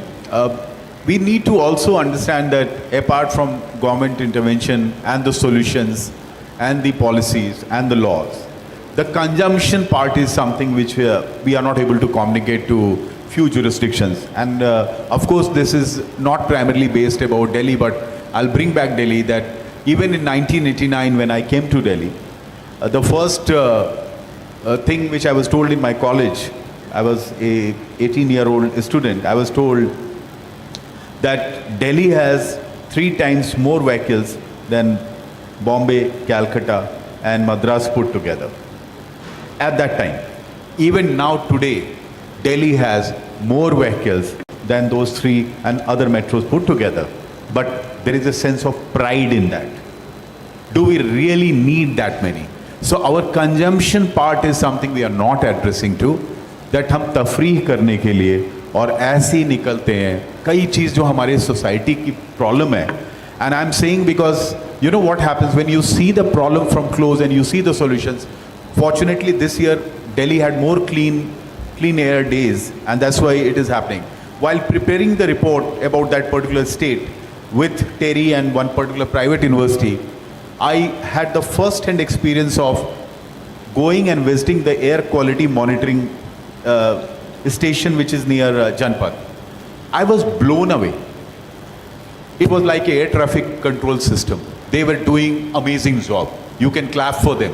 When they put a new gradation that now the pollution has gone to this level, we will not allow commercial vehicles at this time, or construction will not be done, or these kind of things will not be allowed. They actually monitor on a daily basis, which was not happening 5 years back.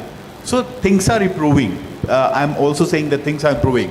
But the kind of additions we are doing of fossil fuel vehicles and the road dust and other aspects which are problematic for Delhi and NCR.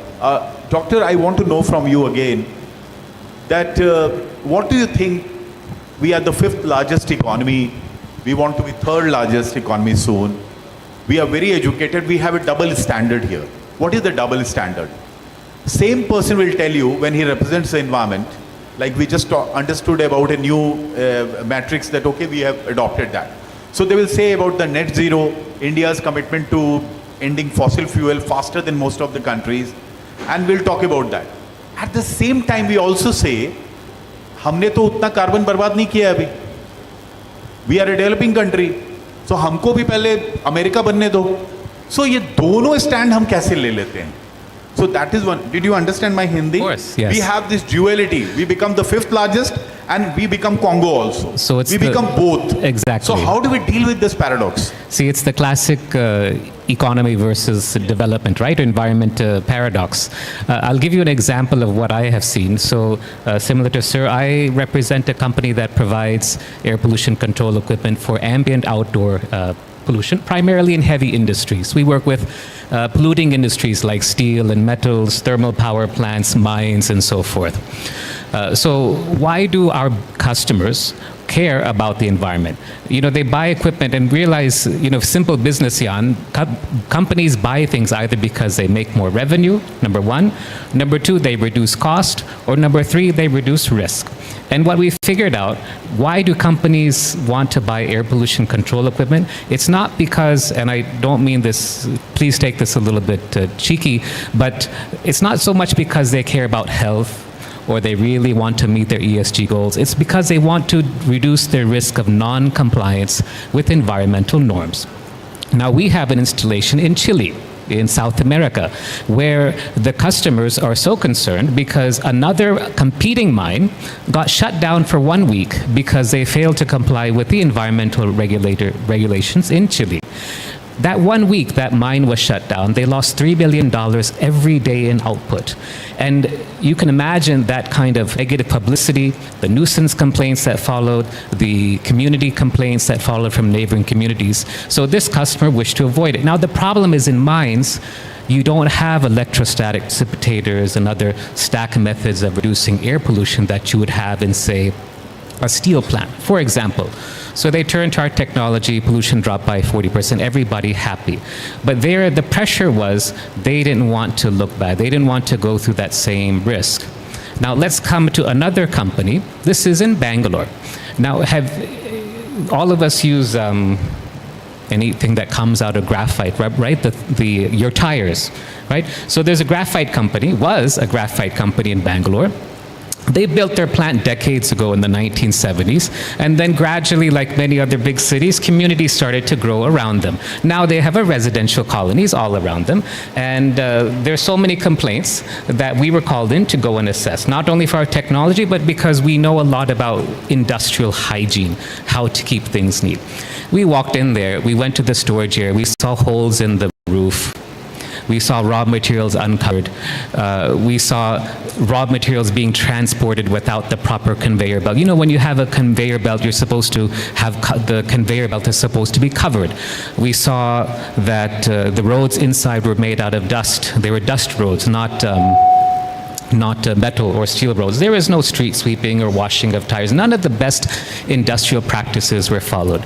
Do you know what happened to that factory after a while? Within 1 month after our visit, they never bought from us. Why? Because they were shut down by the Karnataka State Pollution Control Board. So how is it going to happen? It's not because we really care about health. And I'm telling this as a doctor. It's not because we care about children, elderly. It's because regulatory pressure is, and it has to be effectively applied. So and well that said. is that stick that's going to make people move. I'm so happy you said these are tough ones which you just said. So I'll tell you, I'll take it from here and tell you why I mentioned Enforcement Directorate. Because उसका नाम आते ही सारा equation country में बदल जाता है. Okay? But so everybody smiles. Everybody knows that authority very well. Now I'll tell you something very interesting. This country, and this is for you because you just said that India adopted. We protected our tigers. We were losing tigers in 1973. And we last year celebrated 50 years of Project Tiger. Tiger is an indicator species. It takes care of the forest. It's a very emotional thing to say. You know, the prime reason is that the Supreme Court, apart from Project Tiger, which has started, was sitting from 1996 on every change in pattern in a forest. So if you want to change a management plan, if you want to change a direction, if you want to bring more tourists, if you want to cut a plantation, forget about trees, you have to take the permission of the Supreme Court of India. Every Friday they used to sit and monitor it, the regulatory thing which you just mentioned. And we saved our tigers. But in the process what we did, we also made our forest cover from 9% to 17%. Do you realize that? A country like India with 140 crore, how do we survive today? Because we have monsoon happening, the soil fertile, rains happening on time, the cycle is running in India still. We don't have game reserves like Africa where we allow people from the world to come and kill the animals. So a lot of good things have happened. In air pollution and water pollution, whatever has happened in India in the last 25 years is a shame. So first I said the good thing, now I'm saying where we stand. It's a shame. And the reason is what was just pointed out by Dr. Shrikant, and I know when I'll come to him, he will go in detail. There is nobody, we don't know who to pick.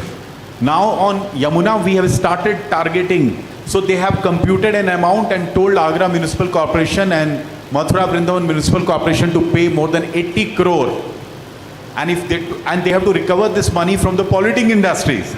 So no beating around the bush. I did 3 or 4 shows on that issue on NewsX and others, that how this will be very difficult to challenge the Supreme Court. And this is just barely a month back it happened. So basically, Deepak ji, I'll come back to you now. And I'll tell you, how do you think as citizen and as a person who understands how companies operate, what all changes you feel should be done from consumer behavior perspective, companies behavior perspective? I'll give you one more example.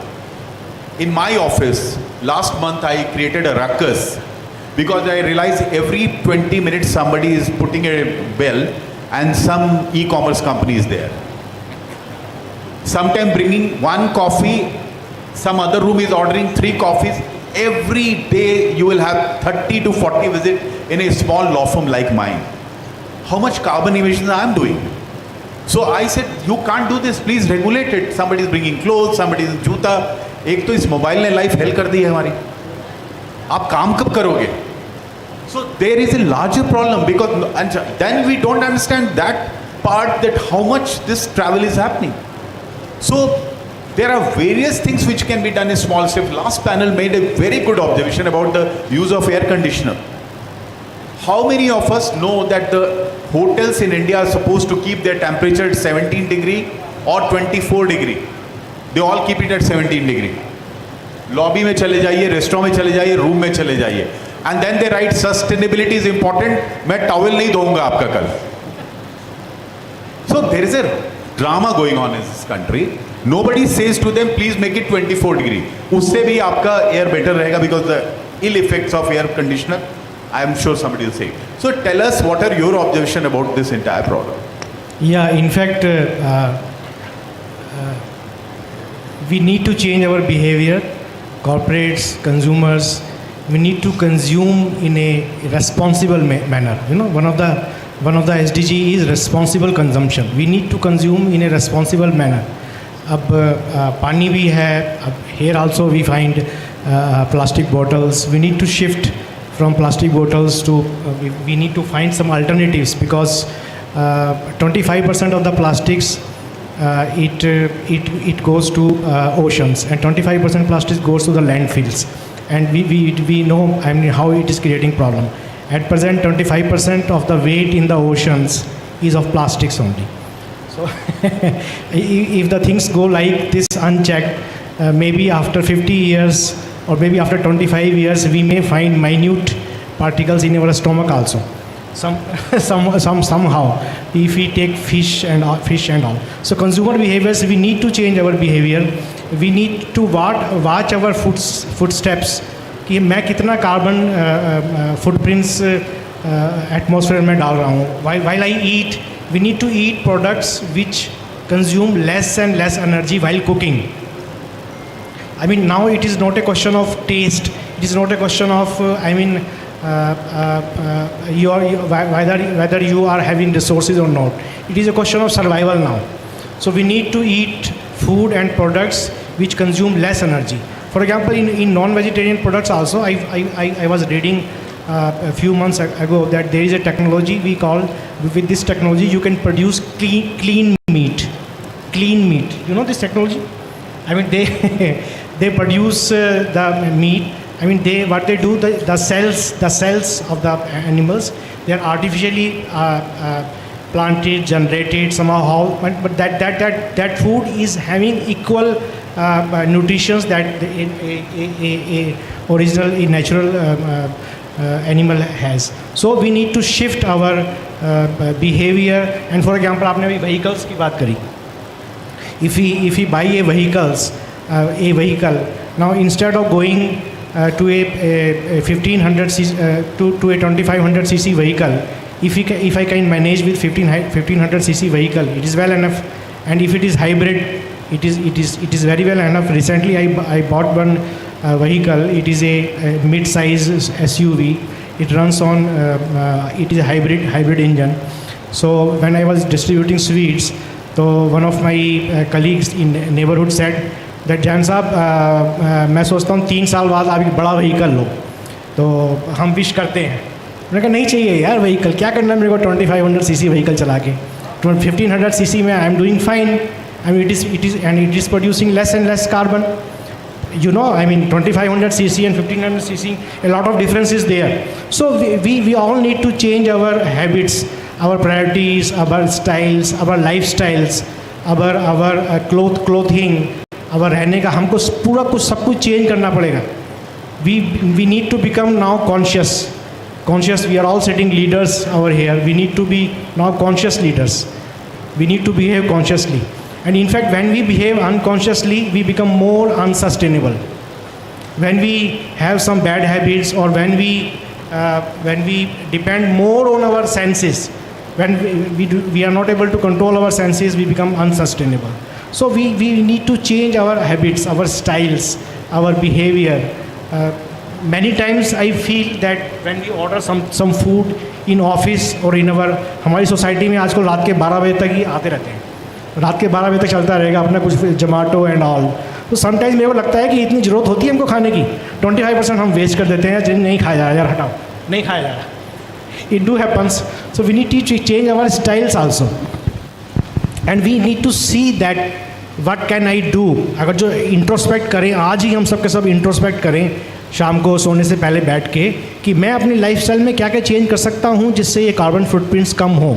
And definitely you will find that amazing results. For example, we started our ESG committee in 15 months ago in January 2023, and when I started heading this committee, and since then, because when you are heading this committee, you need to read, you need to see all those papers, research, and I realized, yeah, what mistakes I have been doing. So we when we are doing this conference discussing, it really impact us. But I do recommend that do introspection कि मैं क्या कर सकता हूँ environment के लिए. Thank you. I'll just, I think you want to make some observations. Yeah, Deepak ji, I actually resonate with him. See, because I grew up in the United States, and I would come every summer to spend time with my grandparents in a small town in Andhra Pradesh. And in those days, 1980s, 1990s, things were very simple, but they lived a very principled life in those days. Simple living, higher thinking, right? I think nowadays we've just made it ulta, unfortunately. I think it's time we go back to those basic principles. I think the last panel mentioned, and I'm very touched by that, neem ka ped and open different windows and you will not need the air conditioner. I don't know about others, but I think one important part I want to convey is that I'm speaking in all the time now into conferences, and one reason is that I was hearing John Kerry.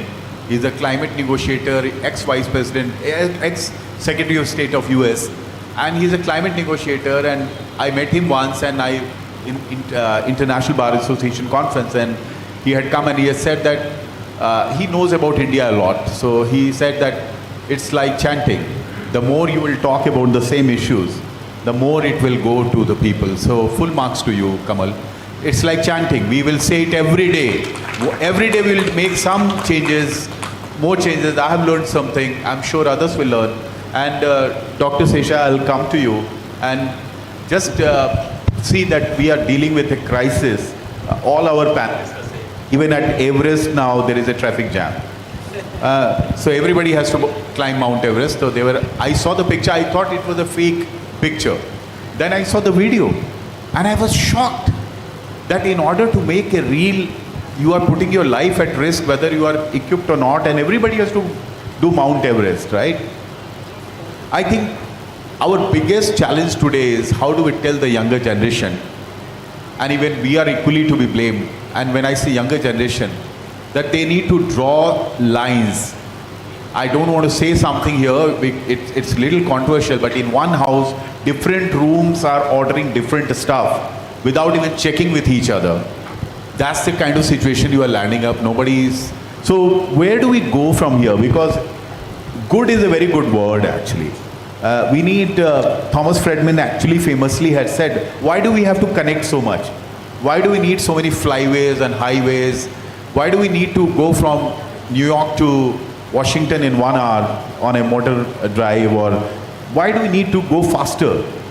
So he quoted from one of the Indian thing, why this whole rush, whatever didn't happen for 5,000 years, why everything has to happen immediately, and what about the future generations?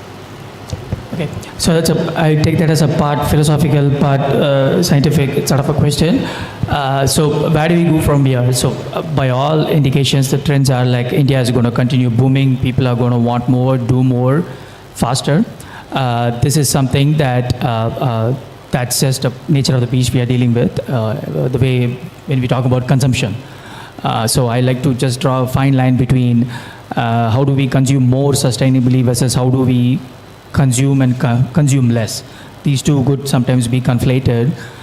Strictly speaking, on the issue of mobility and let's say the built environment, one thing we are often ignoring is the core benefits of let's say of transitioning to cleaner fuels or cleaner technologies. We sometimes don't have a good understanding of what are the core benefits of improving the quality of our air, be it local pollution, be it emissions and so on. And the one recommendation that we are actively pushing on is to look into more what's often called as active modes or non-motorized modes. For like majority of the trips taken by us are like really short distance. We are not like California or like Texas where we have to drive 60, 70 miles a day. So these small changes incrementally would add up when we're talking from the disaggregate level. At a high level, I would say a combination of we need to have certain guardrails, accountability, a carrot and stick, proportionate, and too much, I would say, cannot be left up to the central or the federal bureaucracy. We also need a coordinated local, the contextual, like for example, this Yamuna case you talked about. So we need more such initiatives and amplify not just the issue, but the benefits of it as well. So between now and 2040, 2050, Delhi has probably taken the lead in the issue of, let's say, from where I come from, mobility. We're talking like the entire fleet of Swiggy and Zomato, which seems to like bother you a little too much during the like. I didn't take any names. Okay. Let me take it back. Let me say goods and delivery services providers. So they are being mandated by the government to electrify and onboard. That was mandate. The deadline is already over. That's let's say it's happening. It's happening. We are actively working with the GNCTD to build the portal and monitor and all those things. So that is like a good case of like at some point we need command and control, like where we need like this will not fly. This contains like compliance, enforcement. You would be shocked to know the percentage of vehicles that are beyond the like 15 years of lifetime. We are talking older, which pollute more. So we also need to, we shouldn't be afraid of enforcing the law. Yes. That seems to be like a little bit, we have speed congestion. We have observed a lot of real world evidence on that. Yeah. Great. You want to say something? Yeah. One minute. Yeah. You allow me. Yes. I think it's important to understand we normally take 1 kg of food averagely per day, 2 liters of liquid. But you can live without food and liquid for a while. And how much air you breathe? 12 to 15 kgs. Can you live without air for more than 2 minutes? You'll make a world record, but not many of them. So I think this has to be on the top of mind agenda in every place. Whether it is workplace, your factories, your offices and outdoor, we have to be ourselves very conscious of what we can do to add value to reduce their pollution. Because this is a killing poison which we have to address it. And if any one of you want to understand more about how to clean the workplace, how to make more people feel more effective in the workplaces, there is a website known as Chief Ergonomic Officer. Go on the website, learn yourself more about it so that you can help yourself and help others as well. Very well. Thank you. We are absolutely out of time, and I thank all my panelists for such an amazing session. I just want to say at the end that it's all about hope, and when we start with a good word, it's very important. Maybe next time when we all meet for this summit, we'll use the shared mobility. We'll bring our own water bottle. I will bring, at least today, I got that message from one of the panelists. And we'll do more of those signature things which will be noticeable, which can be noticed. So water bottles surely I'll bring. I think I can start doing it from next time. It never bothered me that much, but today I realized we will have to do more actions which is easy to observe and easy to absorb. So I'm thankful to this panel and grateful to all of you for this opportunity. Thank you. Thank you. I would request Kamal to please come up on stage and present our speakers with mementos. We are grateful to them for coming here and sharing the wealth of their knowledge with the audience.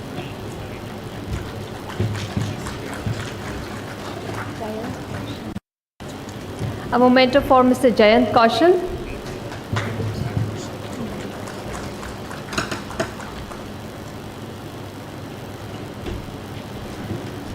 A memento for Dr. Sheshta Raghavan.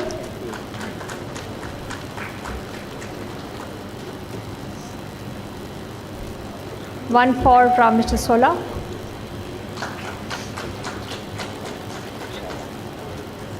And a certificate for Mr. Deepak Jain.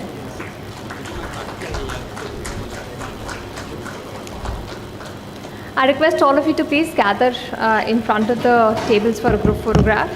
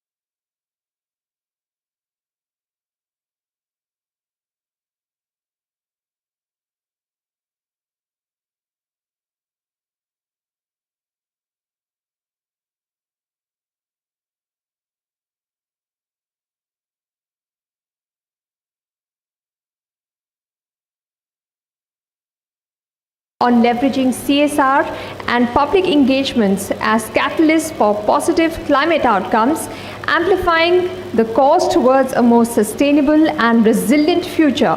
We're charting the path forward through integrated collaborations. Please welcome our speakers for this session and please welcome them with a round of applause. Please welcome Mrs. C.S. Deepak Jain, Chairman, ESG.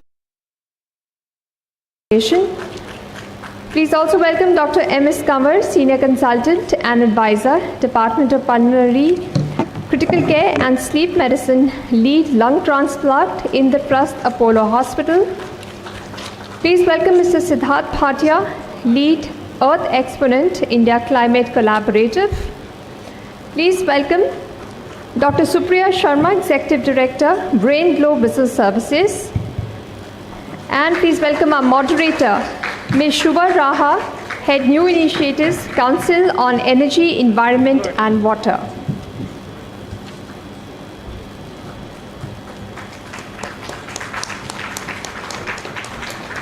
I'll hand it over to Ms. Raha to steer this discussion.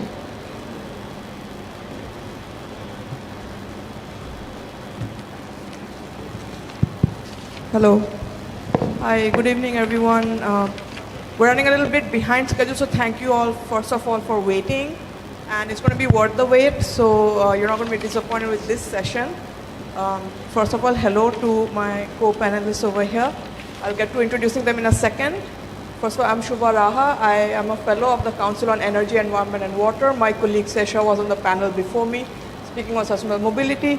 CEW is an organization that through data analytics and strategic outreach explains and changes the use, reuse, and misuse of resources, because as we'll see, eventually everything comes down to resources, including human beings, biodiversity, all resources.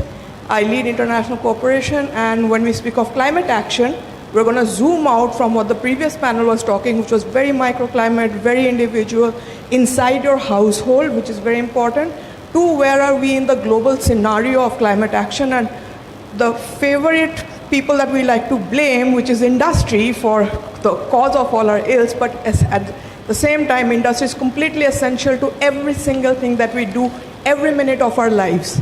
So how do we really sort of strike a balance between these things? I'm going to have my colleagues introduce themselves in 3 sentences. I'll start with you, Siddharth, your name, designation, organization, and 2 sentences why you're here today. Thanks, Shubha. Thanks, IHW Council, for having me for this session. I'm audible. Hello. Yeah. My name is Siddharth Bhatia, and I work for an organization called India Climate Collaborative, which is first of its kind climate first organization, working as an intermediary between different stakeholders. Within that organization, I lead a vertical called Earth Exponential, wherein we are working very closely with philanthropists to move capital for climate action, as well as for surfacing climate solutions, right? Climate solutions. Very happy to be here, part of the panel, and happy to, have more insights on this. Thanks. Thank you, Siddharth. Dr. Kanwar.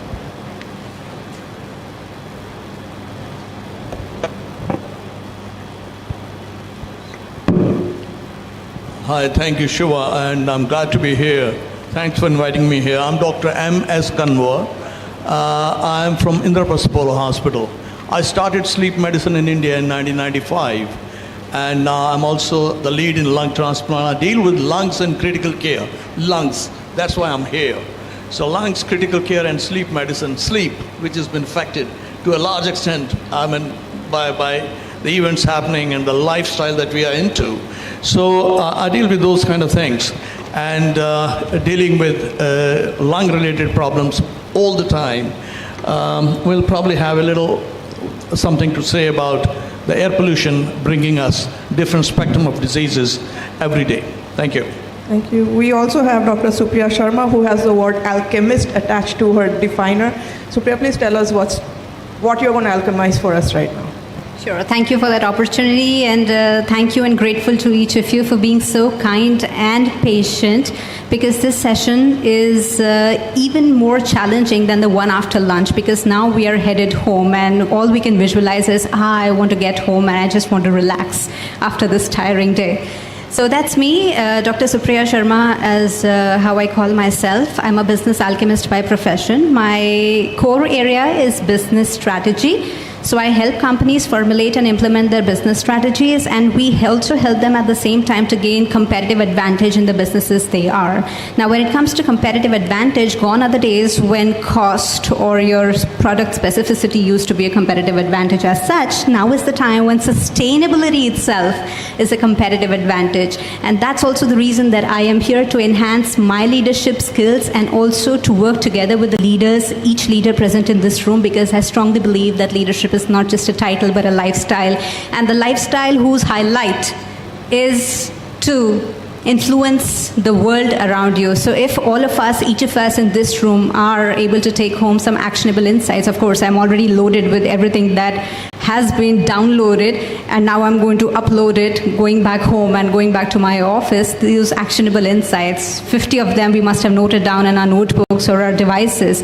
Even if 5 of them can be really implemented, I'm sure it makes a great change in terms of the leadership that we can show to the world, not just show, but actually live that leadership. Thank you. Thank you, Supriya. Welcome back to the stage, Shijen.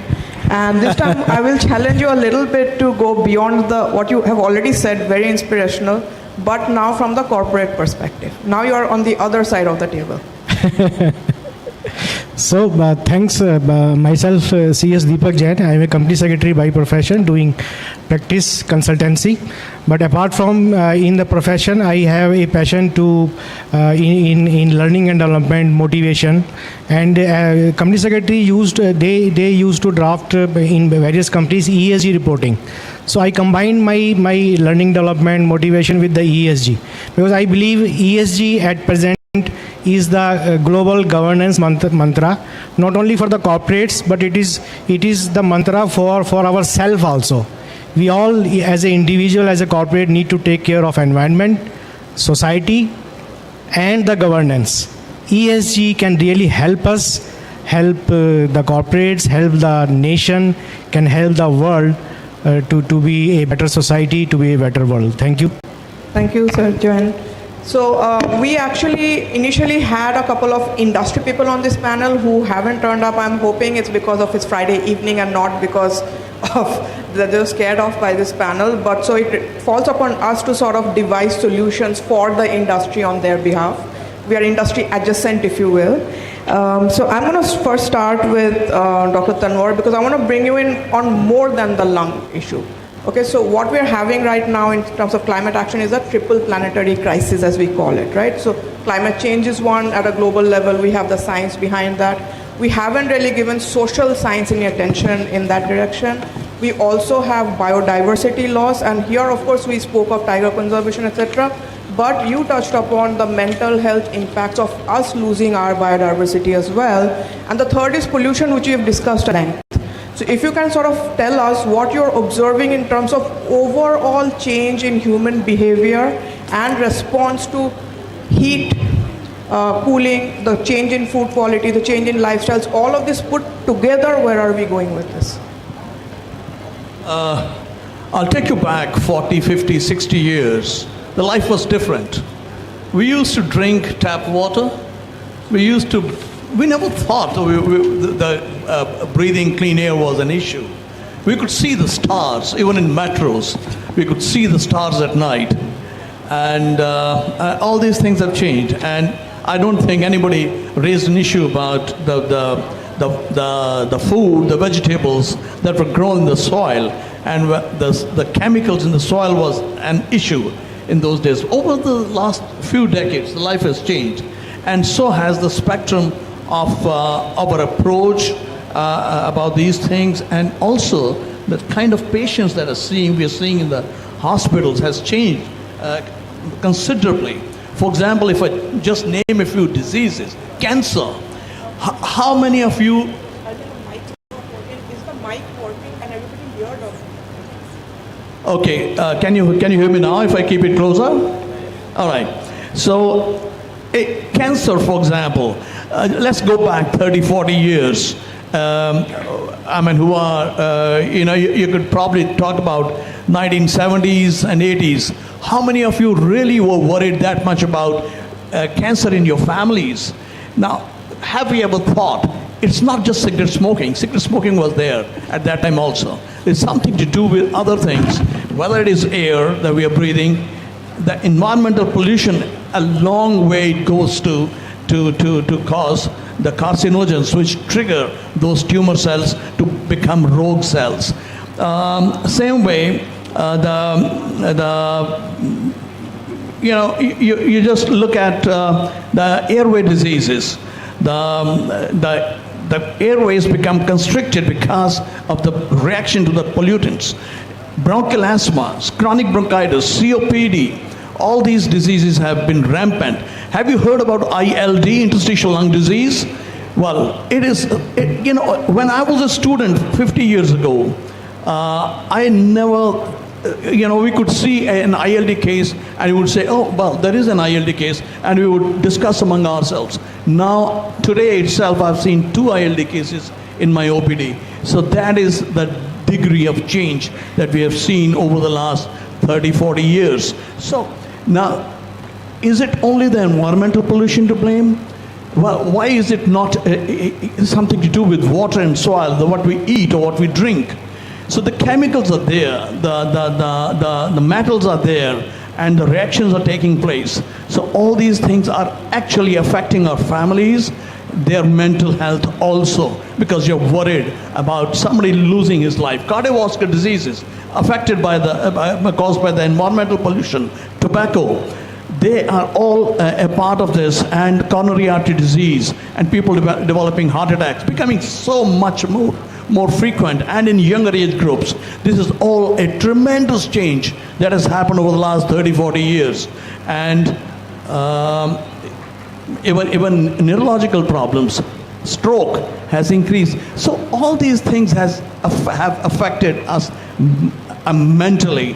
Obesity, diabetes, hypertension, high cholesterols, all these becoming rampant, and also a part of our lifestyle changes. So lots of things have changed, but we have a lot to do with the environment and what we eat, what we drink, and we have to handle our patients very differently than we used to do 30, 40 years ago. But whatever be the development in our medical sciences, diagnostics, to pick these diseases much faster, we still have a lot more difficulty in managing these situations than we had about 30, 40 years ago. And I think that kind of sets the context as to the level of the integration of all these things into our beings, right? And that is not one solution or one fix or one company or one something. It has to be at a completely from the microclimate to the absolute global level, because we'll also see certain other things happening because of what Dr. Tanwar is saying, starting with migration. People will move from where they stay to where they think they should stay, and we will actually run out of constructive places to stay in, because heat, because we have droughts, we have floods, we are seeing in our data certain interesting things. First of all, 80% of Indian districts are prone to extreme climate vulnerability. 80%. So that doesn't leave us anywhere to go. It's not like we're going to go to some place that's safer than where we are in Delhi. The most polluted city in India, incidentally, is not Delhi, it's Begusarai. Now, how many of you know where Begusarai is? So you can understand that even if you go to the hinterland, you are not free of pollution. It's going to trace you over there. And so what we need to see is, one, what is the immediate risk to us?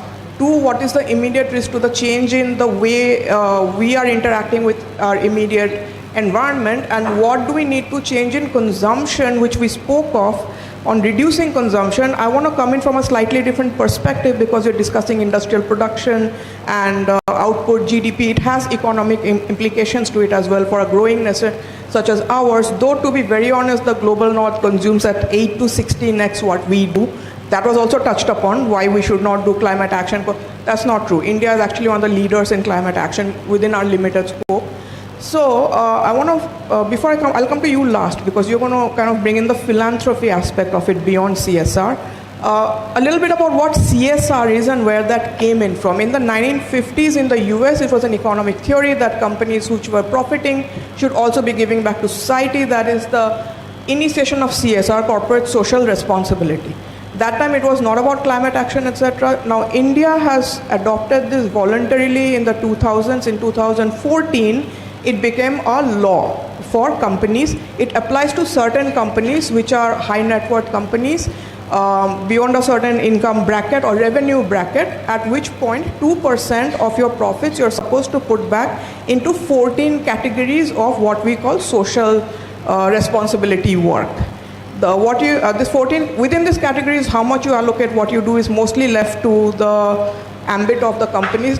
Total companies that do come under this overall ambit is only about 1,500. India has about 64 million MSMEs that do not come under this ambit at all. Of the 1,500, 1,600 companies that do qualify, only 700 to 800 actually do CSR that is transparent and trackable. So the point that we have been studying at CEW, and this is not a small amount, India in 2022, which is the last financial year data that we have, spent around $3.5 billion in CSR. And another around $11 to $12 billion that have been reported as philanthropy. So that's about $15 to $16 billion have been spent in doing some amount of something. So I want to come in, and Supriya and Mr. Jain, if you want to take this for the companies, this mandate, which is spread across everything from slum development to promoting polo as a sport and everything in between, do you think it's impactful? What should we do to scale it up? If we sort of leave it to the companies to do it, they're prioritizing certain things, which is very localized, very, very narrow. The amount that is allocated, even within the 3.5 billion divided by 750 companies, is not a large amount. So do you think the time has come for companies to sort of, like we have the Green Climate Fund and so on and so forth, a common pool, where the quantum that is available to each of these areas increases so we can do more cohesive action at scale? So you can take it, and then Mr. Jain can come in because you are doing ESG consulting. Sure. So as long as CSR is a brilliant initiative that, as per Shubha, was implemented in India legally from 2014, and since then at least 2%, if not more, you're supposed to be giving back to the society. Now here's the analogy. We all have our families, and how happy would we be if our parents would just bring home money, that's it, but not give you the time, would not pass on the values to you, or would not engage in activities with you. It's the same case if companies are indulging in any CSR activity which has to do with some kind of donation. Now moving on, we are also, as corporates, creating some activities or some experiences for employees in order to engage with, let's say, a shelter home. And that's how I got acquainted with what a shelter home is. And that's how I also got acquainted with the word Rain Basera, which also implies for a shelter home. So again, thanks to the corporates that they are taking up these initiatives. However, it's just the tip of the iceberg. Take the case of Patagonia. retailer, US-based retailer who is into adventure and outdoor apparel, so to say. Now, when it comes to Patagonia, long back in the 1980s, even before I was born, they have been into this donation thing. So they started this grassroots activism, supporting this grassroots activism through donations, just like any other organization. Forward, they moved on to creating some educational videos for the people to know what environmental hazards can businesses actually bring in and what can we do to mitigate those. Forward, they moved on to employing 100% organic cotton in their productions. Forward, they also incorporated activities which were to do with the green supply chain, so to say. Still forward, way back in 1986 itself, they committed 10% of their profits, like we were talking of CSR, to social activity, or 1% of sales, whichever was higher. And if that was not enough, they started engaging the local communities. Before the local communities, the employees as such, because like we said, we are a family, not just in our workplace, not just at our homes, but among the community that we live in, at least on a smaller scale, if we can see that that's at least visible to the eyes. So having a donation is not the sole criteria. It goes much beyond that. Take the case of Taj Experiences. Tata Group has been well known for their CSR initiatives, no doubt about it. That wasn't enough. Then came the Taj Experiences. She Remains the Taj, if you've heard of that. A part of inclusivity, specially crafted for women to embrace their warmth and pride. Secondly, take the case of, again, with the Taj safaris. Last week I was in Kanha National Park, and the way they have ensured that the local communities, the Gonds and the Begas, those tribes are incorporated as, whether you call them employees or partners or support staff, or whatever you call them. They are at least engaged with the corporates in order to ensure that the local culture is preserved. So one is about creating jobs, okay, great. But then it's also about preserving the culture and the heritage that we have been carrying forward, and we still have to pass it on to the future generations. I would like to put a full stop to it, at least for now, saying that's not about donations. I gave the analogy of our families. We are not just happy if somebody comes and gives us money. We want the time, we want the engagement, we want that importance. And same goes for the communities that we are living in. So donation is great, absolutely. We understand your time is more important than money, but in case we are able to give our time to engage the people around us in order to create a more holistic idea around what sustainable world means, as Mr. Deepak Jain highlighted the concept of ESG, which is environmental, social and governance principles, which just not come only as CSR, because CSR again is a very small fraction of it. It requires a more umbrella perspective to what we are doing and how we are doing in terms of being leaders.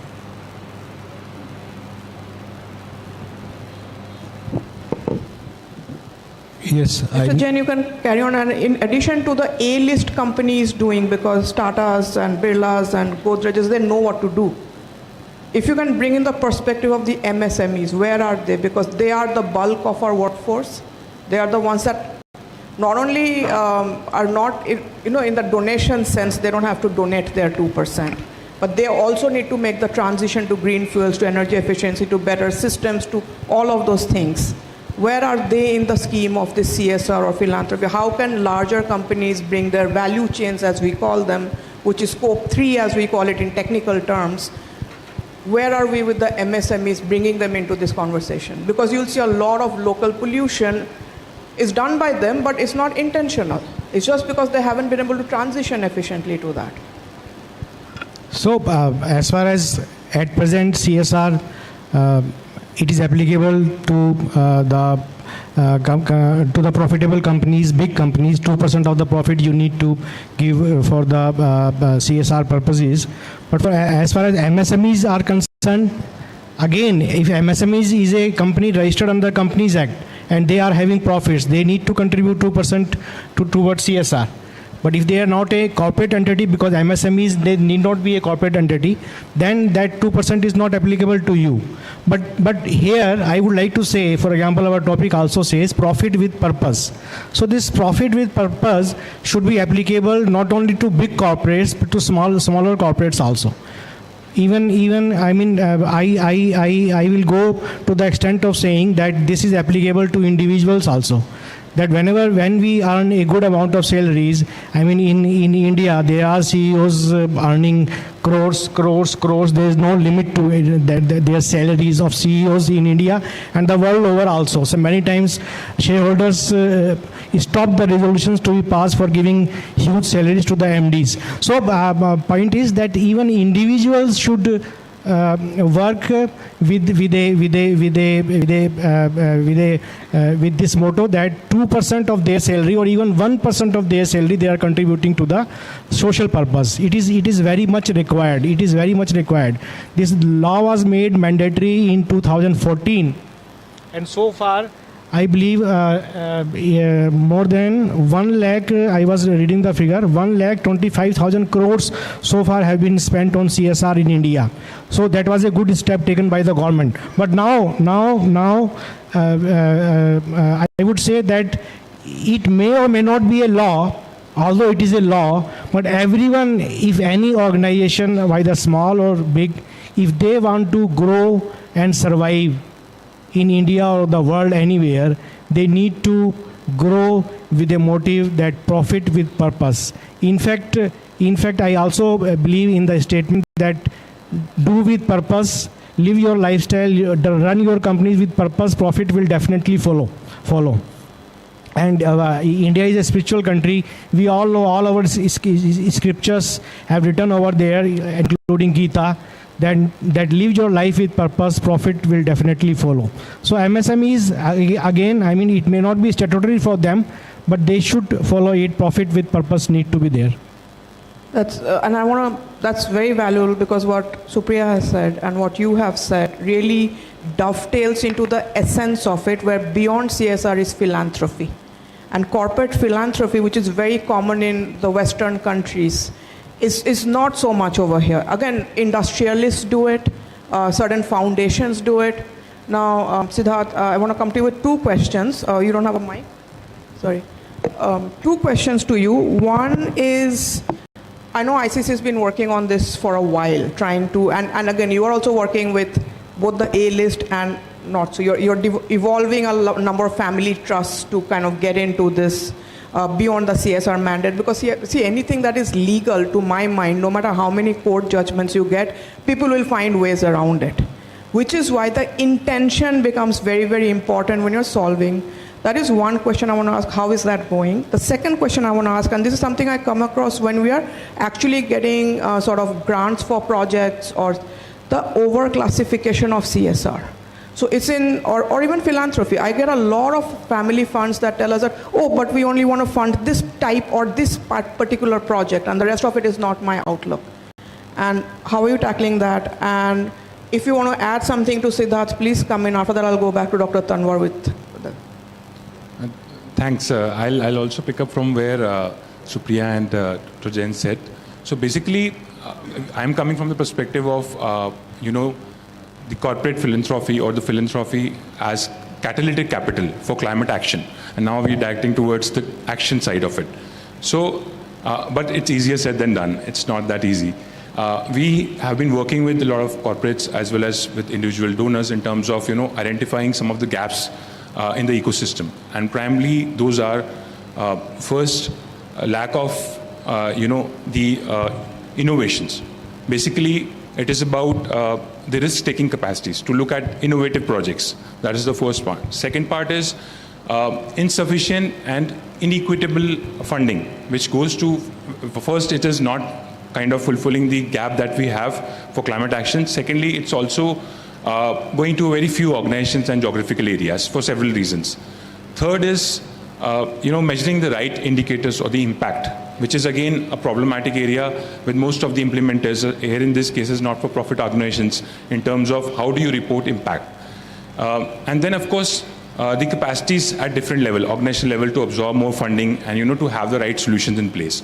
So with these kind of gaps, we are working to identify and understand that how these investments will happen, and that's why at ICC through Earth Exponential we are targeting the corporate philanthropists, and we started our journey with 15 projects on the platform, to surface these catalytic projects so that we can showcase that these are the right integrated projects in terms of climate action. And with individual donors, individual philanthropists, we are working on a program called India Climate Leaders, where it is not just about donation, which you were mentioning, it's also about, the leadership role that they are playing from Global South.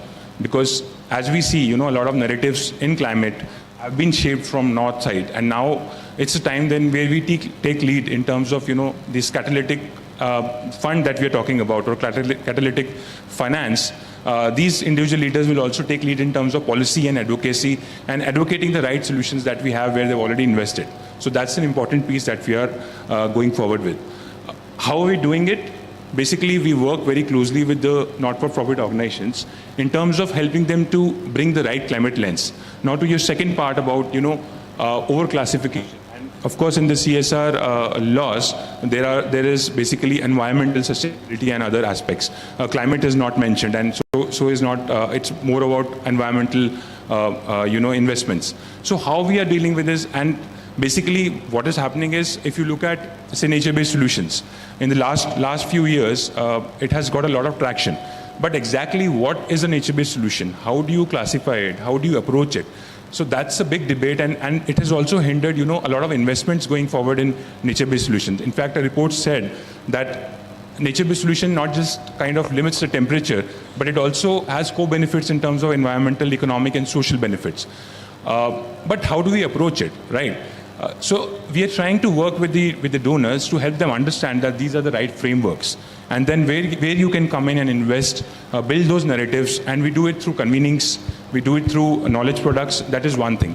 But a major piece of our work is, of course, working at the project level with the not-for-profit organizations to help them strengthen their MEL component, monitoring, evaluation, learning framework, wherein they can come up with the right impact indicators so that we can visualize the impact of climate at different levels, like for mitigation as well as for adaptation. So in short, this is what we are trying to do, but happy to come back to it after we have more insights on this. Just summarize what you've said, and because we face this problem, is that the more we do ESG, the more mandating, the more compliance, it is becoming an activity rather and losing the purpose which it was intended for. So if you really get into the jargon of even corporate philanthropy, you talk adaptation, mitigation, you go into like deep, and then it's like you can literally fund only this exact item in this exact geography with this exact amount of money. So the overall purpose of addressing a bigger issue of quality of life changes, health issues, your environmental, the biodiversity. So somebody will say we'll only preserve tigers in Kanha up to 20 lakhs a month. It is that specific. So that's not biodiversity preservation. So I feel that the more this area is, and especially now with eco-litigation coming in, companies are becoming more and more tense about it. So I think we're moving away from where it was more an organic process of participation in our socio-economic, the milieu in which they operate, to checking certain boxes. Yeah, no, that's true. But in some of our conversations, we are also realizing that the CSR funds, from being more of compliance and regulatory based, are they're shifting towards more of strategic kind of investment. They want to do it. There is intent, but the problem is right now the leadership has to be in the right hands to direct it to the right climate action and the projects that I was talking about. And that's when we are trying to understand their priorities, and we are doing something called priority mapping, wherein we're trying to see through the landscape of India where these projects are. And I think working with the right partners to codify those solutions which have already happened, and that's why demonstrating the pilots is more important. and surfacing those pilots so that there is, a confidence that this pilot has already been done, these investments have been done, so that the project can be taken up. We don't need to reinvent the wheel. There are good projects that are already there. So, but it is about taking it to the right donors, and when there is intent, and I would say here that individual philanthropy is a little bit more flexible in terms of their approach, so they can fund those research projects, they can fund those pilots, and act as catalytic capital, because at the end, large chunk of the funds has to come from the government side and from the other agencies. But this can definitely act as a catalytic, a fund and pave way towards, good intended climate action. Anything to add, Supriya? Before I come to Dr. Tanwar with a different track, anything to add, Supriya, Mr. Jain, to this? Oh, I'm fine actually, but just something clicked my mind as when Dr. Kanwar mentioned of drinking tap water 60, 70 years back. So in today's date, if we get to see potable water, I mean, you get to drink water from the tap, it's something Instagrammable. And that was my experience again at Club Mahindra. So having lived a lot of time in Europe, we drink tap water directly there. So you take water from the tap and you drink it. But here in India, getting to drink tap water directly is something very big to be posted on social media. So I was just wanting to share that incident, that hey, we are in that era today where something which is basic has also become extraordinary, thanks to where we are in terms of sustainability. Very much so, very much so.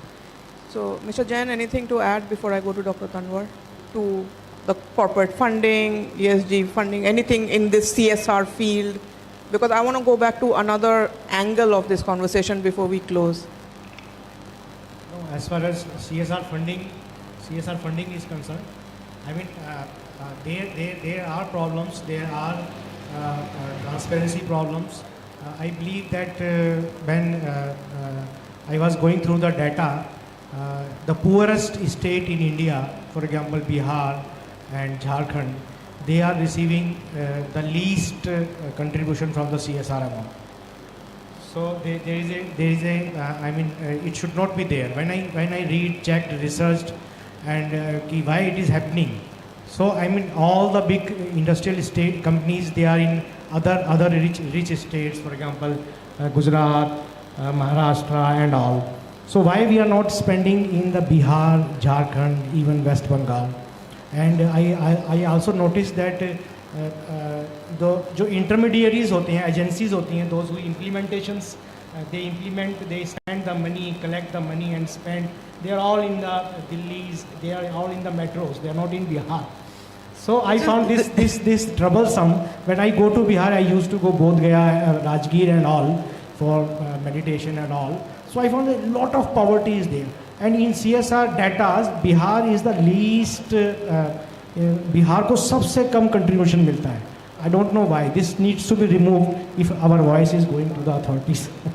You have actually hit up on a global north, global south problem, जहाँ पे global level पे climate investment happens in the global north, where it's easy and measurable, than where you need it in the global south. So ये देश के अंदर आपका global north south हो गया. Yes, yes. And global south, अगर आप लोग देखें इधर पढ़े नेट पे, गूगल पे, तो इतनी पॉवर्टी है, मतलब मिजरेबल. ऐसा लगता है कि वो आदमी वहाँ रह कैसे सकते हैं. I mean, or India is a world over, we are spending so much money on war. I mean, in this Russia-Ukraine war, we must have spent at least $1,000 billion. $1,000 billion हमने इस पे war पे spend किया है. US, Europe, they are all contributing.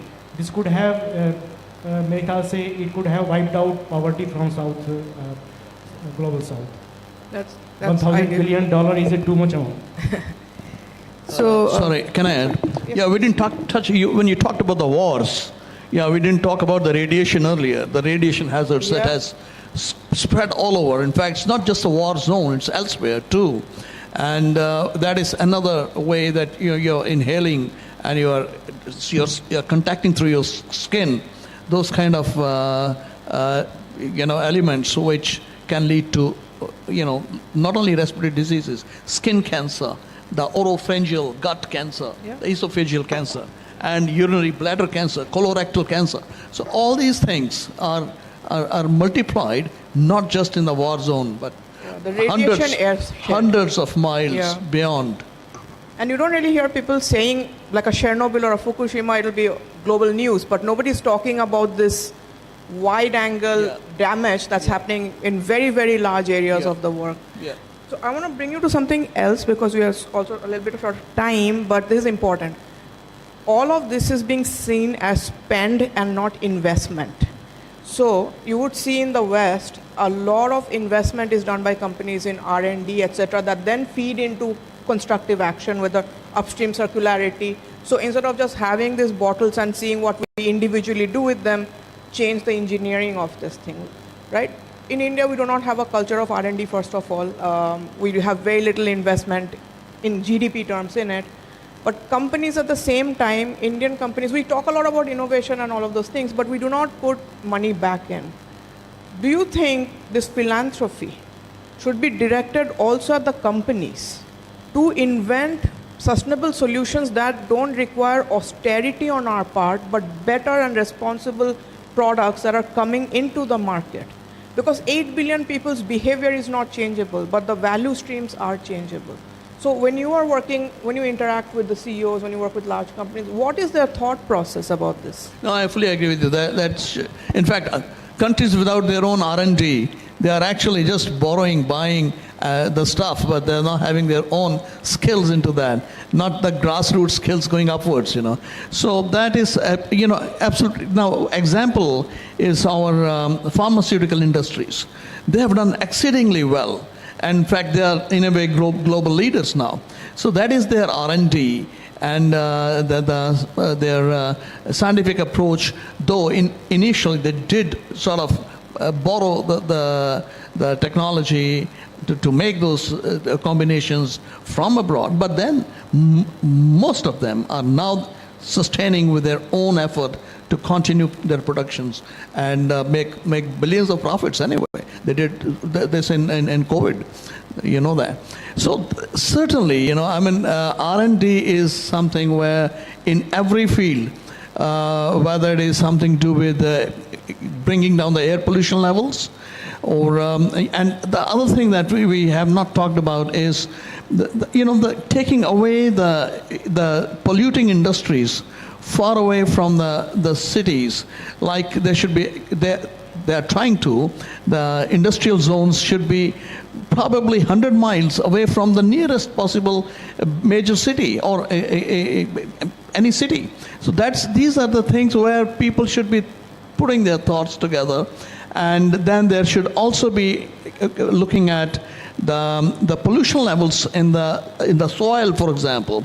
The soil sampling from time to time, from place to place, that should be regularly done to see what kind of chemicals our vegetables are grown in, and what are we getting. Even the water, you clean your vegetables with water and you think now it's clean. Man, you don't trust that water, do you?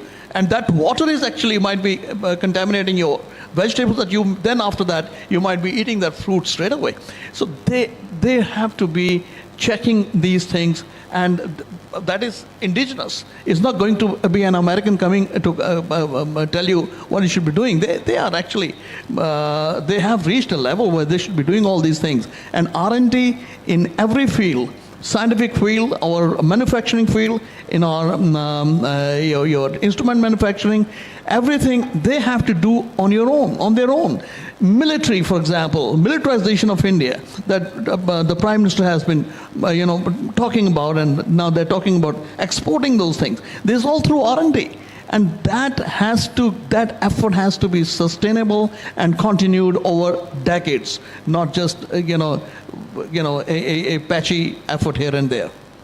The thing that you said about washing your vegetables in clean water, there was a product that came out, I think Kent had taken it out, that you have an RO to wash your vegetables in. Yeah.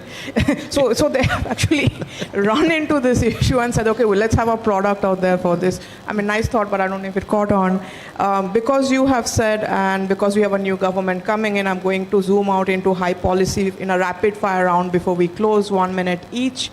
So whoever puts their hand up can go first if they're ready with a solution for the new government. So one of the things that happens is, and I'll tell you what the genuine problem is, even when everybody on this panel, for example, we're different people, but we're agreeing on certain things, but we are agreeing in our silos of work.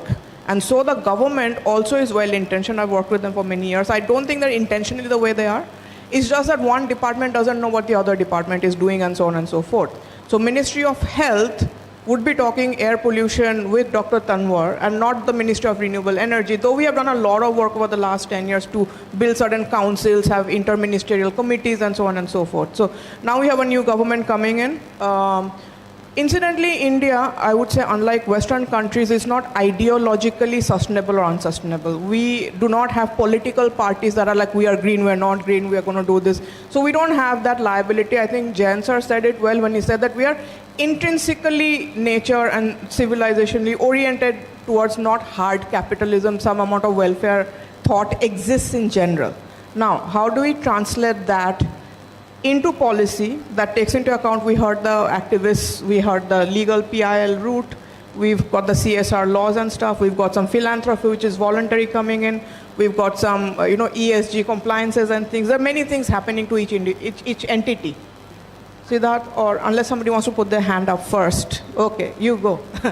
What can we do? One suggestion, 1 minute. So in one line, it has to do with the culture of the organization or the institute. So if I talk about the culture here, I'm referring to my country, as Ms. Shuva mentioned about the new government coming in. So sustainability has to be embedded in the DNA, just like any corporate entity.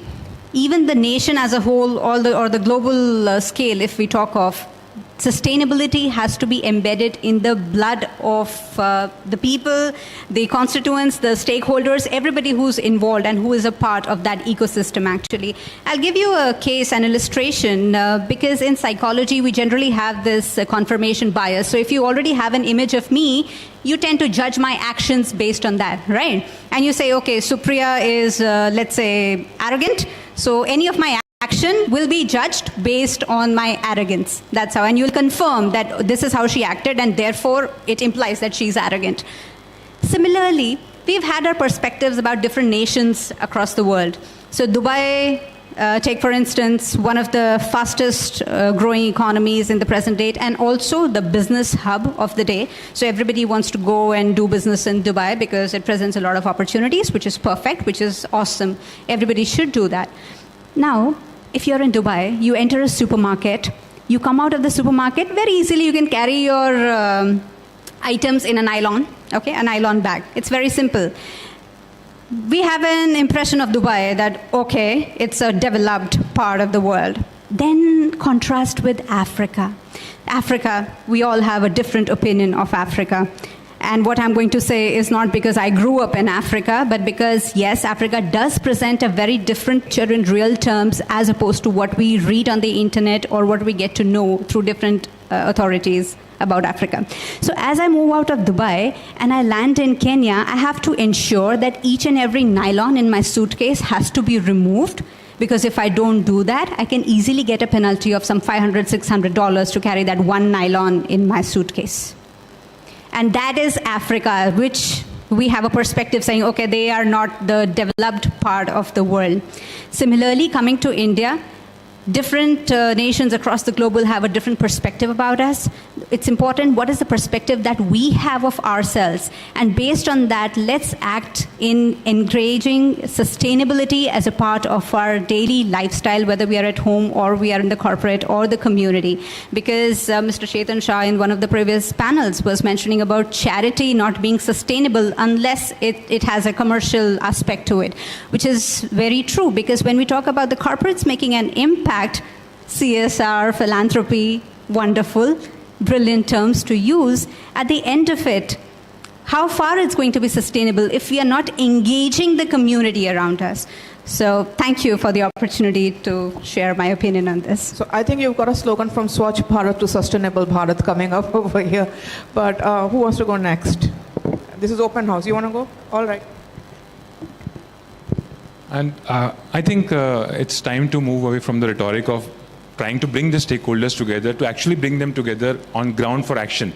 And I just pick up for what Mr. Jain was saying about, this underfunded areas. And that's in where we need to have those solutions, mix of solutions from different geographies and those areas. That's what we are trying to do through this platform. And surface those pilots, and that is where I think the action has to come, because we don't have time now. A lot of discussion and talks has happened on climate for the last 10-15 years. It's time now to start investing on those solutions, use it as catalytic capital to demonstrate that change is possible on the ground, wherein different stakeholders can come in. So I would just like to end with that that a lot of rhetorics, but it's time to take action. We don't have time. Thanks. Yeah. Mr. Jain, and then we'll close with Dr. Tanwar. And they're letting me know if we can ask the audience for any questions. If you want to ask, please keep it ready. I'm not sure if we have time. Should I say something? Yes. So, leaving apart the law, the compliances, ESG, 2% and all, many times it happens that still we are not sustainable in our behavior. So, what is the point that we should learn to have a sustainable behavior? There is one phrase I call it self and sustainable development. We are doing a roundtable conference in another platform tomorrow. Self and sustainable development. The point is that when you develop yourself, you develop yourself, your higher self through yoga, meditation and all, you automatically shift to sustainable development. This is for sure. This is my research and analysis. If you develop your humanity, your human being, definitely आपके mind में ये रहेगा कि मेरे को atmosphere का, environment का और public का भी ध्यान रखना है. And otherwise, if you are not taking, if you think that my life is not doing fine, living a miserable life or whatever, आप disturb हैं life से, just concentrate on sustainable development. Take care of the environment, take care of the society, take care of the nature, take care of the animals. After some time you will see yourself will also get developed. Both are interlinked. So please, my dear friends, self and sustainable development can build your life. A very good example I give you from the world. There is one girl, teenager, she is famous in the world for her climate speeches, climate activism. You know that girl? Greta Thunberg. So she is now maybe 20 years, but when she was in her childhood, she was suffering from autism. She was having cognitive problem and all. So when she was 8 years and old, I don't know how she started devoting time to the climate, environment and all. And slowly, she is now so much perfect that she is addressing the United Nations on climate and all. So उनकी वो problem तो दूर हो गई by shifting towards taking environment, speaking on environment, taking concern about the environment, she has been able to develop her personality. So this is true, my dear friends. If you want to develop yourself, move towards sustainable development, either go this way or that way. That will help you, that will help the nation, that will help the world. Thank you. Dr. Tanwar.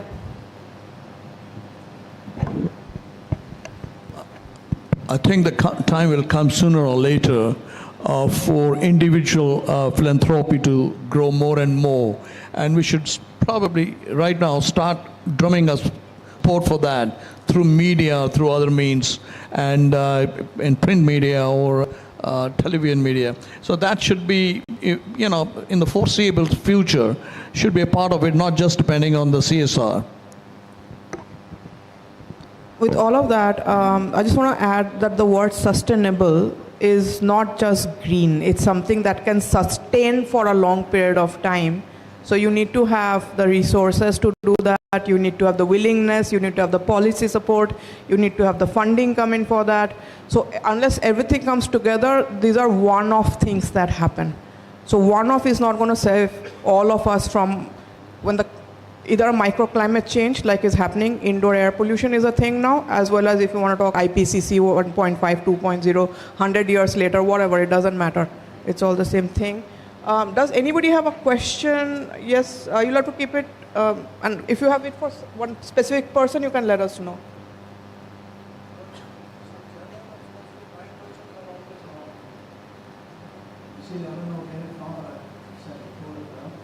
From 1992.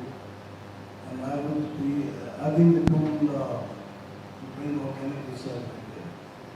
See, my question is, there was a food law amendment came in 2011, and it's in FSSCI, you can check it.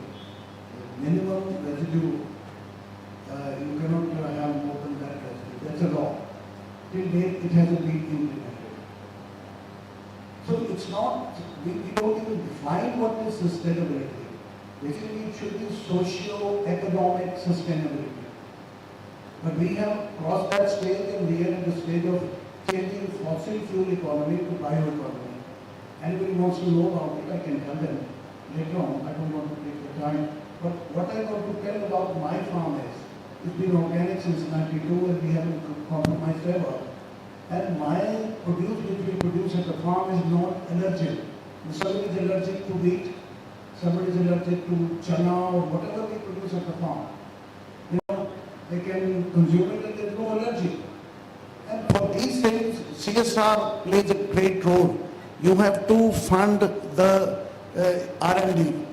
And there is no funding for sustainable R&D till date, not even in agricultural universities or otherwise. People talk on the nice and go away, that's it. That's all. So please, if you can implement it, if it can be practical, that will be very nice for the society. Thank you very much. Thank you. I think that is where the work that, let's say, Siddharth is doing becomes, because see, like you were saying, we still have pilots. It's an emerging fields. So taxonomy, like you said, what is sustainable, right? At the UN level, it has not been decided, let alone at our level. So if you go to any funder, they will start arguing, this is climate finance, this is not climate, this is green, this is not green. So it's very, very important, because for the next 30 years, unless we define, like you said, unless we do R&D, unless we educate the people who have the money that this is how it flows, to the recipient, which is what Mr. Jain was saying, that it's not going to the person who needs it. So it's not that we are not having this conversation. So at every level where I'm talking policies, talking to funders, Dr. Tanwar is talking to industry, he's looking at the actual victims of everything that's going on. We have an alchemist who's doing what I would call transformative business change is what we need right now. Business as usual is not going to work. Mr. Jain is saying that you have to do your own fix as well as societal fix. I started by saying that everything, that a lot of conversation of this is rooted in pure science and not social science and human behavior, which is why saying 8.8 billion people should do A, B, C, D does not work. Those are what we call prescriptive solutions. And even including segregation of garbage, it does not work. Though MCD and all have all deployed all of those things. Human behavior, what we eat, what we drink, what makes us feel good, what is sustainable, what is aspirational to us. We cannot even tell ourselves that do not derive any joy from the life that we have, that सब कुछ इतना sustainable कर दो कि मतलब मज़ा ही नहीं आया कोई भी चीज़ में. That is not the future we want for ourselves. And human beings are creative, they're innovative. We want to do things that push the boundaries of both resources and physical and social sciences. We must give ourselves the space to do it. But when we're doing it, we need to take along the government, from the global government to your urban local bodies, to your rural panchayats, to district collectors. Nobody is an enemy in this scheme of things. I think a lot of conversation posts one entity against the other, especially when we're going to court and stuff, that this is a bad person and I'm the good person, this is a profit-oriented, I'm a non-profit. So these are ethical judgments that are put onto entities, but unless all the entities work together, especially industry, because you have to understand, industry is putting money in the game. Everybody else is talking and suggesting. The only other entity that puts money is government. So if you do not take these two entities along, you will not be able to get outcomes out of anything long term. So with that, I'm going to close. I'm going to thank Siddharth, Supriya, Mr. Jain, Dr. Tanwar. Oh, you have closing remarks? Please go on. Yes, not remarks. Actually, myself, we are part of one ESG committee, DMA ESG committee. So once we are going through in the meeting, the website of the government, lifestyle for environment, and there are pledges are given that you can take a pledge on the website itself. They will give you a certificate that you give a pledge that you will abide by the climate awareness, climate sustainability and all. So if we do not mind anyone now, we would like to have a pledge here. It will take only 1 minute only. Sure. Can we do? Yes, I'm actually one of the drafting committee people of the life, so I'm very excited you brought this up because that was too technical. So please, we're happy to have a pledge. So आप लोग खड़े हो जाएंगे, please. Just take a pledge. Take your right hand forward. Please do it seriously. Please do it seriously and religiously. It may change you. It may change the society. It may change the nation. Nation also. So we, the participants of this conference,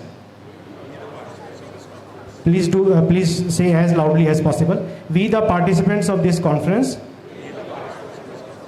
hereby commit ourselves to integrate climate awareness into our leadership and organizational strategies.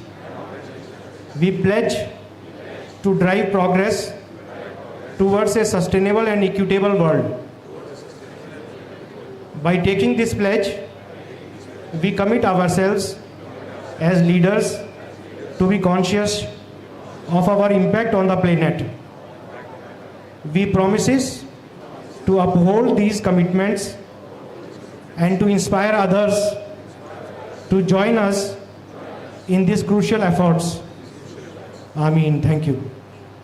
Thanks a lot, my dear friends. Bahut bahut dhanyawad. Yeah, and I just want to add that Lifestyles for Environment, LIFE as we call it, which has now become Lifestyles for Sustainable Development, has been adopted by the G20 at last year's India's presidency. This year we have managed to get it into the Brazilian presidency's declaration as well. This is an Indian concept of respect for environment without compromising on our core values or even lifestyles for that matter that we're taking to the world. So there is a very, very important leadership position that every single Indian has in communicating these sort of values to every single other citizen of the world. So thank you for reminding us that we actually are moving on that. And thank you all for joining us. It's very late, but everybody stayed back. I'm so impressed. Thank you so much. Very grateful. We do appreciate the audience that it is too late, but we are here. We are here and you are here. Yeah, thank you. Thank you. Actually, audience is the soul of any program. Soul of any program. I mean, Thank you. Thank you all for coming here for your discussion and the pledge. I will now request Kamal Narayan to please come on stage and present our speakers with certificates. We are grateful to them for coming here. A certificate for Ms. Shruva Raha, Head New Initiatives Council on Energy, Environment and Water. A certificate for Mr. Siddharth Bhatia of the India Climate Collaborative. A certificate for Dr. M.S. Kanwar of Indraprasth Apollo Hospitals. A certificate for Dr. Supriya Sharma. I think I have to give it again. I already gave it.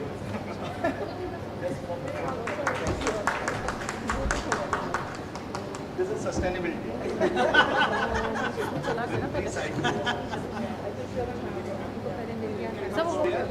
He got it last time. What's name? That is why. Make sure the name is the same. I request all of you to please gather for a group photograph.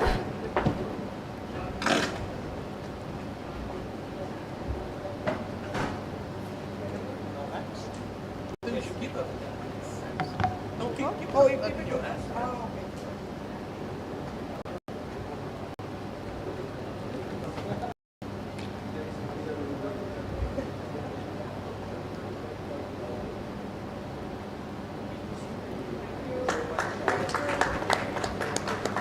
Big thank you to all our speakers for coming here and sharing their thoughts with everyone.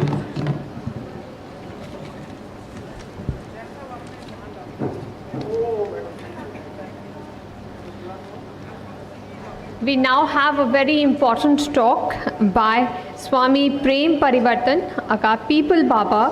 He has planted over 20 million trees into 202 districts across 18 states in India.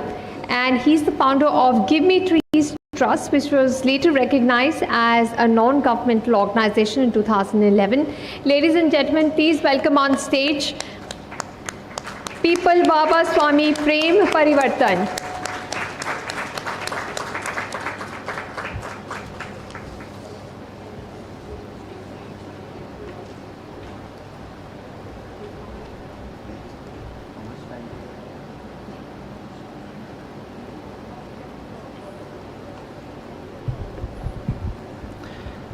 नमस्कार जी। आपने सोचा होगा ये स्वामी परिवर्तन आया तो दाढ़ी होगी और बूढ़े से कोई होंगे। वेल, माय नेम इज़ परिवर्तन, मैं जैन परिवार से हूँ। स्वामी परिवर्तन जब हम गुरुकुल में पढ़ने गए तो वहाँ पर आचार्य जी ने हमें ये नाम दिया। तो वहाँ पर एक स्टेट बैंक ऑफ इंडिया का काउंटर खुला था। उन्होंने पूछा बेटा आपका नाम क्या है? हमने अपना नाम बताया। तो आज वो पासपोर्ट भी है, आधार कार्ड भी है, पैन कार्ड भी है। तो इसलिए मैं क्लैरिफाई कर रहा हूँ कि ये नाम है मेरा, इसमें मेरा कोई अल्टीरियर मोटिव नहीं है कि मैंने ऐसे नाम रखा, ये बचपन से ही नाम चल रहा है। पीपल बाबा हुआ क्योंकि सितंबर 2010 में हम जब 40 साल काम कर चुके थे तो उस समय एक वर्ल्ड रिकॉर्ड बना। हमने 1,27,00,000 पीपल के वृक्ष लगाए थे, तो उसके कारण ये पीपल बाबा का नाम पड़ गया। खैर, पहली बात thank you very very much. वृक्ष होते हैं, वहाँ घास होता है, ग्रासलैंड होता है, वेजिटेशन होती है, रिपेरियन वेजिटेशन होती है, नदियों के आसपास लगाते हैं, तालाबों के आसपास लगाते हैं, पंचायत लैंड पे लगाते हैं, फॉरेस्ट डिपार्टमेंट के लैंड पे लगाते हैं, नेशनल हाईवेज़ पे लगाते हैं, स्टेट हाईवेज़ पे लगाते हैं, सेंट्रल डिवाइडर्स पे लगाते हैं, स्कूल्स में लगाते हैं। 53 कैंटोनमेंट्स में से 33 कैंटोनमेंट हम लोगों ने ग्रीनिंग की है पिछले 47 सालों में। मैं अभी 58 ईयर्स का हूँ। काम मैंने 11 ईयर्स पे शुरू किया था और बहुत बहुत शुक्राना है कि उस समय ये वोकेबलरी नहीं थी। कोई कार्बन क्रेडिट कह के कोई डराता नहीं था। क्लाइमेट एक्शन नाम की कोई चीज़ नहीं थी। ग्लोबल वार्मिंग सुनते ही नहीं थे। नया नया आया था कि एक ओजोन नाम की कोई चीज़ होती है, ऊपर का ढक्कन खुल गया है पृथ्वी का, तो वहाँ से कुछ बाहर जा रही हैं चीज़ें। CFC गैसेस, क्योटो प्रोटोकॉल, अभी नई नई बातें थी। किसी ने कभी ज़िंदगी में ये नहीं सोचा था कि एक बार सस्टेनेबिलिटी के ऊपर कॉन्फ्रेंसेस होंगी, क्योंकि वो ज़माना ऐसा था वहाँ पर बड़ी सिंपल भाषा में चीज़ें समझाई जाती थी। जब हम स्कूल में जाते थे तो मैं चौथी कक्षा में, एक मेरी टीचर होती थी मिसेस विलियम्स। मैं स्पाइसर्स मेमोरियल स्कूल में पढ़ता था पूना में, आँव में। मेरे फादर आर्मी में हैं तो वो बगल के मिलिट्री हॉस्पिटल में पेडियाट्रिशियन थे वहाँ। तो टीचर कहा करती थी, तो बड़ी छोटी छोटी बातें कहा करती थी क्लोरोफिल इज़ गॉड। क्लोरोफिल मालूम है? क्लोरोफिल क्या होता है? Chlorophyll is God. वो कहती थी क्लोरोफिल के कारण फोटोसिंथेसिस होती है, फोटोसिंथेसिस के साधन के साथ बेटा ऑक्सीजन निकलता है। ऑक्सीजन जो है वही जीवन ऊर्जा है, वही प्राणवायु है, इसीलिए तुम यहाँ बैठे हो क्लास में और मैं बात कर पा रही हूँ। तो एक 11 साल की उम्र में ये तो समझ आ गया परमात्मा किस चीज़ को कहते हैं, कि पत्ता ही परमात्मा है। पत्ता ही परमात्मा है, एक सिंपल सी समझ आ गई। शाम को आते थे तो नानी घर में होती थी, सोने पे सुहागा वो कर देती थी। वो कहती बेटा जो टीचर कह रही है वो बिल्कुल ठीक कह रही है, क्योंकि कोई मंदिर की दीवार या कोई मस्जिद की दीवार, कोई गिरजाघर का घंटा या कोई मस्जिद की अजान ऑक्सीजन नहीं देती। It doesn't give you life, it can give you consolation but it can not give you life. जिंदगी तो पत्ता ही देता है, पत्ता ही परमात्मा है। फिर टीचर जो हैं अगले दिन फिर शुरू हो जाती थी, कहती थी कि बेटा क्लोरोफिल के अलावा 2 चीज़ें हैं दुनिया जो पूरी दुनिया को चलाती हैं, क्लोरोफिल एंड बैक्टीरिया। तो हम टीचर को बोलते थे कि बैक्टीरिया कैसे? कहते बेटा बैक्टीरिया ही सब कुछ है। चाहे आपकी मिट्टी हो, चाहे आपकी हवा हो, चाहे आपका पानी हो, चाहे आपके ओशंस हों, आपके हिमालयाज़ हों, चाहे स्नो हो, चाहे आइस शीट्स हों, स्नो लाइन एरियाज़ हों, चाहे डेजर्ट्स हों, कॉनिफर फॉरेस्ट हों, ट्रॉपिकल हों, मैंग्रोव्स हों, चाहे तुम्हारा पेट हो, तुम्हारा गट हो, उसमें भी 1 ट्रिलियन बैक्टीरिया है। यही डिसाइड करता है आपका हार्मोन क्या होगा, एंजाइम क्या होगा, कहाँ सेक्रीशंस होंगी, कितना डोपामिन होगा, कितना सब कुछ होगा। तो बेटा 2 चीज़ों के लिए ज़िंदगी में काम करना, एक क्लोरोफिल और एक बैक्टीरिया, बस यही शिव शक्ति है और इसके अलावा कुछ भी नहीं है, बाकी सब मनगढ़ंत कहानियाँ। फिर उन्होंने तीसरी बात जो समझाई कि 12.5 करोड़ स्पीसीज़ हैं, 12.5 करोड़ स्पीसीज़ जो हैं, प्लीज़ नथिंग, जो 12.5 करोड़ स्पीसीज़ हैं, इसमें से एक रेंगता हुआ एक छोटा सा चीज़ है, उसको बोलते हैं होमोसेपियन।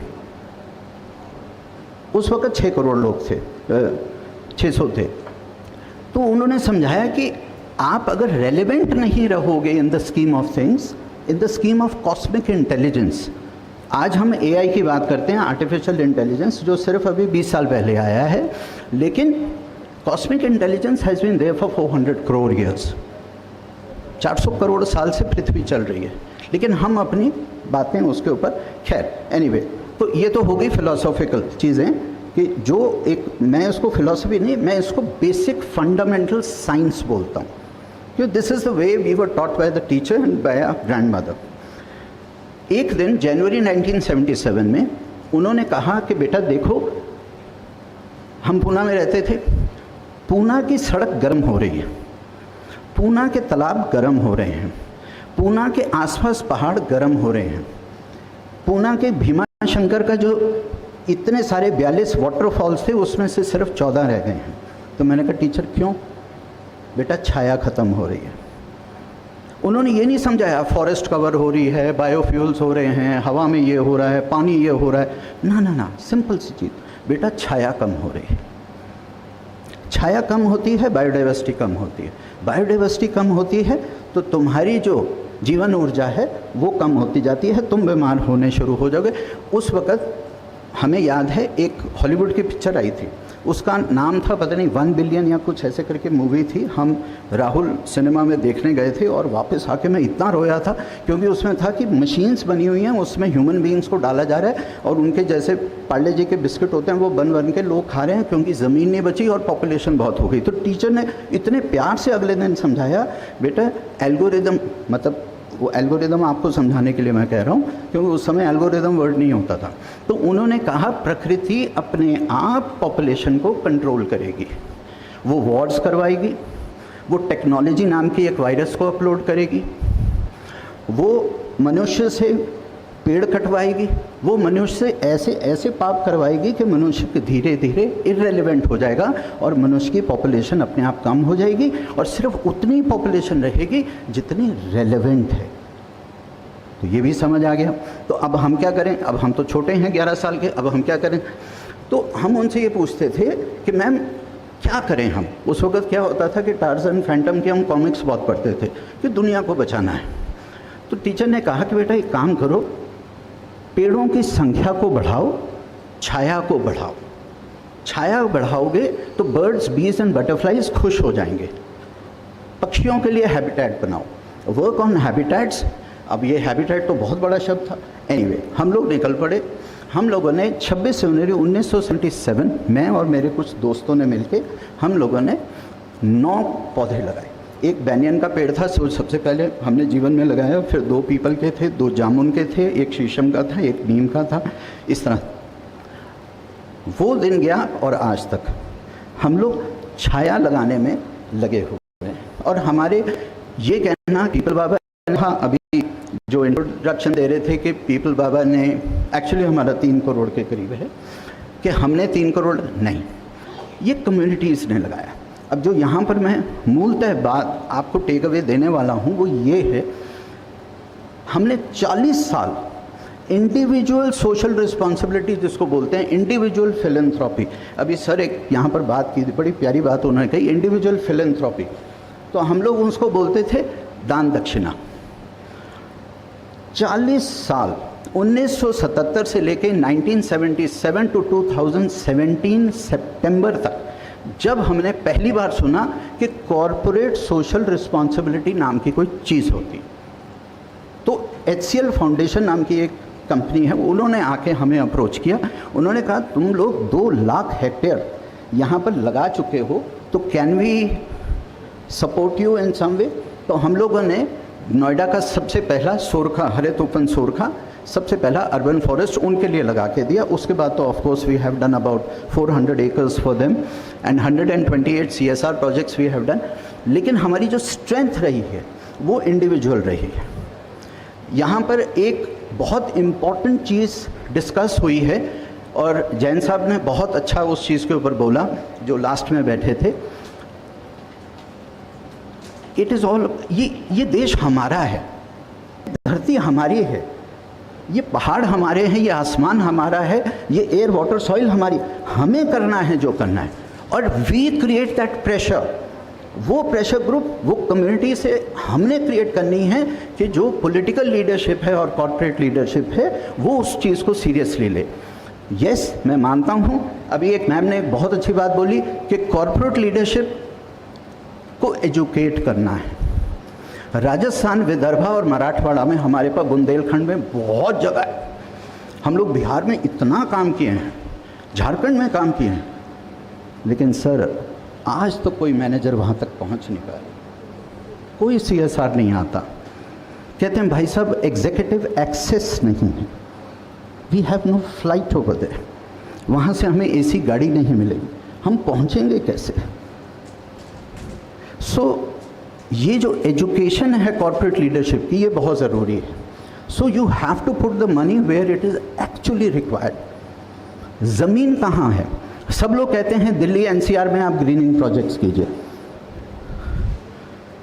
सर राजस्थान पूरा खाली पड़ा है, बुंदेलखंड खाली पड़ा है, मराठवाड़ा खाली पड़ा है, विदर्भा खाली पड़ा है, तेलंगाना खाली पड़ा है, झारखंड, छत्तीसगढ़ के कितने जंगल हैं जो कट रहे हैं, उसको रिस्टोर किया जा सकता है। Good air, our land. Ultimately आपको ज़मीन पे काम करना पड़ेगा। बातें ठीक है, ये भी ज़रूरी हैं, क्योंकि क्या है, फ़िज़ा बनती है और हमारे जैसे फील्ड में काम करने वाले लोगों को इनकरेजमेंट मिलती है। अच्छा लगता है जब हम भी आके यहाँ टेबल पे बैठते हैं, हमें भी लगता है अच्छा लोग इतना सीरियसली लेते हैं इस चीज़ को। हम 47 साल से भटक रहे हैं, जंगलों में काम कर रहे हैं, 2,70,000 हेक्टेयर के जंगल लगा चुके हैं। हमारे कम से कम 19 फॉरेस्ट ऐसे हैं जो बर्ड सेंचुरीज घोषित हो गई हैं। महाराष्ट्र गवर्नमेंट ने उनको टेक ओवर कर लिया है, यूपी गवर्नमेंट ने टेक ओवर कर लिया है। अभी नोएडा में हमने कुछ 40 एकड़ का बनाया था, उसको सिटी फॉरेस्ट घोषित कर दिया। हमें बड़ी खुशी होती है जब सरकारें आके उसको ले जाती हैं। मेंटेनेंस उसके बाद भी हमारे पास ही रहता है, क्योंकि वो कहते हैं क्योंकि आप एक एक पत्ते को जानते हो, एक एक पौधे को यहाँ जानते हैं। हमने अपनी नर्सरी सेटअप की, हमने अपनी खाद का सिस्टम शुरू किया।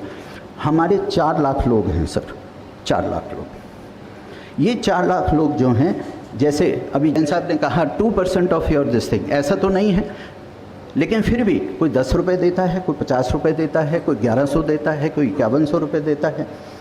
और हम उस फंड के साथ हम लोगों ने 2,70,000 हेक्टेयर 47 सालों में पूरे इंडिया में कवर किया है। हमें इंडिया से आई डोंट नो, हमें गवर्नमेंट नहीं जानती, लोग हमें नहीं जानते, लेकिन United states forest services, Mongolia की जो कमीशंस हैं, स्वीडन से लोग आते हैं, जर्मनी से लोग आते हैं। आई गेट इंटर्नशिप प्रोग्राम्स, मतलब इंटर्न्स मेरे पास आते हैं 63 कंट्रीज से।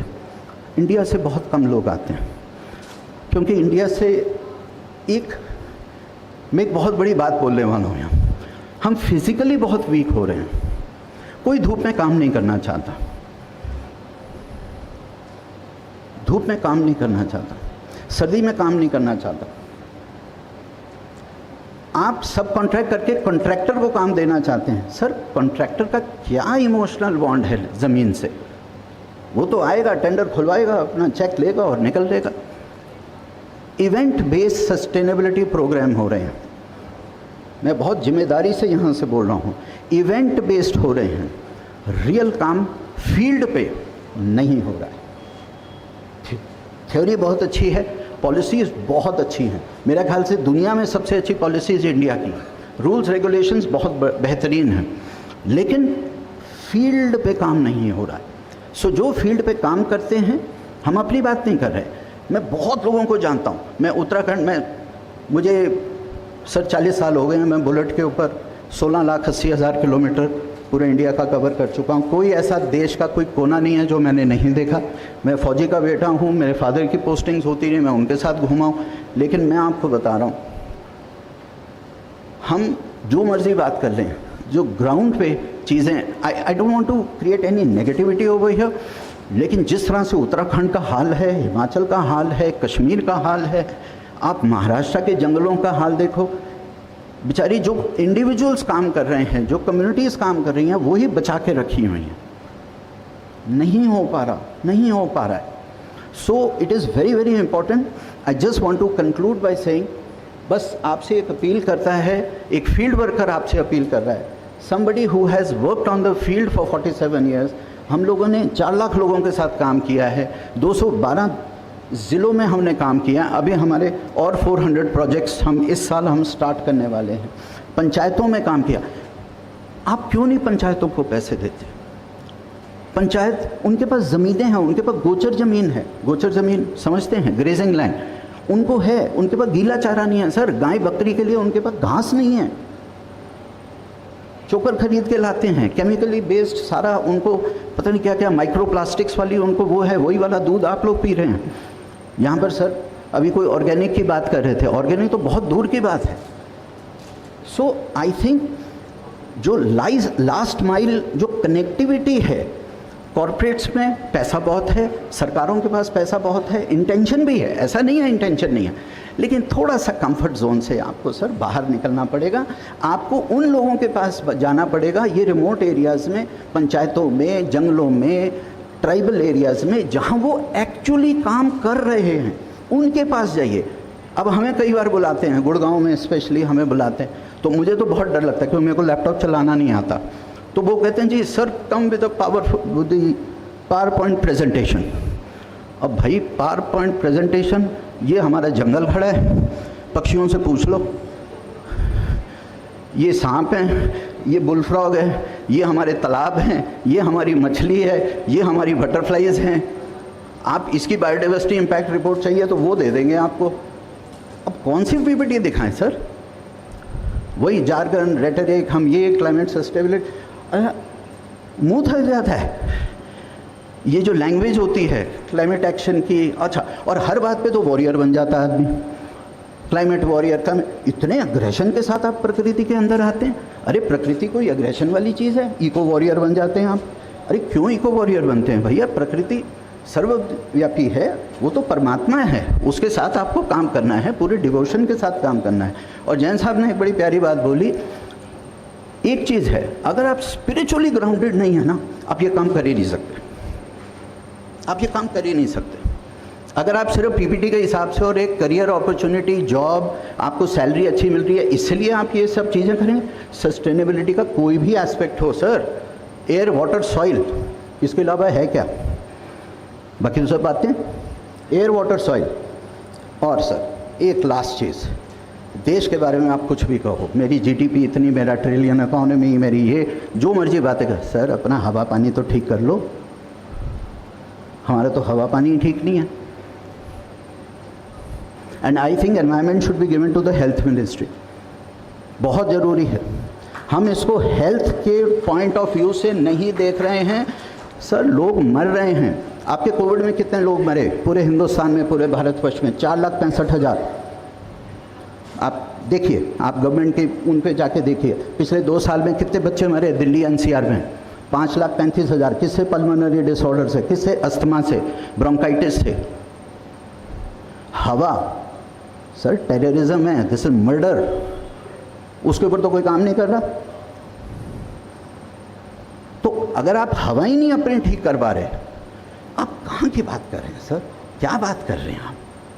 कौन सी बात कर रहे हैं? यू कैन हैव 25,000 कॉन्फ्रेंसेस, एक वृक्ष का काम नहीं कर सकते आप एक वृक्ष का काम नहीं कर सकते। सो पत्ता ही परमात्मा है, आपको वेजिटेशन पे काम करना ही पड़ेगा। There is no other solution. आप ये बायोफ्यूल्स, ये वो जितना मर्जी ताम झाम, पेट्रोल हो गया, डीजल हो गया, सर ये बहुत तुच्छ बातें हैं, छोटी सी बातें हैं, परसेंटेजेज निकालते रह जाओगे, ज़िंदगी ख़त्म हो जाएगी। शेल्फ लाइफ है क्या हमारी ह्यूमन की? जब तक आप प्रकृति के साथ नहीं हैं, जब तक आप जल में काम नहीं कर रहे, जब तक आप थल पे काम नहीं कर रहे, जब तक आप जंगलों के लिए अपना काम नहीं कर रहे, मैं ये नहीं कह रहा आप उठ के आप जंगल लगाना शुरू करो। So to conclude I would like to say, आप क्या कर सकते हो? Surround yourself with plants, surround yourself with greenery. आप चाहे हरी मिर्च उगाओ, चाहे बैंगन उगाओ, चाहे एरेका पाम लो, चाहे स्नेक प्लांट लो, चाहे जामुन का वृक्ष लो, आप कुछ भी कीजिए सर, पत्तों से अपने आप को सराउंड कीजिए। वही आपकी फिजियोलॉजी और साइकोलॉजी को डिसाइड करेगा, वही आपको डिप्रेशन से दूर रखेगा, वही आपके बैक्टीरिया को भी डिक्टेट करेगा, वही आपके मनोस्तर आपको ठीक करेगा। सो ठीक है, अब इसकी एक भाषा अलग है, यहाँ का डेकोरम मैं ख़राब नहीं करना चाहता, लेकिन देखिए हम फील्ड के आदमी हैं, हम तो ज़मीनी एक हकीकत आपके सामने बयां की है। इतनी भी नेगेटिविटी मत क्रिएट कीजिए। न्यूज़पेपर्स में हम देखते हैं जहरीली हवा हो गई, जहरीली। आई थिंक एक्शन बेस्ड अगर सब बच्चे मिलके करें, और जो तीसरी और 8वीं कक्षा के बच्चे हैं, कॉरपोरेट्स को मैं कह रहा हूँ, कंपनीज़ को कह रहा हूँ, रिक्वेस्ट कर रहा हूँ, हमने अपनी सारी ज़िंदगी, क्योंकि मैं एक इंग्लिश टीचर हूँ, मैं इंग्लिश लिटरेचर में पोस्ट ग्रेजुएट पूना से की, फिर उसके बाद जर्मनी में हैनोवर यूनिवर्सिटी में पढ़ाया, फ्रांस में पढ़ाया, फिर उसके बाद Poona university, Marathwada university, Punjab university, Allahabad university में मैंने लेक्चर्स दिए, क्योंकि मुझे कुछ पैसे चाहिए होते थे, क्योंकि भाई अगर फील्ड पे काम करना है कुछ तो आजीविका आपको चाहिए, बुलेट के अंदर पेट्रोल डालने के लिए भी पैसे चाहिए होते हैं, है ना। तो लोगों को, जो कम्युनिटीज़ हैं उनको फंडिंग कीजिए, पंचायतों में जाइए, उनसे पूछिए उनकी क्या रिक्वायरमेंट है, उनको कीजिए। ट्राइबल ग्रुप्स हैं, सेल्फ हेल्प ग्रुप्स हैं, उनके पास जाइए, उनको दीजिए। ये जो लैपटॉप उठा के लोग आ जाते हैं आपको बढ़िया बढ़िया प्रेजेंटेशन देने के लिए, आप उनको फंडिंग देते हैं, सर कोई इम्पैक्ट असेसमेंट नहीं होगी, कोई खास इम्पैक्ट नहीं हो पाएगा। वो तो फिर वही वाली बात होगी ना, वो तो बीच वाले लोग हो गए, उन्होंने उसको दिया, उसने उसको दिया, उसने कहा 10% एडमिनिस्ट्रेशन फ़ी है, 15% मेरी कमीशन है, फिर वो कहता है मैं कॉन्ट्रैक्टर को दूंगा, कॉन्ट्रैक्टर कहता है मैं सब कॉन्ट्रैक्ट। अरे सर क्या कर रहे हो? आपके पास पैसा है, आप जाओ, जिसको चाहिए उसको फंड करो, और इतना स्कोप है काम करने का। अगर 10,000 कंपनियां 10,000 साल तक भी, वैसे तो 10,000 साल रहेंगे नहीं हम लोग, लेकिन जितने भी आप काम करेंगे उतना काम है। सो बस एक ही रिक्वेस्ट है, put the money where it really matters, put the money where it really matters, put the money into the hands of people who actually work on the ground. पंचायतों को दीजिए, ट्राइबल्स को दीजिए, उन एनजीओज को दीजिए जो वहाँ बिल्कुल रिमोट एरियाज़ में काम करते हैं, दिल्ली, बेंगलोर, बॉम्बे, चेन्नई, कोलकाता, लखनऊ, लुधियाना। अरे सर इन लोगों को पैसे देके क्या फ़र्क पड़ने वाला आपका? आई एम सॉरी, मैं थोड़ा सा उससे डाइग्रेस हो गया, बट क्योंकि एक अच्छी एजुकेटेड ऑडियंस सामने बैठी थी, and you people are the policy makers, you people, आप जो नैरेटिव सेटअप करेंगे वही अल्टीमेटली मैटर करेगा। That is why I wanted to share this with you. Thank you so much.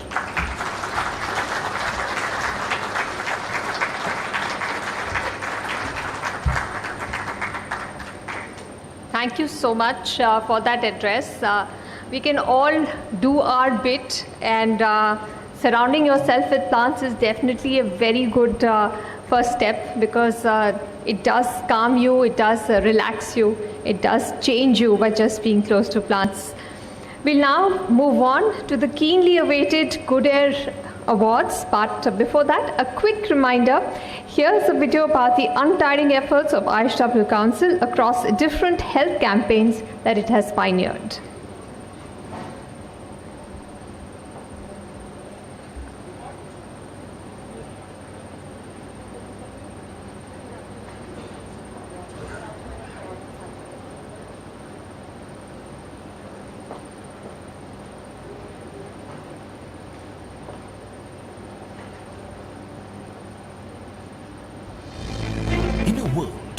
Health defines potential. Diseases become barriers to growth. Weaving dreams of a world without sickness and full of well-being, the Integrated Health and Well-being Council was born. At its core, the Council stands for the high five of health. Good air, good food, good water, good living, and good health care for everyone. Aligned with the United Nations Sustainable Development Goals, the Council firmly works towards making sure health reaches every corner of the world.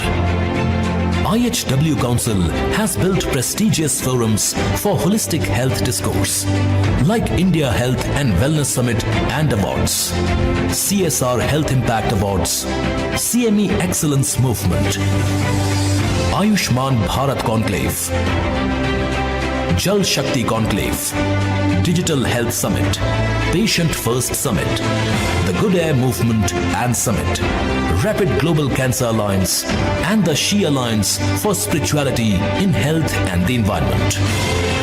These initiatives have received wholehearted support from policymakers, industry captains, community leaders, health experts, celebrities, and influencers. Respected brands and advocates have also joined the Council, becoming allies in the mission for a healthier world. I think this wellness is an important initiative. I will definitely be interested to know the conclusions of your deliberations, and I'll definitely take these issues and your suggestions forward to the logical conclusion.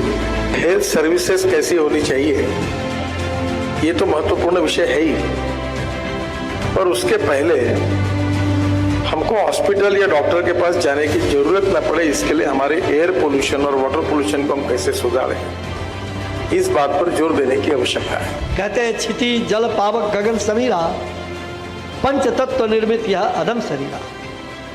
ये पंच तत्वों से निर्मित यह शरीर उन्हें पंच तत्व में ही मिल जाता है, तो हमें उन पंच तत्व का, जिससे इस शरीर की रचना हुई है, आकाश, पृथ्वी, अग्नि, वायु, जल, इन सबका ख्याल ही नहीं रखना, बल्कि इन पंच तत्वों का रक्षा करना हमारा पहला कर्तव्य हो जाता है। In the digital world, the Council reaches millions with credible source of knowledge empowering them to protect their health and prevent diseases. Through its various initiatives harnessing the power of social media, the Council impacts over 100 million lives annually. Join IHW Council in creating a world where limitless potential knows no bounds. Together, we can achieve a happier, healthier world for all.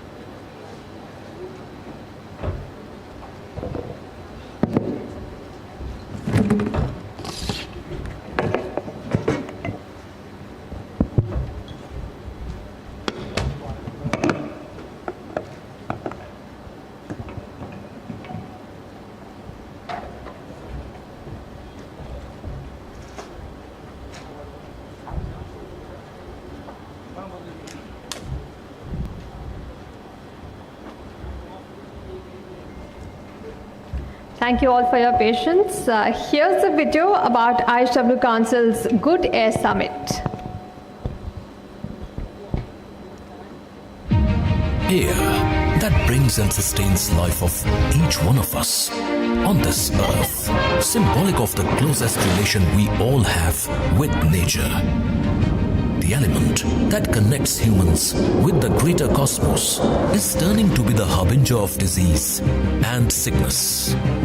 And what is making this life-supporting resource harmful and toxic is the rampant pollution we humans are inflicting on it, triggering even a greater catastrophe of climate change.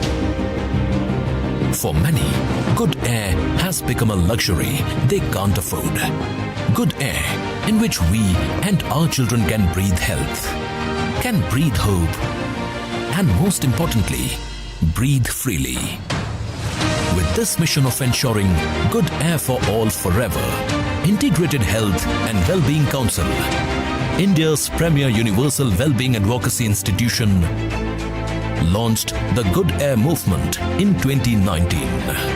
The movement worked to amplify the call towards a world where no one is left behind. Aligned with the Sustainable Development Goals, the Council is unwavering in its commitment to climate action and addressing the social determinants of health. The Good Air movement became a citizen-led initiative, led by passionate climate champions, leaders, and experts. The movement got its voice from lakhs of children who pledged to do all that it takes to restore good air for all. आज के बहुत संवेदनशील विषय पर्यावरण पर यहाँ इकट्ठा हुए सभी भाइयों और बहनों, छात्रों, आज भी दिल्ली में हम देखते हैं हवा अगर अच्छी चली तो कोई प्रदूषण नहीं रहता। हवा नहीं चली कि बहुत बिगड़ा हुआ प्रदूषण होता है। मुझे पूरा विश्वास है कि आपकी इस चर्चा में बहुत सारा विचार मंथन होगा और एक प्रतिज्ञा करके संकल्प लेकर जाओगे वापस कि प्रदूषण के कम करने के लिए जो भी कर सकते हैं हम करेंगे। Please rise, all of you. The real India is you. Rise to the occasion. We need clean air, clean water, and clean environment just to live our life like normal people in this world. Health services कैसी होनी चाहिए, ये तो महत्वपूर्ण विषय है ही, पर उसके पहले हमको हॉस्पिटल या डॉक्टर के पास जाने की जरूरत न पड़े, इसके लिए हमारे एयर पोल्यूशन और वाटर पोल्यूशन को हम कैसे सुधारें, इस बात पर जोर देने की आवश्यकता है। तो हमें उन पंच तत्व का, जिससे इस शरीर की रचना हुई है, आकाश, पृथ्वी, अग्नि, वायु, जल, इन सबका ख्याल ही नहीं रखना, बल्कि इन पंच तत्वों का रक्षा करना हमारा पहला कर्तव्य हो जाता है। The movement gained momentum with the onboarding of various like-minded people and organizations that are working hard for sustainable, actionable, and practical solutions to this colossal human crisis.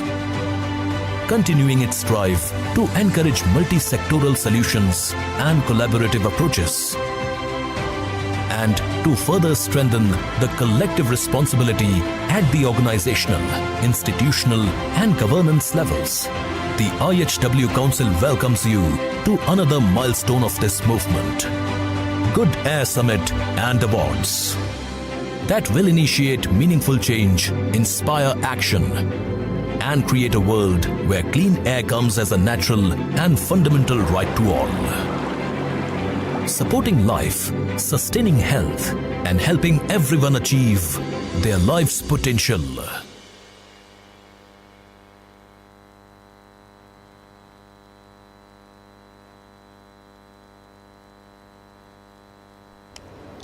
Ladies and gentlemen, before we proceed, I am excited to announce that the IHW Council is taking the Health Revolution Global. Can we have the AV, please?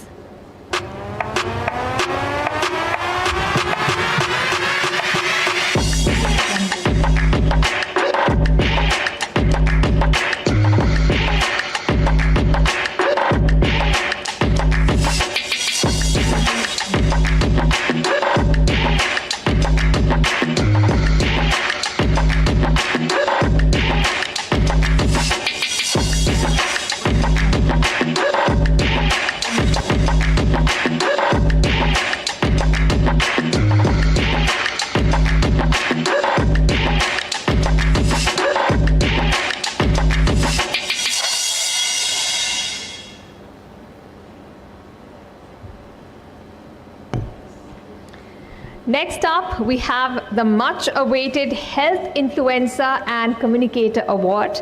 These prestigious awards instituted by IHW Council recognize the remarkable efforts of health advocates across various fields, from communicators to influencers, who are driving positive change in promoting healthy lifestyles and cleaner environment.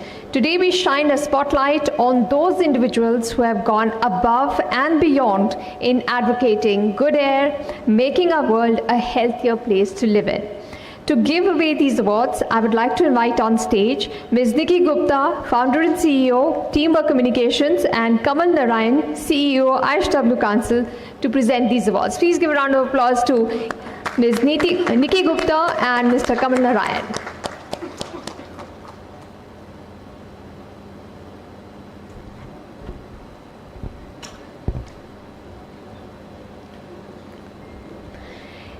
Ladies and gentlemen, let's give it up for our first awardee, Swami Prem Parivartan, fondly called People Baba. He is the founder of Give Me Trees Trust and planted more than 23+ million trees and counting. We heard him talk about taking individual responsibility, and we would like to thank him for all the good work that he has done so far.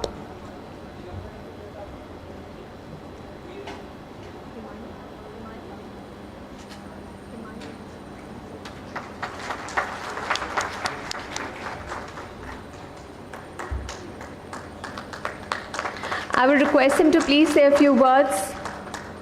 Swami Parivartanji, would you like to say a few words after receiving the awards?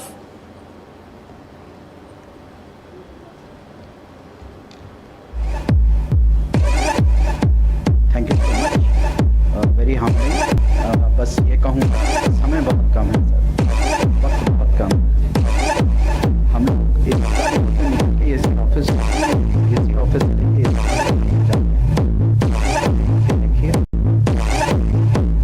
बुरा हाल है, समय बहुत कम है, हो सकता है, अगर चाहें तो हो सकता है।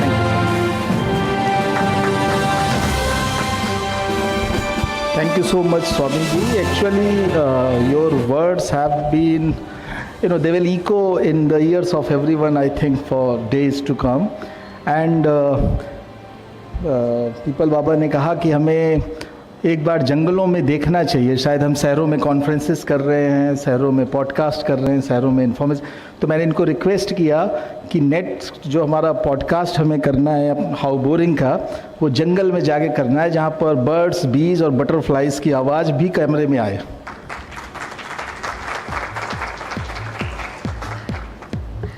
This will be a podcast which one will not just listen but want to watch as well for the aesthetic beauty.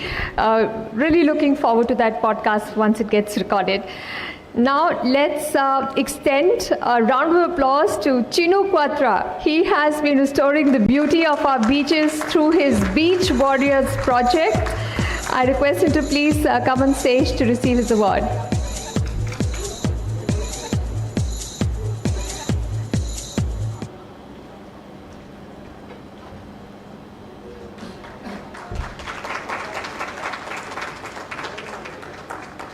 I would request Mr. Chinu Quatra to please say a few words.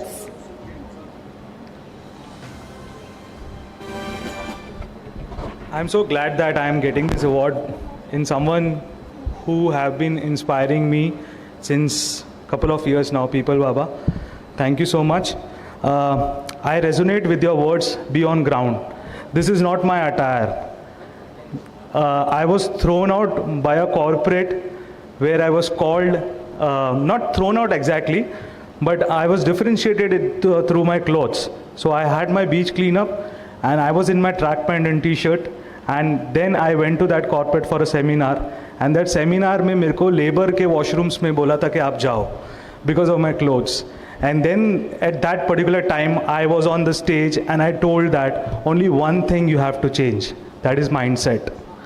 So people who are working on ground are not the one who are differentiated.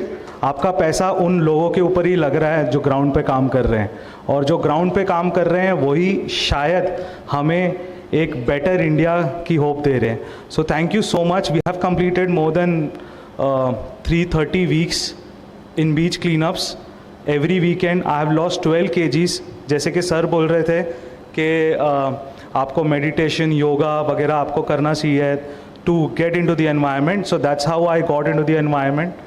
We have saved 4,000 tons of garbage from entering the ocean. So that was my and my team's core. I started when I was 24. Today I am 34. So it has been 10 years of journey. With this, we have been feeding malnourished kids. I have my own ashram in Thane, Bombay. We feed, we have our own senior citizens, own children who are abandoned and are called destitute by the societies. I work for menstruation, which is known as menstruation, a right to discuss, where we manufacture organic sanitary pads and distribute it to the ladies. And with that, we are into animals, where we have our own shelter home for stray and abandoned dogs, where we take care of them till their last breath. So that's how I started very young. And I was actually bullied at that time कि 24 साल की उम्र में यार बेटा तू double MBA करके पैसा कमाने के लिए जाना चाहिए कि समाज सेवा करने के लिए जाना चाहिए.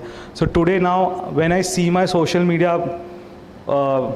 today, when I am paid by company, in short, to promote their sustainability, I feel that the step I took 10 years back was very important.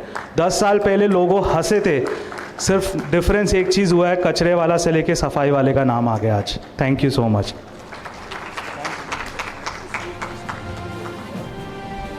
I just like to add that Chino during the time of pandemic, जब हम लोग सारे अपने घरों में बंद थे और जब स्पेशली डेल्टा वेव के समय जब ऑक्सीजन की कमी, जब हॉस्पिटल बेड्स की कमी से लोग परेशान थे, चीनू उस समय भी बहुत एक्टिवली कोशिश कर रहे थे कि लोगों तक या तो उनको हॉस्पिटल बेड अरेंज करा सकें, ऑक्सीजन अरेंज करा सकें. तो सिर्फ ये बीच वॉरियर नहीं है, ये पूरे हेल्थ वॉरियर हैं. नेचर वॉरियर वर्ड नहीं यूज़ करूँगा मैं, सॉरी, वॉरियर एग्रेशन हो जाता है, वॉरियर वर्ड हटा करके.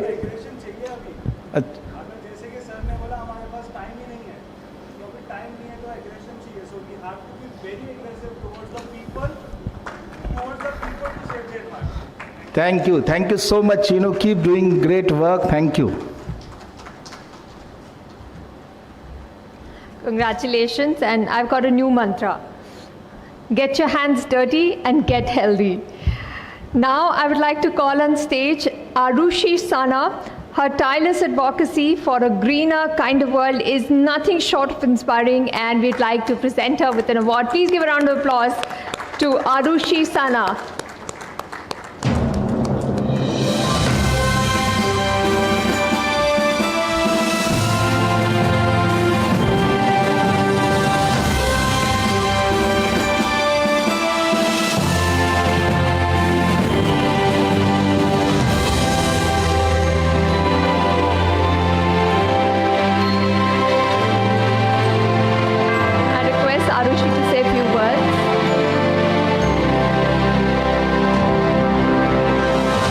Namaskar everyone. Thank you so much IHW Council for honoring me with this recognition today. I think that when organizations like IHW Council are at the helm of the affairs, then I think it's possible to make the 4 P's of sustainable development a reality, which is profit, planet, people and policy. I think all of them need to go hand in hand to ensure that we have a better future for the generations to come. And I have been fortunate. I've had the privilege of not just being a climate advocate, but also you're working on the ground, whether it's in terms of waste management, working with municipalities across the country, engaging in plantation drives, and representing the country's history with sustainability that comes with ancient living on global platforms. I'm very thrilled to say that a lot of the initiatives in our country have reached a global recognition, be it our solar energy schemes or be it the kind of recycling centers that we have today. But like the awardees before me said, time is running out and there is a lot more work to be done. For example, we're having the Clean Air Summit in Delhi. So, we need to really, and all of us need to not just, I think, let's not be activists, let's act. So, it's important to either volunteer. If you're not in a position or working in an organization that relates to climate change, the least that we can all do is at least lead a low carbon footprint life at home.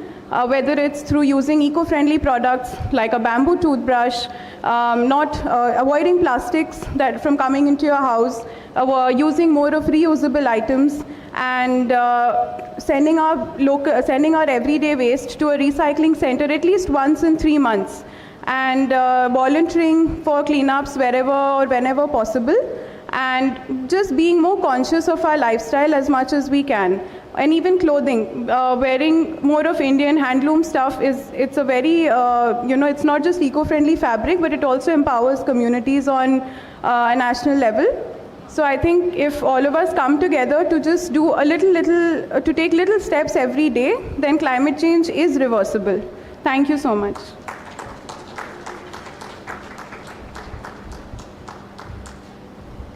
Heartiest congratulations to all our change makers. Thank you so much for coming here, and thank you for your outstanding contributions to the healthier planet. Thank you, Nikki and Kamal, for presenting the awards. It is very encouraging for our award winners to get the awards from you. Ladies and gentlemen, we are excited to share a sneak peek of the IHW Council's latest venture, a brand new podcast series, How Boring. Trust me, it's anything but India's boring. foremost holistic health advocate, the one who nurtures the dream of a world that ensures good health for all, resolves to change the way health information is seen and perceived by people. Introducing How Boring, India's first holistic well-being podcast with Kamal Narayan. No confusing medical jargons, just real talks. Featuring India's top doctors and health experts in never-before frank, candid conversations for a happier, healthier you. Exclusively on IHW Council's YouTube.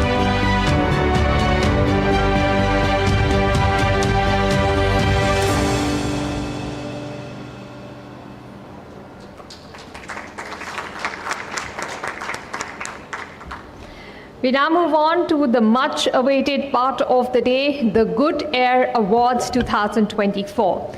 The Good Air Awards are a clarion call to reward the best practices that have played a key role in ensuring good air for the health and well-being of citizens by innovations across all sectors, including transportation, renewable and clean energy, green buildings and infrastructure, pollution control, environment protection, and so on.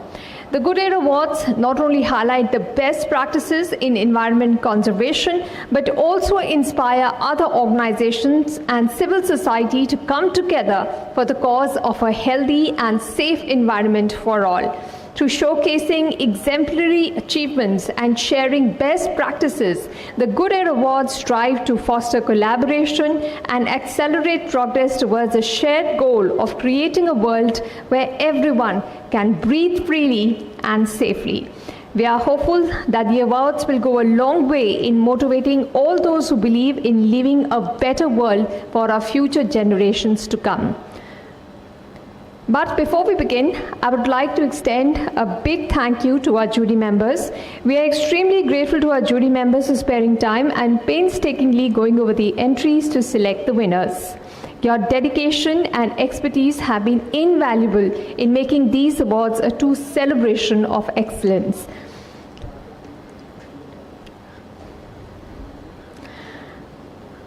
So without further ado, let's start our awards. I would like to invite Mr. Indrajit Ghosh, Chairman, MSME Chamber of Commerce and Industry, and Dr. Madan K. Gopal, Advisor, Public Health Administration Division, National Health Systems Resource Center, and Mr. Kamal Narayan, CEO, IHW Council, to present the awards.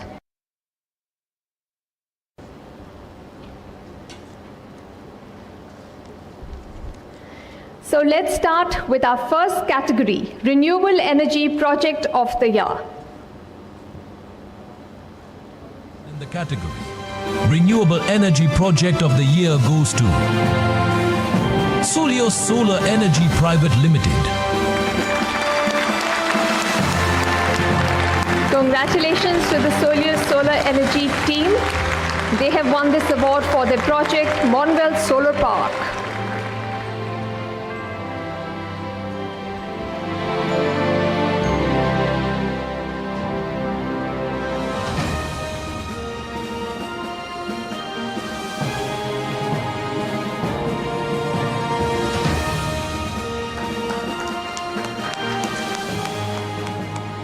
Congratulations to the team.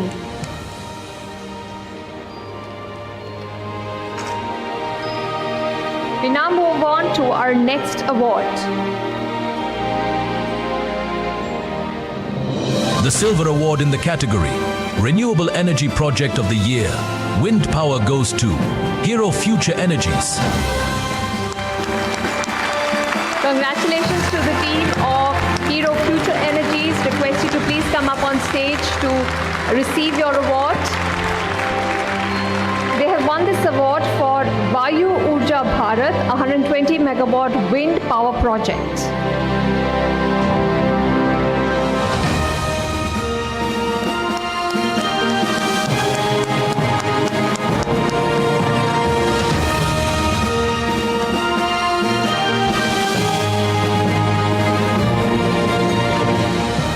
Our next category is Renewable Clean Energy Policy Advocacy Program of the Year. The Bronze Award in the category Renewable Clean Energy Policy Advocacy Program of the Year goes to DLS Law Office.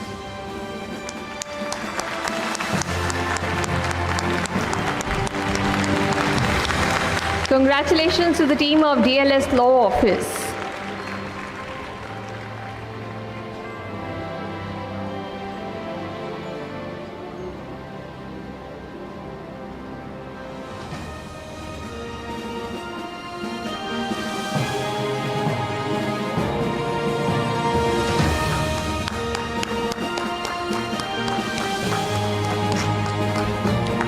We move on to our next category, Renewable Clean Energy Startup of the Year. The Silver Award in the category Renewable Clean Energy Startup of the Year goes to Ayodhya Vasi Corporation OPC.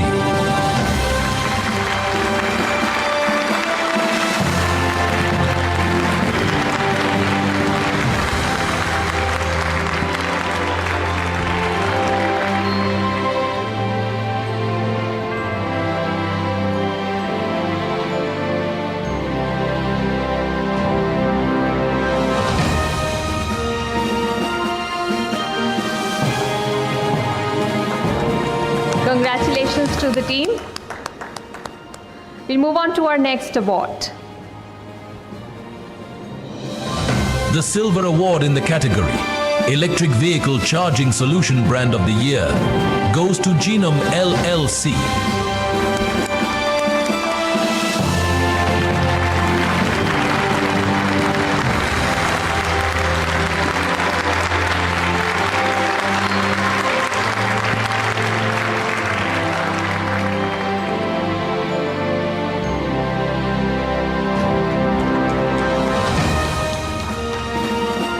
We have another award in the same category.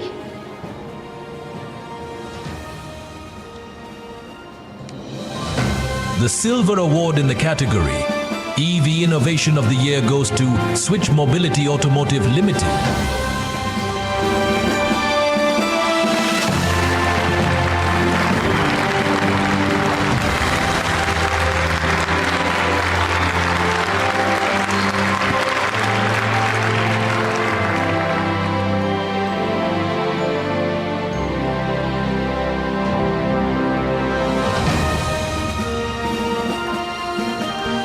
Congratulations to the team of Switch Mobility Automotive.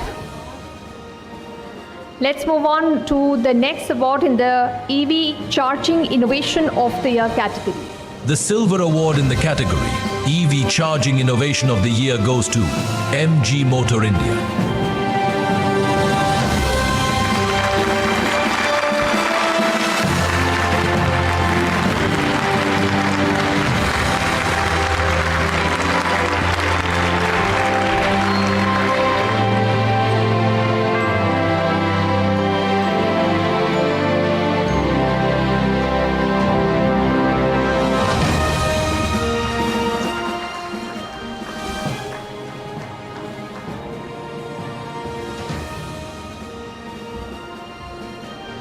Our next category is Renewable Clean Energy OEM of the Year.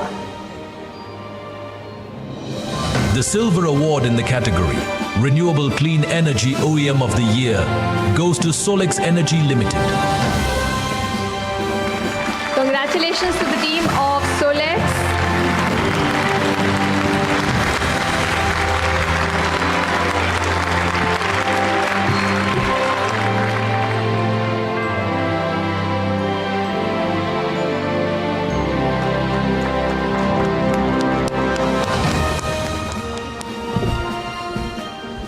Our next category is Green Mobility, Mobility as a Service Award. The Silver Award in the category Green Mobility, Mobility as Service Award goes to Alt Mobility.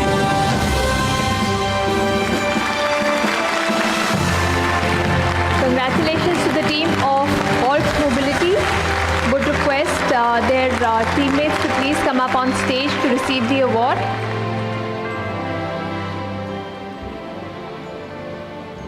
I think the team of Alt Mobility got stuck in traffic. We'll circle back on them when they're in the hall, and we'll move on to our next category, which is Green Lung Community Project Award. The Silver Award in the category Green Lung Community Project Award goes to Saitris Environmental Trust. Congratulations to Saitris Environmental Trust. They won for their project Climate Proofing Farm Livelihoods.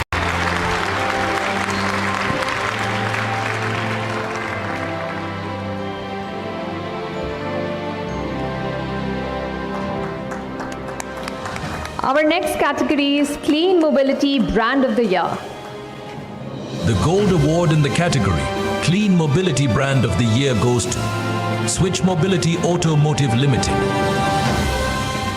Congratulations to the team of Switch Mobility. They have won for their project Switch IEV4, Pioneering Clean Urban Mobility.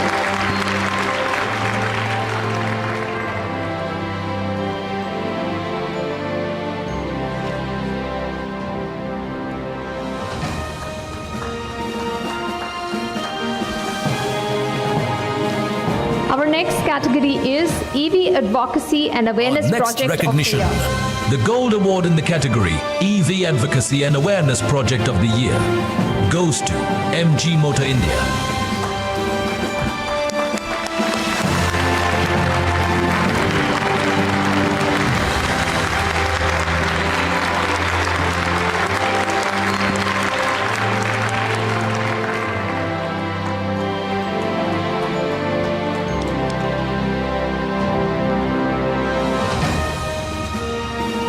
Thank you so much. I would like to thank Mr. Ghosh for coming on stage to present the awards. Thank you so much, sir, for encouraging all the award winners. I would request Swami Prem Parivartan, People Baba, to please come up on stage to present the next set of awards.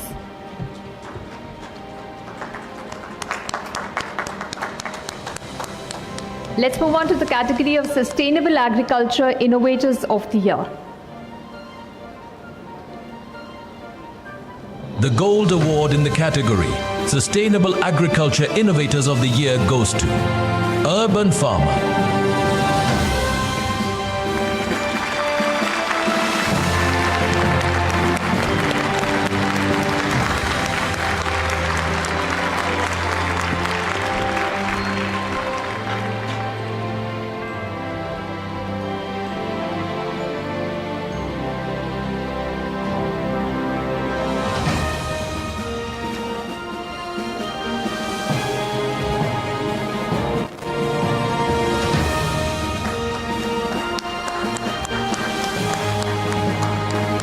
Let's move on to our next category. The Silver Award in the category Excellence in Hazardous Waste Management goes to Akam's Drugs and Pharmaceuticals.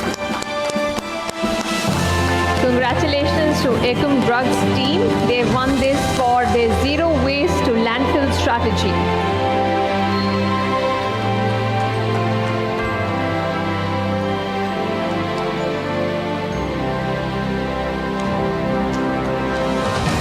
Let's move on to our next category. The silver award in the category Organic Waste Treatment Project of the Year goes to CEF Group. Congratulations to the CEF Group. They have got this award for their Dal Lake Waste Processing Plant.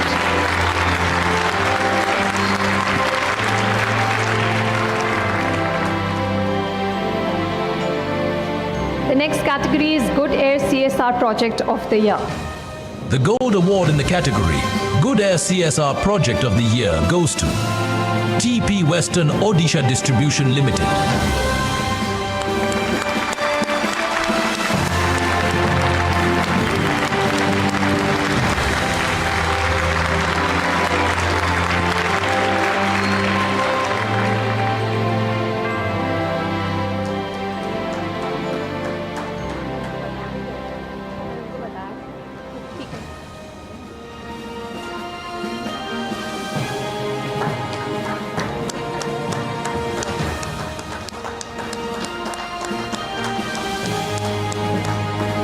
Let's move on to our next category. The Gold Award in the category Urban Biodiversity Conservation Project of the Year goes to Corning. Congratulations to Corning team. They have won for their project Operation Green Mile, Corning India's cleanup drive.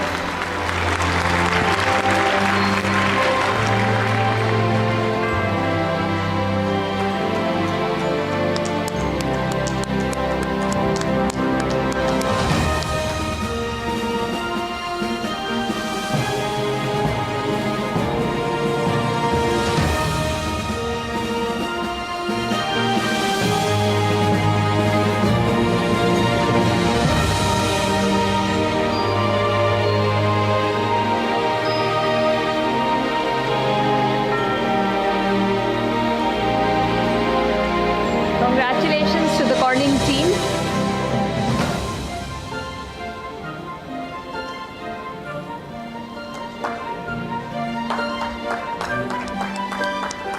Let's move on to our next category, Air Quality Monitoring System.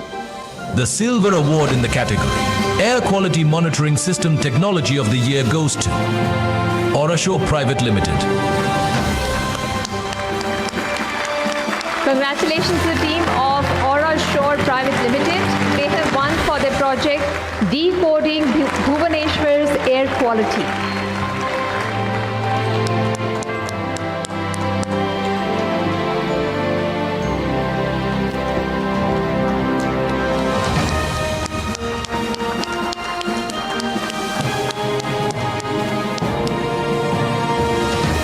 We have another award in the same category.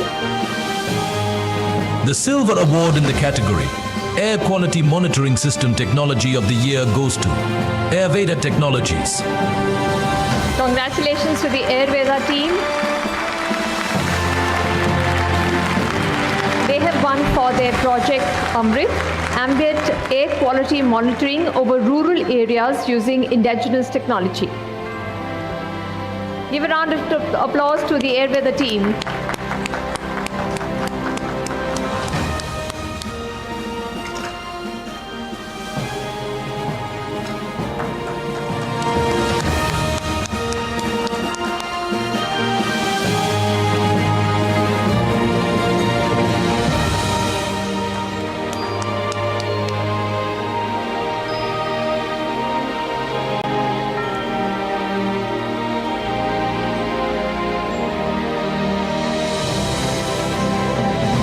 Category is Innovative Carbon Capture Solution. The Bronze Award in the category Innovative Carbon Capture Solution goes to Chakra Innovation. Congratulations to Chakra Innovation. They have won for their project Chakra Shield.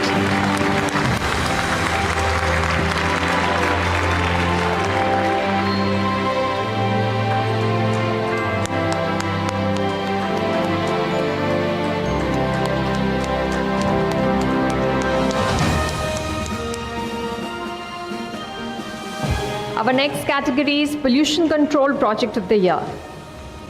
The Bronze Award in the category Pollution Control Project of the Year goes to the the United Educational and Social Welfare Trust.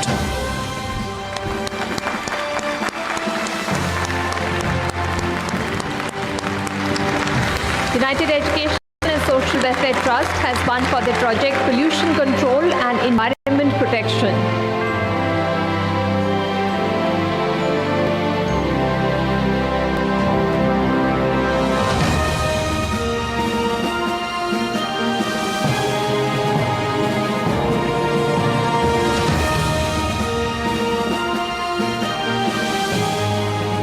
Let's move on to the next award in the same category. The next bronze award in the category, Pollution Control Project of the Year, goes to Vedic Srijan LLP.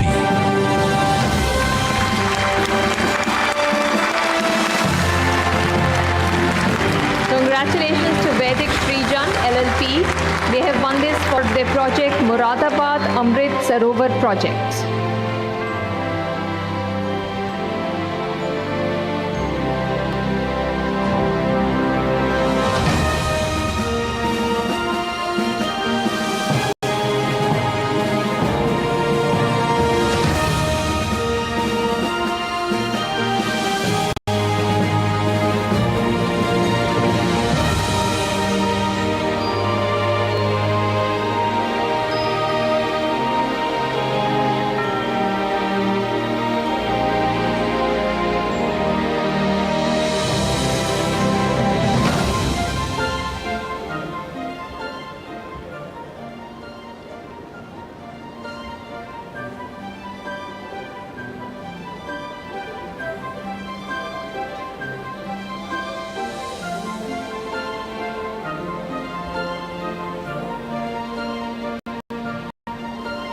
Please give a round of applause to the team of Vedic Srijan. Congratulations.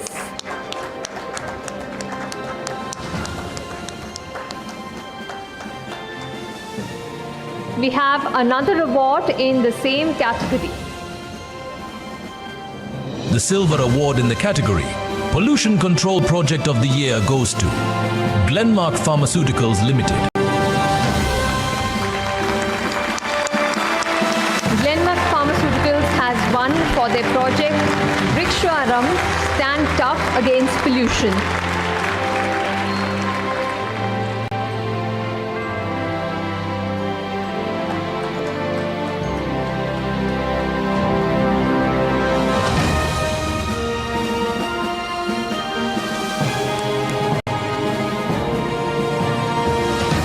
And we have another award in the Air Pollution Action Group. The silver award in the category, Pollution Control Project of the Year, goes to Air Pollution Action Group. The Air Pollution Action Group has won for the program Dispersed Sources.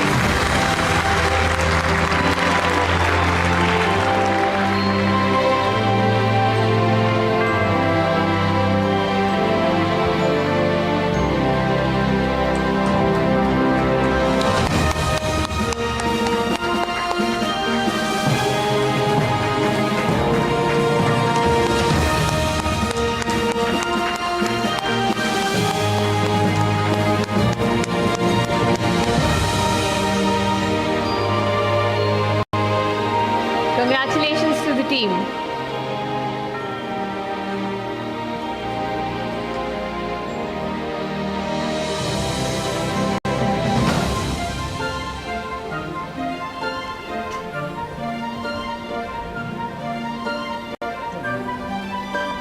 And we move on to our last award of the day.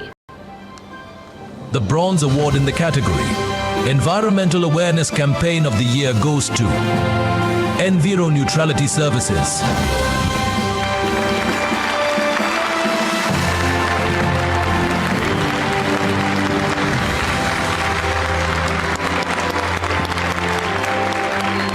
Enviro Neutrality Services have won for the project Swachh Sarvekshana Mission. Congratulations to all the winners. I would request the winners to come up on stage for a group photograph with their trophies. The winning teams can come up on stage. A couple of members from each team can come up on stage for a group photograph.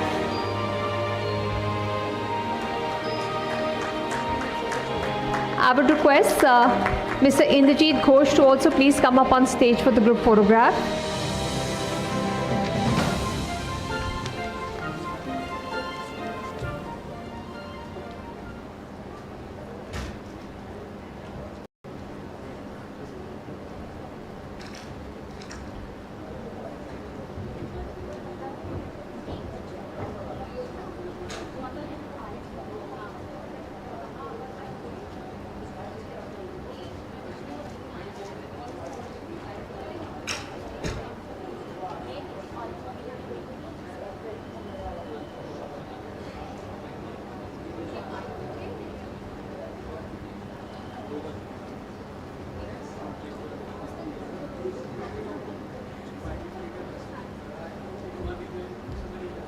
I would request our health influencers to also please join in for the group photograph.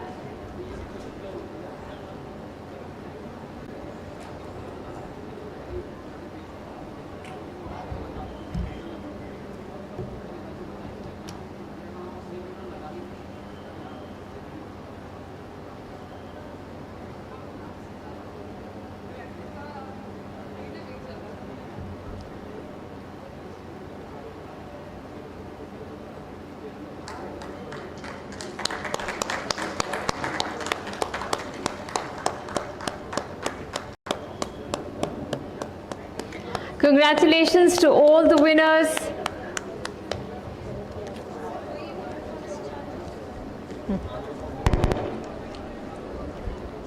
Thank you and congratulations all the Good Air champions. Before we disperse, I would just request Dr. K. Madan Gopal to come on the dais and please say a few words. Dr. Gopal has been instrumental in several health-related policies and some of the most ambitious health projects of the Government of India and also from Niti Aayog. So how he sees the relationship between good air and health, just a few words. I request everyone to please settle down, take your seats. Please settle down. Okay. Thank you, Kamalji. Thank you, Kamalji. It's very nice that you have at least at the end of the fag end of the thing, when the awards have been distributed, the people are in the euphoria. But in this euphoria, we should not undermine what deliberations which has happened over the last 6-7 hours since the morning. One of the important challenges which we encounter when we are making policies is how to address the urban sphere. Though we are doing the small bits, but one of the important aspects is while we talk about improving the health as well as targeting the disease-specific programs, but nevertheless the important aspects are the social determinants. One of the important aspects of the social determinants is the air and the environment in which we live. We have been always obsessed with the alternative system of medicine, but if you go to the principles of the Ayurveda, that teaches us to live in sync with the environment or the Prakriti which everybody talks about. So we have to see that the Prakriti also undergoes that same transition as your body happens, and we think how we closely listen to our body and sync with the environment. That's the one other important thing. We see that from my side, I should not be encroaching. I should be seeing that how I can at least be with the environment and be with the nature as far as possible. Because nature has its own time, its own timetable. We have to see that how we respect that. Otherwise, it's all just intellectual discussion, and we won't be leading anywhere. One of the challenges when we were drafting the urban framework is how to tackle this air, water, and the other aspects related to that. So these are all but still work in progress. We are trying to see that how we crack this issue. One way we talk about clean air, the other way, because the value system in the society is now driven by greed. If a greed comes into things, then you will find that if I am saying that I should be doing the organic farming, but I am surprising I don't buy any organic product because I am not sure what that product would be. Because synthetic product, I am sure that what that product is, know that what amount of chemicals it would be having, knowingly I would be consuming that. But in the organic thing, it has become a business. As one of the delegates, he was mentioning, the sustainable and socio-economic, that needs to be factored. The traceability and the other aspects of the products which are there, that needs to be, at least as a consumers, we should be seeing that how we adhere to that things. The clean air is our responsibility, clean water is our responsibility, and the things which we are consuming is our responsibility. We have to start from our side and see that otherwise it would be just another workshop taking pledges and doing nothing afterwards. We see that how we adhere to that, and this struggle will go on. But we should not lose hope, and we should struggle. We should try to see that how we take the things forward. I usually look it in that way. It's not that I'm getting frustrated, but whatever I can do in my little capacity, I usually try to push things, see that how it is addressed and how we can bring on change so that people start living with the existence and the environment. Otherwise, it was just a lip service. If you talk to anybody who is talking about the champions of the environment, at what time they get up in the morning? Because we have been talking about Ayurveda and the Ayurveda principles, Vedic principles.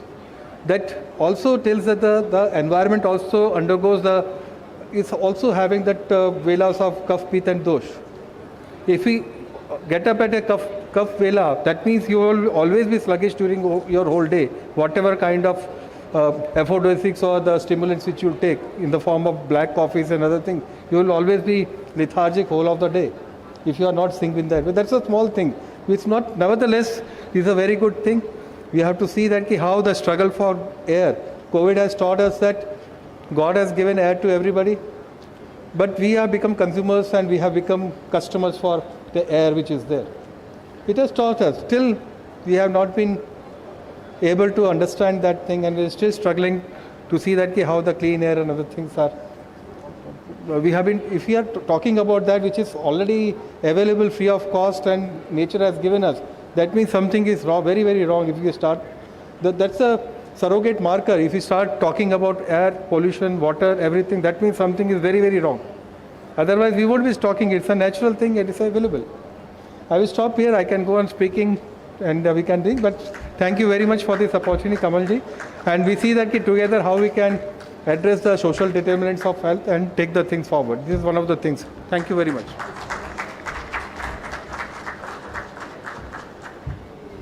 Thank you, sir. For us to get our children away from the screens and into the nature is also a big achievement. I want to thank everyone here. Congratulations to all the awards winners, and thank you everyone for being part of this remarkable evening.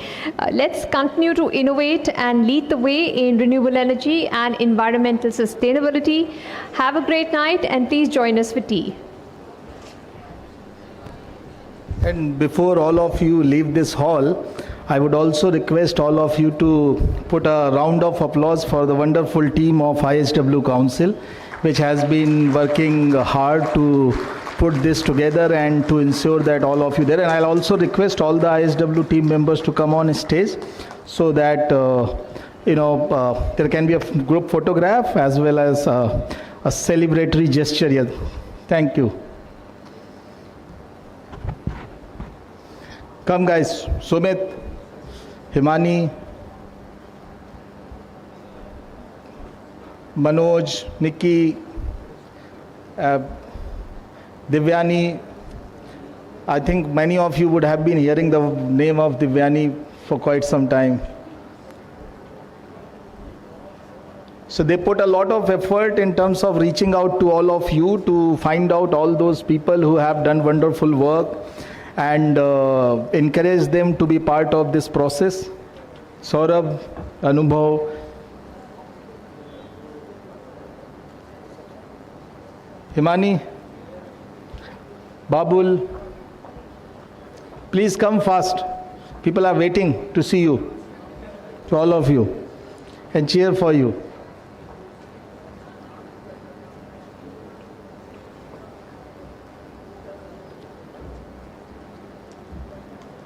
Anyone left?